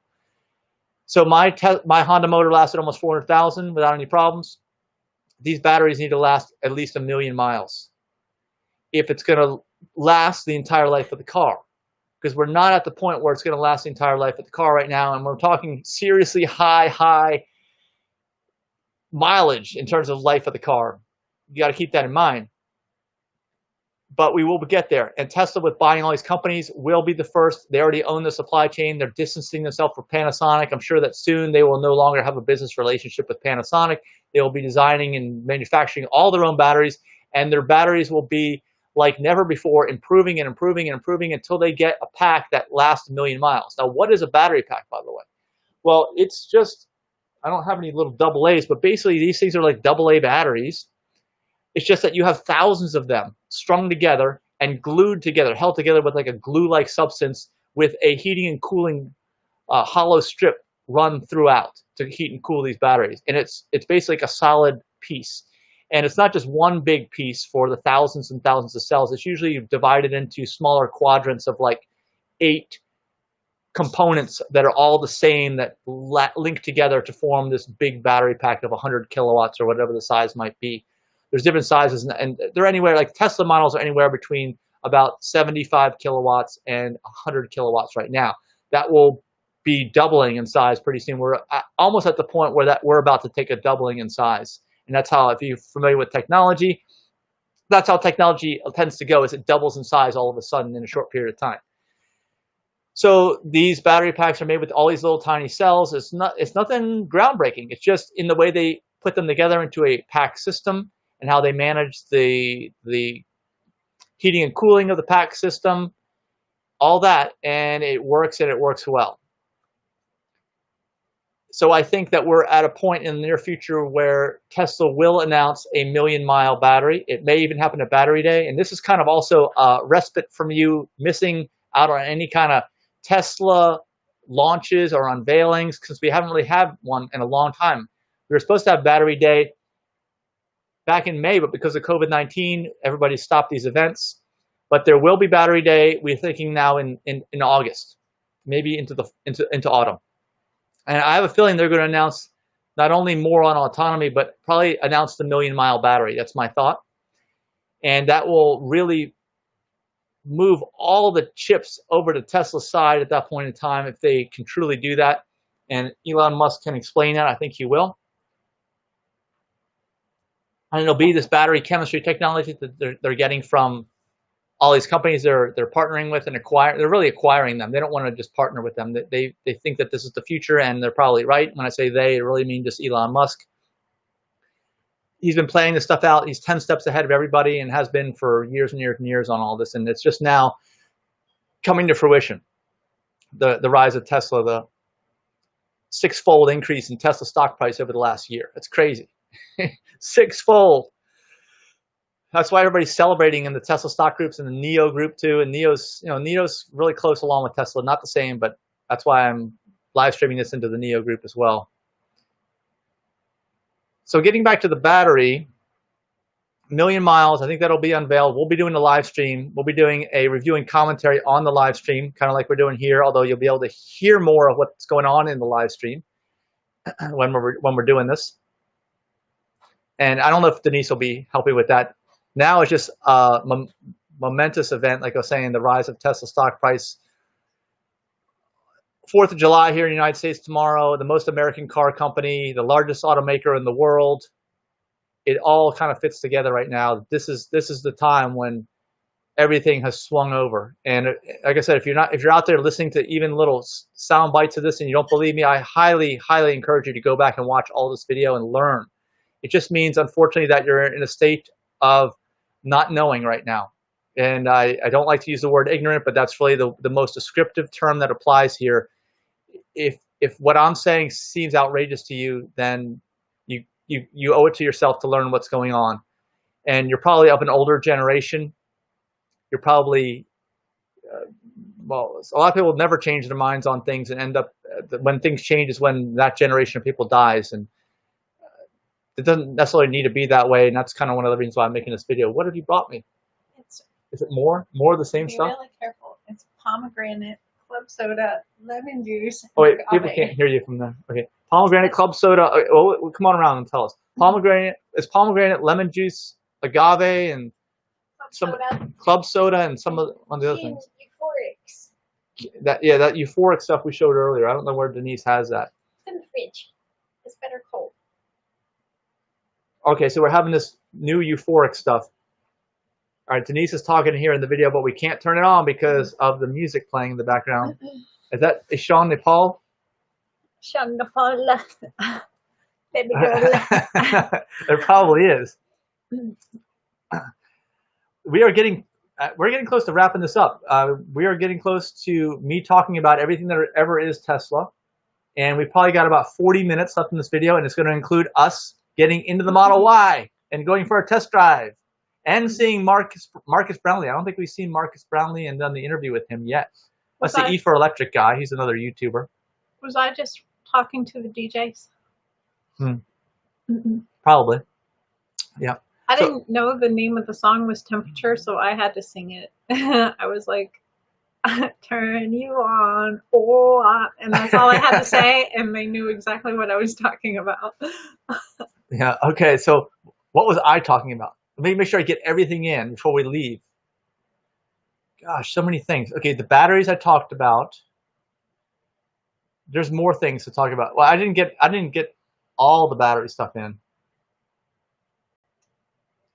So it's important that you be on the lookout though for the live stream of the battery day, because the review and commentary on that is going to be big. It's going to be big for your understanding of the position that Tesla is in right now, and why, and what exactly the technology is that they're going to be introducing to create the 1,000,000-mile battery. That was what I was saying earlier. I was like, Tesla cars, no problem, 1,000,000 miles. I mean, my car is made out of all aluminum too.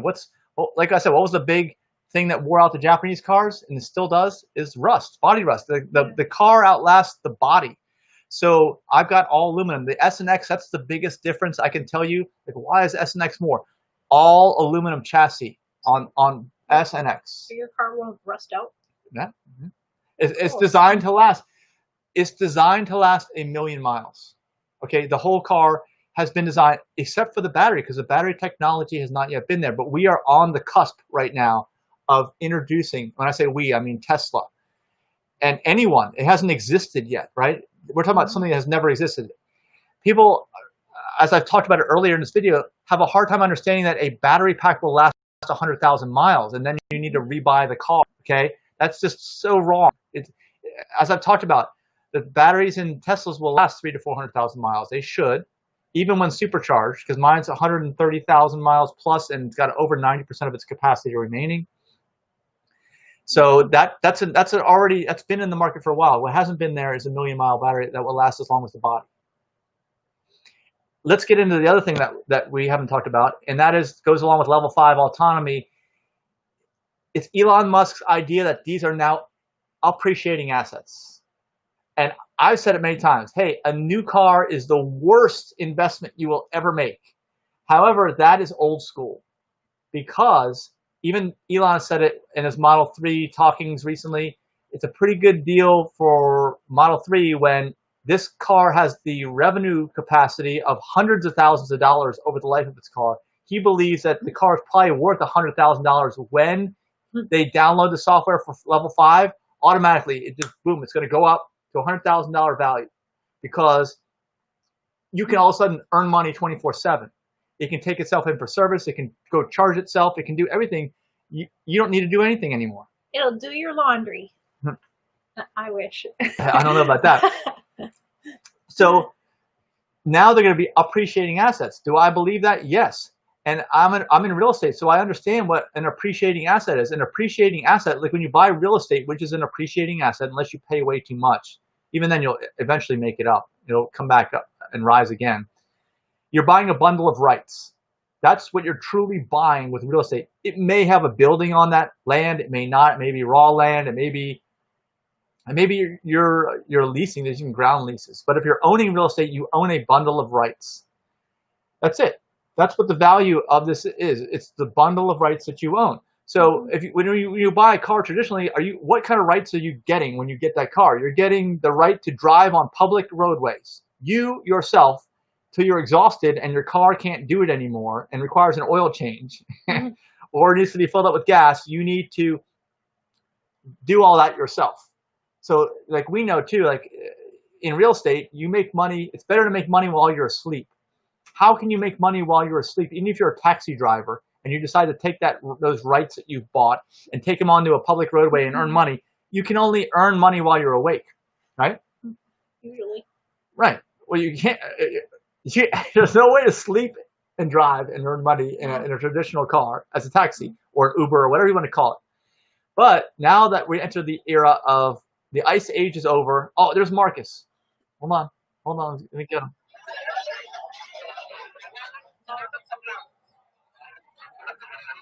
Marcus Watson. This is Marcus Brownlee. Actually, I'm gonna mute him again because I hear that lower song in the background. I don't want that to. Yeah, but that comes on. That's it. They got me. Yeah, stick a fork in me. I'm done. All right. So the concept of appreciating assets applies to Teslas built since October of 2016. That's why I said in other videos, the most valuable Teslas have already been built. They are the Teslas built between October 2016 and wherever they got rid of the free supercharging for the life of the original vehicle, and then which is also on the non-Tesla fair use supercharger policy program for the life of the vehicle. That it was only a few months, but those are going to be worth more than anything because they can charge at superchargers because they're not subject to fair use policy. They can do it for free for the life of the vehicle, not the life of the owner, but the life of the vehicle, and they are capable of level 5. Anything else is going to be, you're going to eliminate at least 2 of those 3 items, any other Tesla. So those are the most valuable appreciating assets. So maybe I should buy a used Model X, another one, or S, built in that time frame. Maybe I should. No?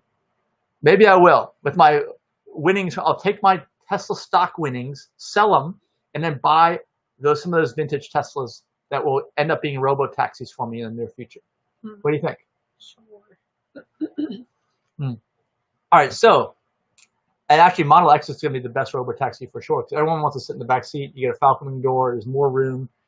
That's the one. Not the Model 3, not the Model S, not the Model Y. Well, the Model Y isn't bad. That would be my second choice. So why is it going to go up in value? Because you can earn money while you sleep.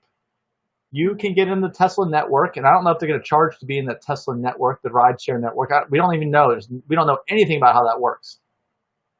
But they're just going to go up in value, and up in value.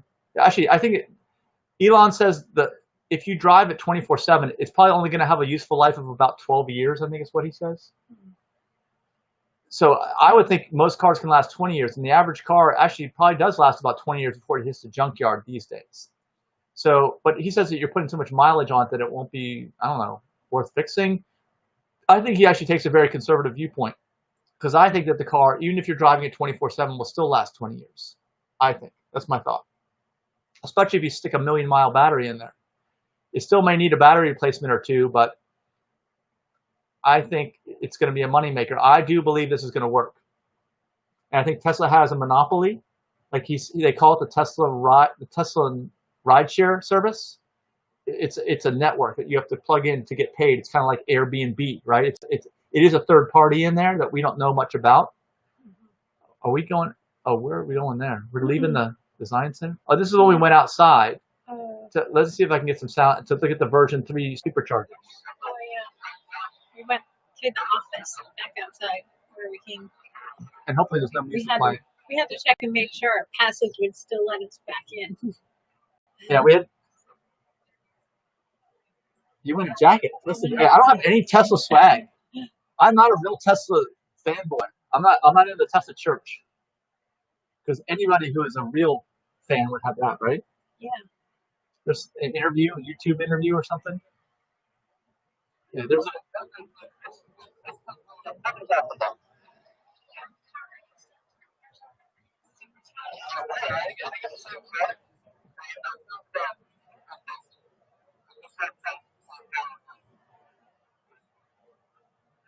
sound drunk. You are. Denise is drunk in this video. There was not much else to do besides drink while we waited for our Model Y ride.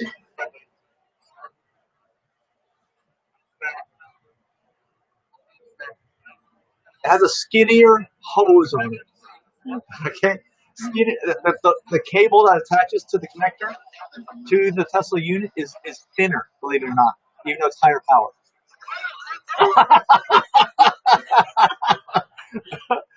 We almost lost Denise. Put positive and negative together. It's like sticking your tongue on a 9-volt battery, right?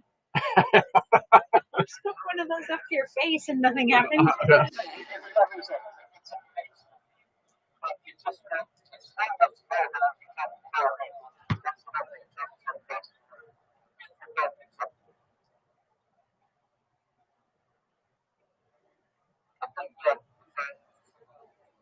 That's it. All that checking of Seen it all.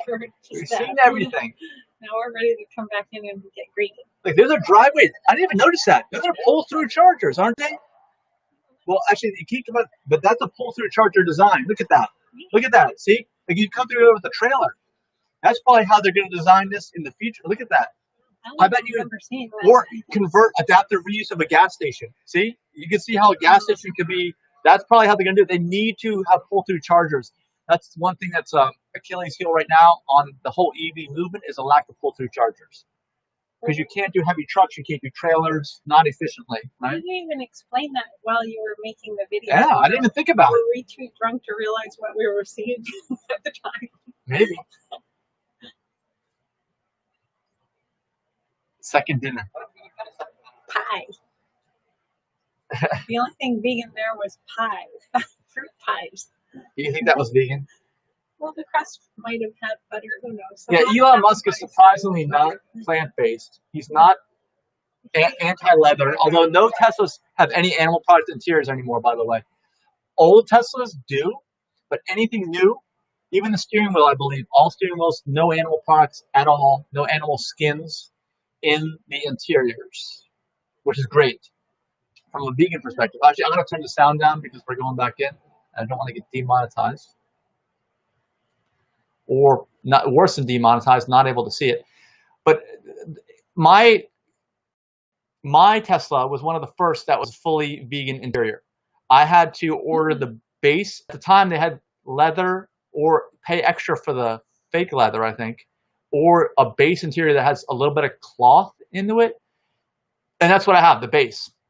Because on my, I think it was only on the Performance you could get that leather stuff. I think it was only if you got the white interior, which you had to pay extra for, which I didn't want. I didn't even want that. So that was my only option at the time. But the steering wheel still was leather wrapped. So I had to, after I ordered the vehicle, contact Tesla via email and make sure that they gave me a urethane steering wheel. It's like a unique urethane steering wheel that was never even available as an option on the website. It wasn't even promoted or in any way made known that it was even an option. It didn't cost any money. And so I have one of the first all animal product free interior Teslas. And they decided that was such a pain in the rear end to customize Mike's vehicle that now they just made that the standard. That'll save them some money and not having to do. Yeah, they're sick and tired of hearing from me. So the thing is, if you go buy a Tesla that vintage of my vintage, it's probably going to have some kind of animal products on the interior. That's why I'm mentioning this to you guys. If that matters to you, it's going to be nearly impossible to avoid that. I have one of the few, if not the only, from the factory animal product free car that was built. I don't know. I don't know if anyone got the special steering wheel in those couple of months. They would have had to have ordered the car or produced it in those 3 months. Actually, 2.5 months, right? Yeah. December, November, and half of October. Who knows? It may be one of a kind. Who are you interviewing now? I'm not sure, but we can't turn it on because there's recorded music in there. Yeah. But we're getting close to the end of the video. We're almost into the Model Y. We got like a half hour left. This is going to be the climax of our video. We get to go inside of the Model Y, right? While drunk. Yeah. Woo. See, this is a surprisingly, even for me, lively video. I wasn't thinking we're going to have anything to talk about. I'm like, well, how interesting could this experience have been? You know, and this video is 4.5 hours long. Yeah. But there's all kinds of interesting stuff going on here. Really, all kinds of stuff. And by the way, I do have like a vault of videos from when Denise and I took a road trip in late 2017. It's a 16-part series. I think we've released 3 parts of it because I just never got around to compiling them. And at some point, I'm going to release the rest of that road trip. It was over a 4,000-mile road trip back in 2017 as like a vintage, you know, never before released secret footage. Yeah, we started in DC, went to Florida, back up through Tallahassee, over across Alabama and Missouri. I'd never been to Alabama before, or Mississippi. There's no Missouri. It was Alabama, Mississippi. Right? Went to a casino there. Right. In Louisiana, right? Yeah, there was a major casino there, down by Biloxi. Yep. There was a charger. Wasn't there a charger right near the casino? We supercharged in Biloxi, and there were stray cats there. Oh yeah, I remember walking in that casino. It smelled like smoke. I'm like, what? Yeah, you can smoke. Yeah. That is the most ridiculous thing. In 2017, even still. Yeah. And then we went over to Louisiana. What were we doing there? It wasn't Mardi Gras, but it was around Thanksgiving. And we went to, I got on a vegan group on Facebook, found a vegan Thanksgiving meetup. We went to there, met a whole bunch of new people. We went downtown to New Orleans, right? New Orleans was cool. We got a hand grenade or whatever that was, and that was and you lost your hearing. Oh my gosh, yeah, it was ringing in my ears. Don't ever do that. Yeah. All that's on video. We have hours of video.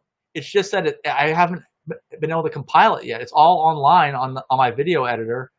It's just that life has gotten in the way since then. Things have just taken off. It's like all this is taken off with Tesla.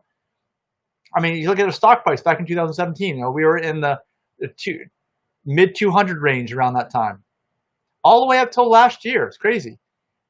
Things have just really exploded now. But And if you look at autopilot, I'm sure if you look at autopilot and how it was working, I think even that time it was probably like going like this in the lane, like wobbling, you know?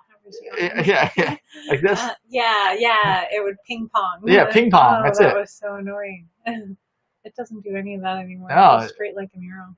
Yeah, and it with all the now it stops at red lights. It stops at stop signs. It does all this stuff now. Stops for overpasses unintentionally. Oh yeah, still phantom brakes. Yeah, I got a whole testing series on phantom braking. Just type in phantom braking and a digital nomad, all one word, and you'll see a whole series of videos. Even with the newest tech, I'd say that this was one of the worst phantom braking reactions I've ever experienced. The most recent video I uploaded. Okay, and I've got the latest technology. There's still a ways to go. Is my point. We're moving rapidly in the right direction, but that was just bad. That was bad. Your friend Gwen said she almost spilled her coffee because of the phantom. No, she doesn't. But she wasn't buckled. In her Yeah. car Because she has an older Model S that doesn't even have Autopilot 1 on it. That was pre-Autopilot 1. Yeah, she was having a software bug. She's got MCU 1. I just recommended to her to upgrade to MCU 2.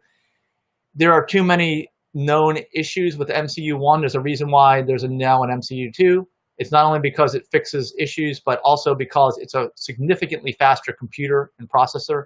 So I highly recommend anybody and everybody with a Tesla that doesn't have MCU 2 to pay to upgrade. Plus, you get a lot more features. You get to watch Netflix and YouTube and everything else. I mean, and the biggest benefit of that is not the screen, because the screen. I hear my knee crack. The screen on my laptop is probably better, but the sound is awesome.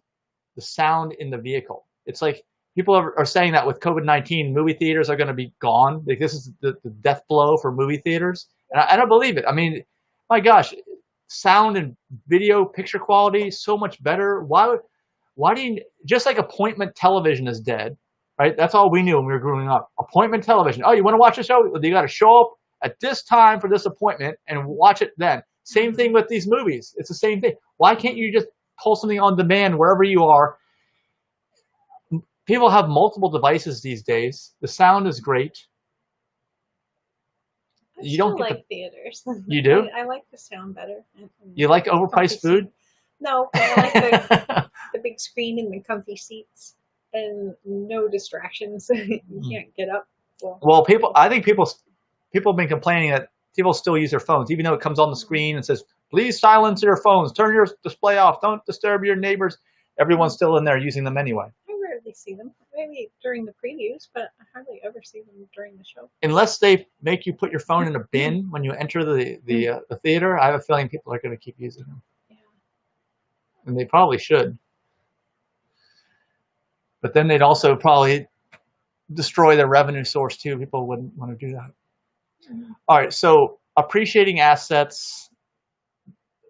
Any Tesla built since mid-October 2016, and my leg is completely falling asleep now, is in my mind truly going to be an appreciating asset. Level 5 is real. It'll happen in the very, very near future based on data and vision cameras alone. Big data, neural net, and vision cameras. That's the key to what Tesla has.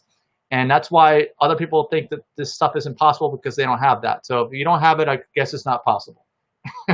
Right? Nobody else is even going to have it anytime soon. Even if they launch their vehicles on the road today, if Tesla's got 1 million vehicles, how long is it going to take them to catch up? A long, long, long time. They probably will never catch up. All right, so I think we're almost to the point where we get in the Model Y, because we only have like 15 minutes left, or 20 minutes left in this video. We have to be there. We have to be there.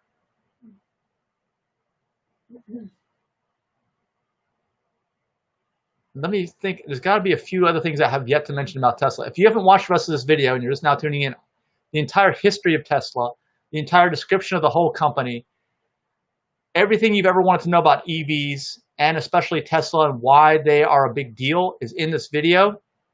If you go and watch this video, you will understand everything. It will be like an awakening. And it's important that people have this awakening, because I believe the financial markets are starting to reward Tesla for this awakening. I think we're walking over now to get in. Did we suddenly realize our number came up? Maybe. Let me see if I can turn the sound up.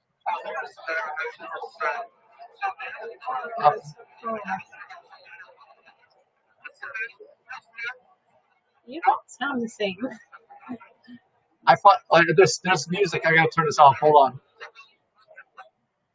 Sorry about that. I'm still hearing music in the background. I gotta have an ear like the smartest AI at YouTube. But we are about to get in. There's no question about it. If that Model Y there, it's all blacked out. That might be a clay model also. I don't know. Or is that just a real one that's camouflaged? I think that's a real one that looks like it's out. It's been desert testing or something.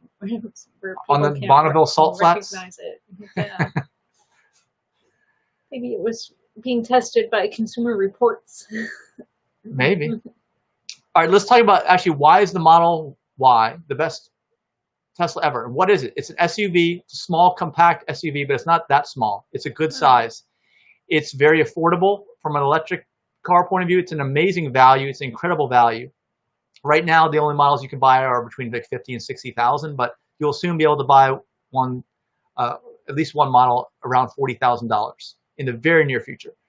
And I say everybody, this is car appeals to everyone. This is huge appeal, not only to people who are into performance, but people who are into space utilization, efficiency, technology, self-driving. Gosh, it goes on and on. I mean, it is the epitome of everything Tesla, and it is the cumulative result of all the lessons that they've learned over the years. But it doesn't look like a small SUV like a RAV4 or it doesn't. No, Why? Or a CRV or a Nissan Rogue. It looks more like a car to me. I mean, what defines an SUV? Well, it's got a hump. A hatchback? It's got like the Model X, like mine, has a hump in the back, right? It's got a distinctive little. It's not like a sedan. It doesn't look like a sedan. It looks like something different. It looks almost like a Pontiac Aztec like type shape. So there needs to be more cargo space under the hatchback. Yeah, for sure. Well, there is. But yeah, they make. I guess that's their SUV. They want to have a hatchback because Model S is a trunk. No, sorry, Model 3 is a trunk. Model Y is based off the 3 platform, which is a trunk, and the opening is very small. Model Y is a huge opening and a lot more space, for sure. That's a big difference. That's why that's how they make them, I don't know, different from one another. Okay. We are about to get in the car, yeah, I'm sure. employee keeps smiling at you. Maybe because you have your camera running. Yeah, I can't look like I hate my job. So, I don't know. Oh, and the Tesla logo, see the T there? It's actually the inner workings of the electric motor that spins around. There's like a little T-shaped like device that spins around on the axis there at the bottom. That's the electric motor. It's a purposeful design to look like that. It's not something that somebody just said, oh, this looks like a cool T. It's actually what a cross-section looks like of an electric motor. You don't see the full cylinder in there because that would look stupid as a logo, but you see the T part that rotates through the cylinder. That's why there's another level to it. You notice it's a T with a little thing on the top. That's one of the edges of the cylinder it rotates in. There's Sean Mitchell. He's a YouTuber. So we were talking to him. And what else we can say about the Model Y? Okay, what have they learned the lessons on? Well, manufacturing, how to produce a lot of car for little money. They're being as efficient as they possibly can in many, many areas. And we've watched some Sandy Monroe teardowns of the Model Y where he's pointed out all these different things that differ from the Model 3, or at least the original Model 3, because something else that makes Tesla different is that they don't have model years. They do have a year next to the name when you bought the car, but they don't have model years of cars, and they don't ever redesign a car, apparently. They're constantly redesigning. So the model of your car, the version of the model of your car that you have, depends on when it was manufactured, not in what year, what month it was manufactured in that year, because they're constantly changing up and improving. And it's continuous, ongoing improvement. It's the Model S that you see today looks from 100 yards away the same silhouette as the Model S that you can get in 2012. But I can tell you that most every part on that car is different. Almost every single part. When I say different, I mean it's just it's an improved version or redesigned, more performance version. There's the wall charger you're talking about of the previous parts, and because of that, the actual car performs better in every category. It's not the same car, is what I'm trying to say. It's has the same name, and it looks the same, but it is totally different car it's way better, than you got. 2012, it broke Consumer Reports ranking system, and I don't even know if Consumer Reports has ever tested the new Model S. I don't know what they would say about it. I think when they tested it, the only one available was the rear drive only. Rear drive, no performance, like 60 kilowatt battery pack. It was like low end that you can't even get. Those specs are lower than the base Model 3 that you can get these days. Base Model 3 is 75 kilowatt battery pack. Full self-driving autopilot capability. There was no autopilot on there. 60 kilowatt pack. Couldn't even get all-wheel drive on it on the original Model S. So you have a 90 kilowatt. Is that the rate that it'll charge at, or No, it's the size of the battery pack in kilowatt hours, total kilowatt hours max capacity. Tesla's moved away from putting numbers on cars because I guess they don't want. I don't know. They just moved away because if you look at Model 3 and Model Y, they have never used numbers. They don't use numbers at all. If you look at the new Model S and Model X, they've removed the numbers. They use this 100 used to be the newest pack. They were selling only 100 packs more recently, since they've moved S and X even more upscale to make room for 3 and Y down a little bit lower. So they got rid of the 100 at one point. It just says Model X. That's it, and Model S, and there's only one pack size available. It doesn't even matter. So it is what it is. How many kilowatts per hour do you use if you're just driving on flat land at 60 miles an hour? It's actually it's used as a gauge called watt hours per mile. You can pull that gauge up on your display at any time. I keep it up all the time. Anywhere between, I say just driving without towing, anywhere between a low of about 200 watt hours per mile to maybe a high of around 500 if I've got the heat cranking and I'm going up a hill, But if I'm towing, it could be 1,200 watt hours per mile usage. So there's a massive difference there. And that's why towing is very difficult right now, because you need to double the size of your battery pack, because you're going to double your usage guaranteed, at least double, guaranteed. When we were climbing Mount Washington up in... Oh, actually, that's an exception. That was more like 800 watt hours per mile. So almost as much as towing. Yes, yes, because that was Mount Washington. Is a totally different experience. But that is not anywhere near anyone's normal drive. So I wouldn't include that in there.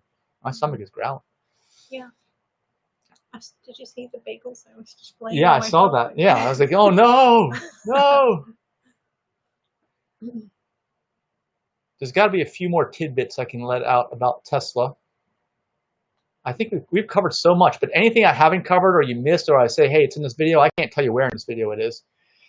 You either got to watch the whole video, or you can subscribe to the YouTube channel, adigitalnomad.net.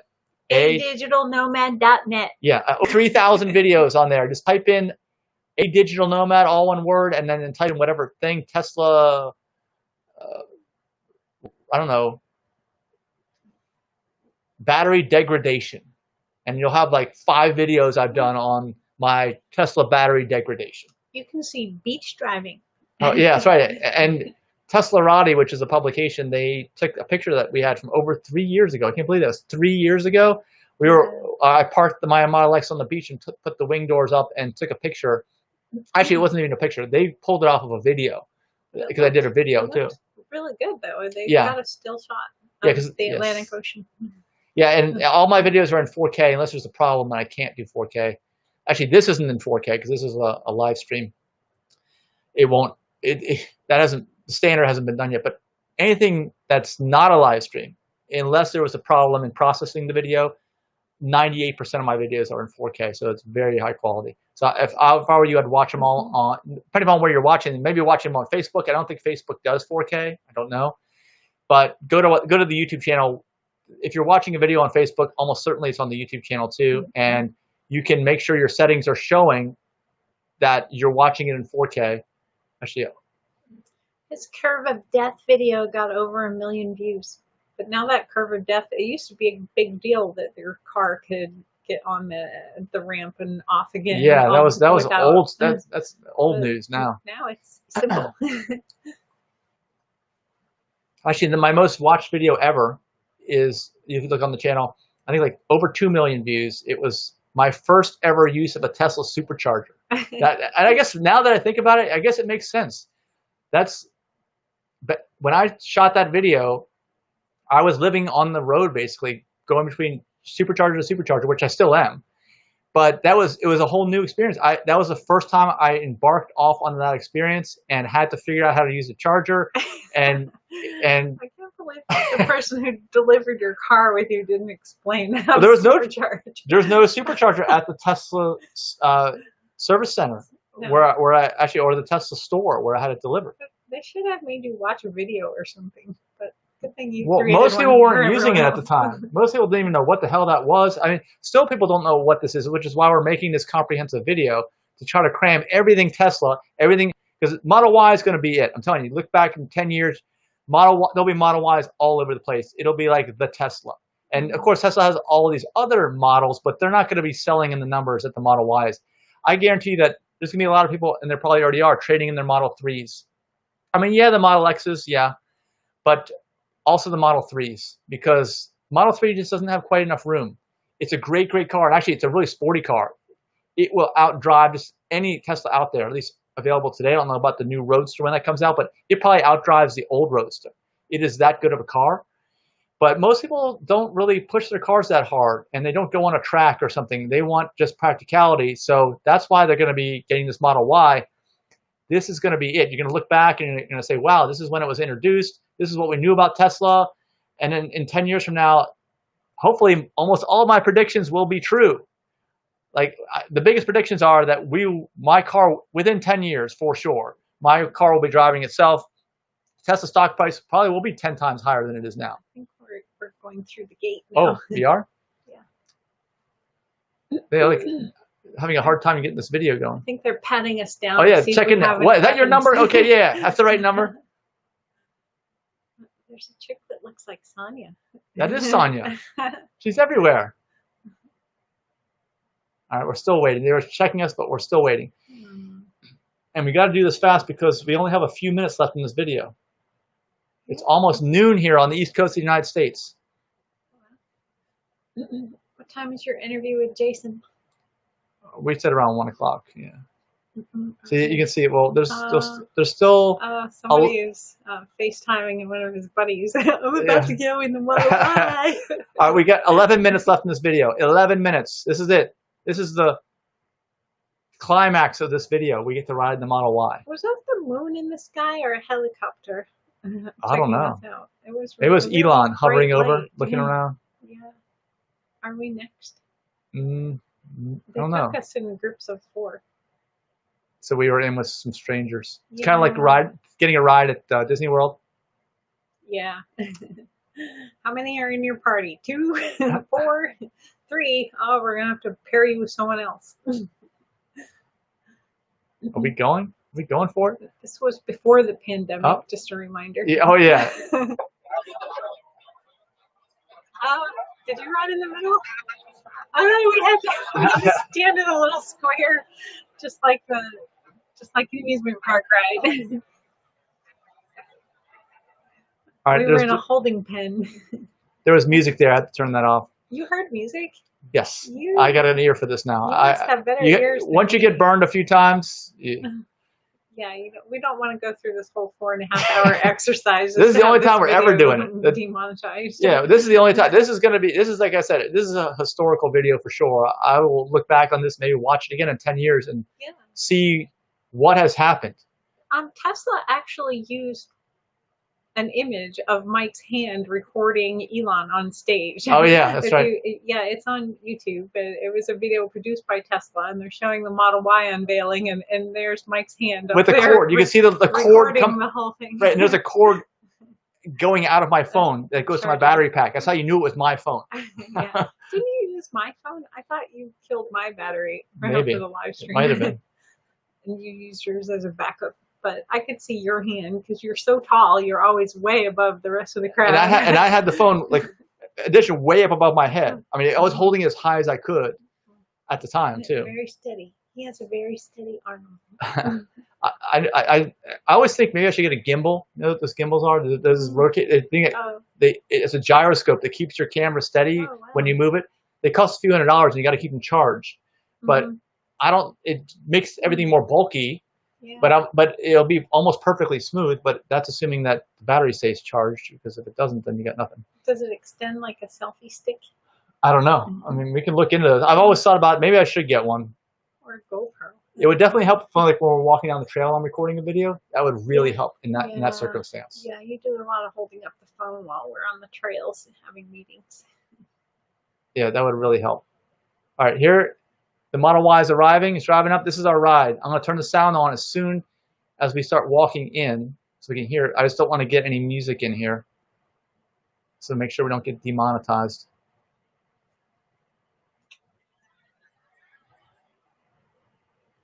Okay, so wait, that maybe we're still waiting again. We're still waiting? I don't know. There's still music back there. I just got out. Yeah, this is not going to be us. They're loading everybody in there. Yeah. So we're the one after this. Next car. But that is the performance Model Y with the optional rims that are bigger. And it's got all-wheel drive. And all performances have all-wheel drive, which is similar to four-wheel drive. And I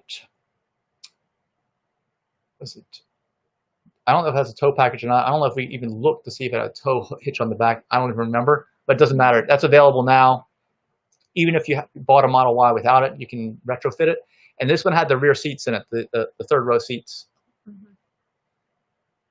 But also know that this is not an off-road vehicle. There's no air suspension offered. It does not have a lot of ground clearance, as you can see, but it does make it easier to get in and out. You're not like falling into a hole like you do in a sports car. So ingress and egress is definitely improved over the Model 3, in addition to there being more space.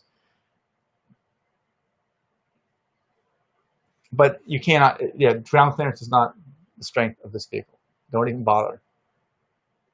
Model X and S are the only models that have air suspension, which means you can raise and lower the suspension. They're not even available on 3 and Y, and according to Elon Musk, they will never be available on 3 and Y. It's another way that they keep the cost down. Who is that we're talking to? I don't know. A Tesla employee. Yeah, I don't want to turn the sound up because it'll catch the songs.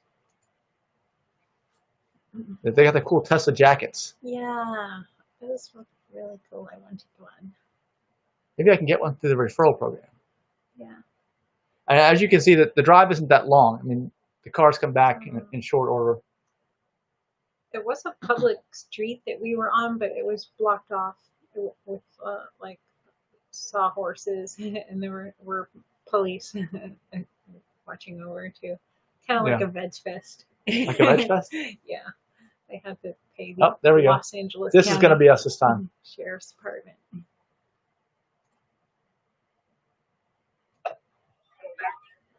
We're going in. Who's going in the front? Oh, somebody else. The front looks just the same as Model 3, really. The seats are just a little bit higher. The seats are probably like 5 or 6 inches higher than you used to in the Model 3, but everything's identical in the front. The back's different because of the hatchback and the folding seats and the releases for them. That was you. And the roof, too. The roof's different. It's solid, single piece of glass. That screen is so big. On Model 3, it's not a solid single piece of glass. It's 2 pieces. Wow, he took right off. We didn't even get buckled.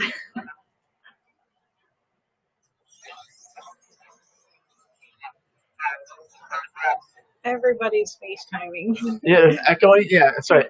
Doing a video. Yeah, the whole roof is glass. There's the seats in the back. Was I in the seat in the back? I think I was. Yeah, I was way in the third row. You were in the middle. No one was in the third row. I don't know. So they didn't put anybody in the third row. I don't think so. All right, now he's going to floor it here. He's going to turn and he's going to floor it.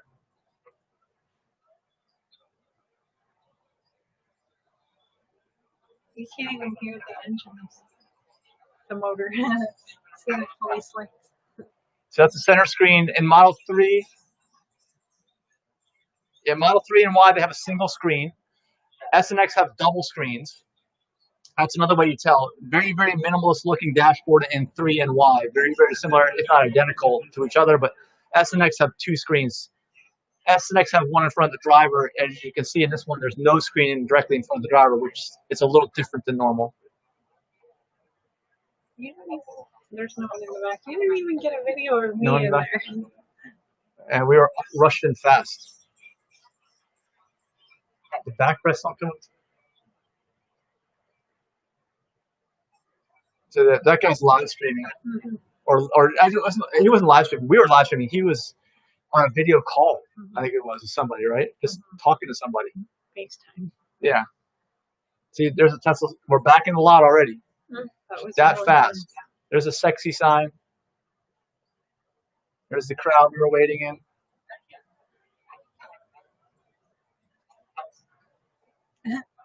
Same sound. Sounds as the X.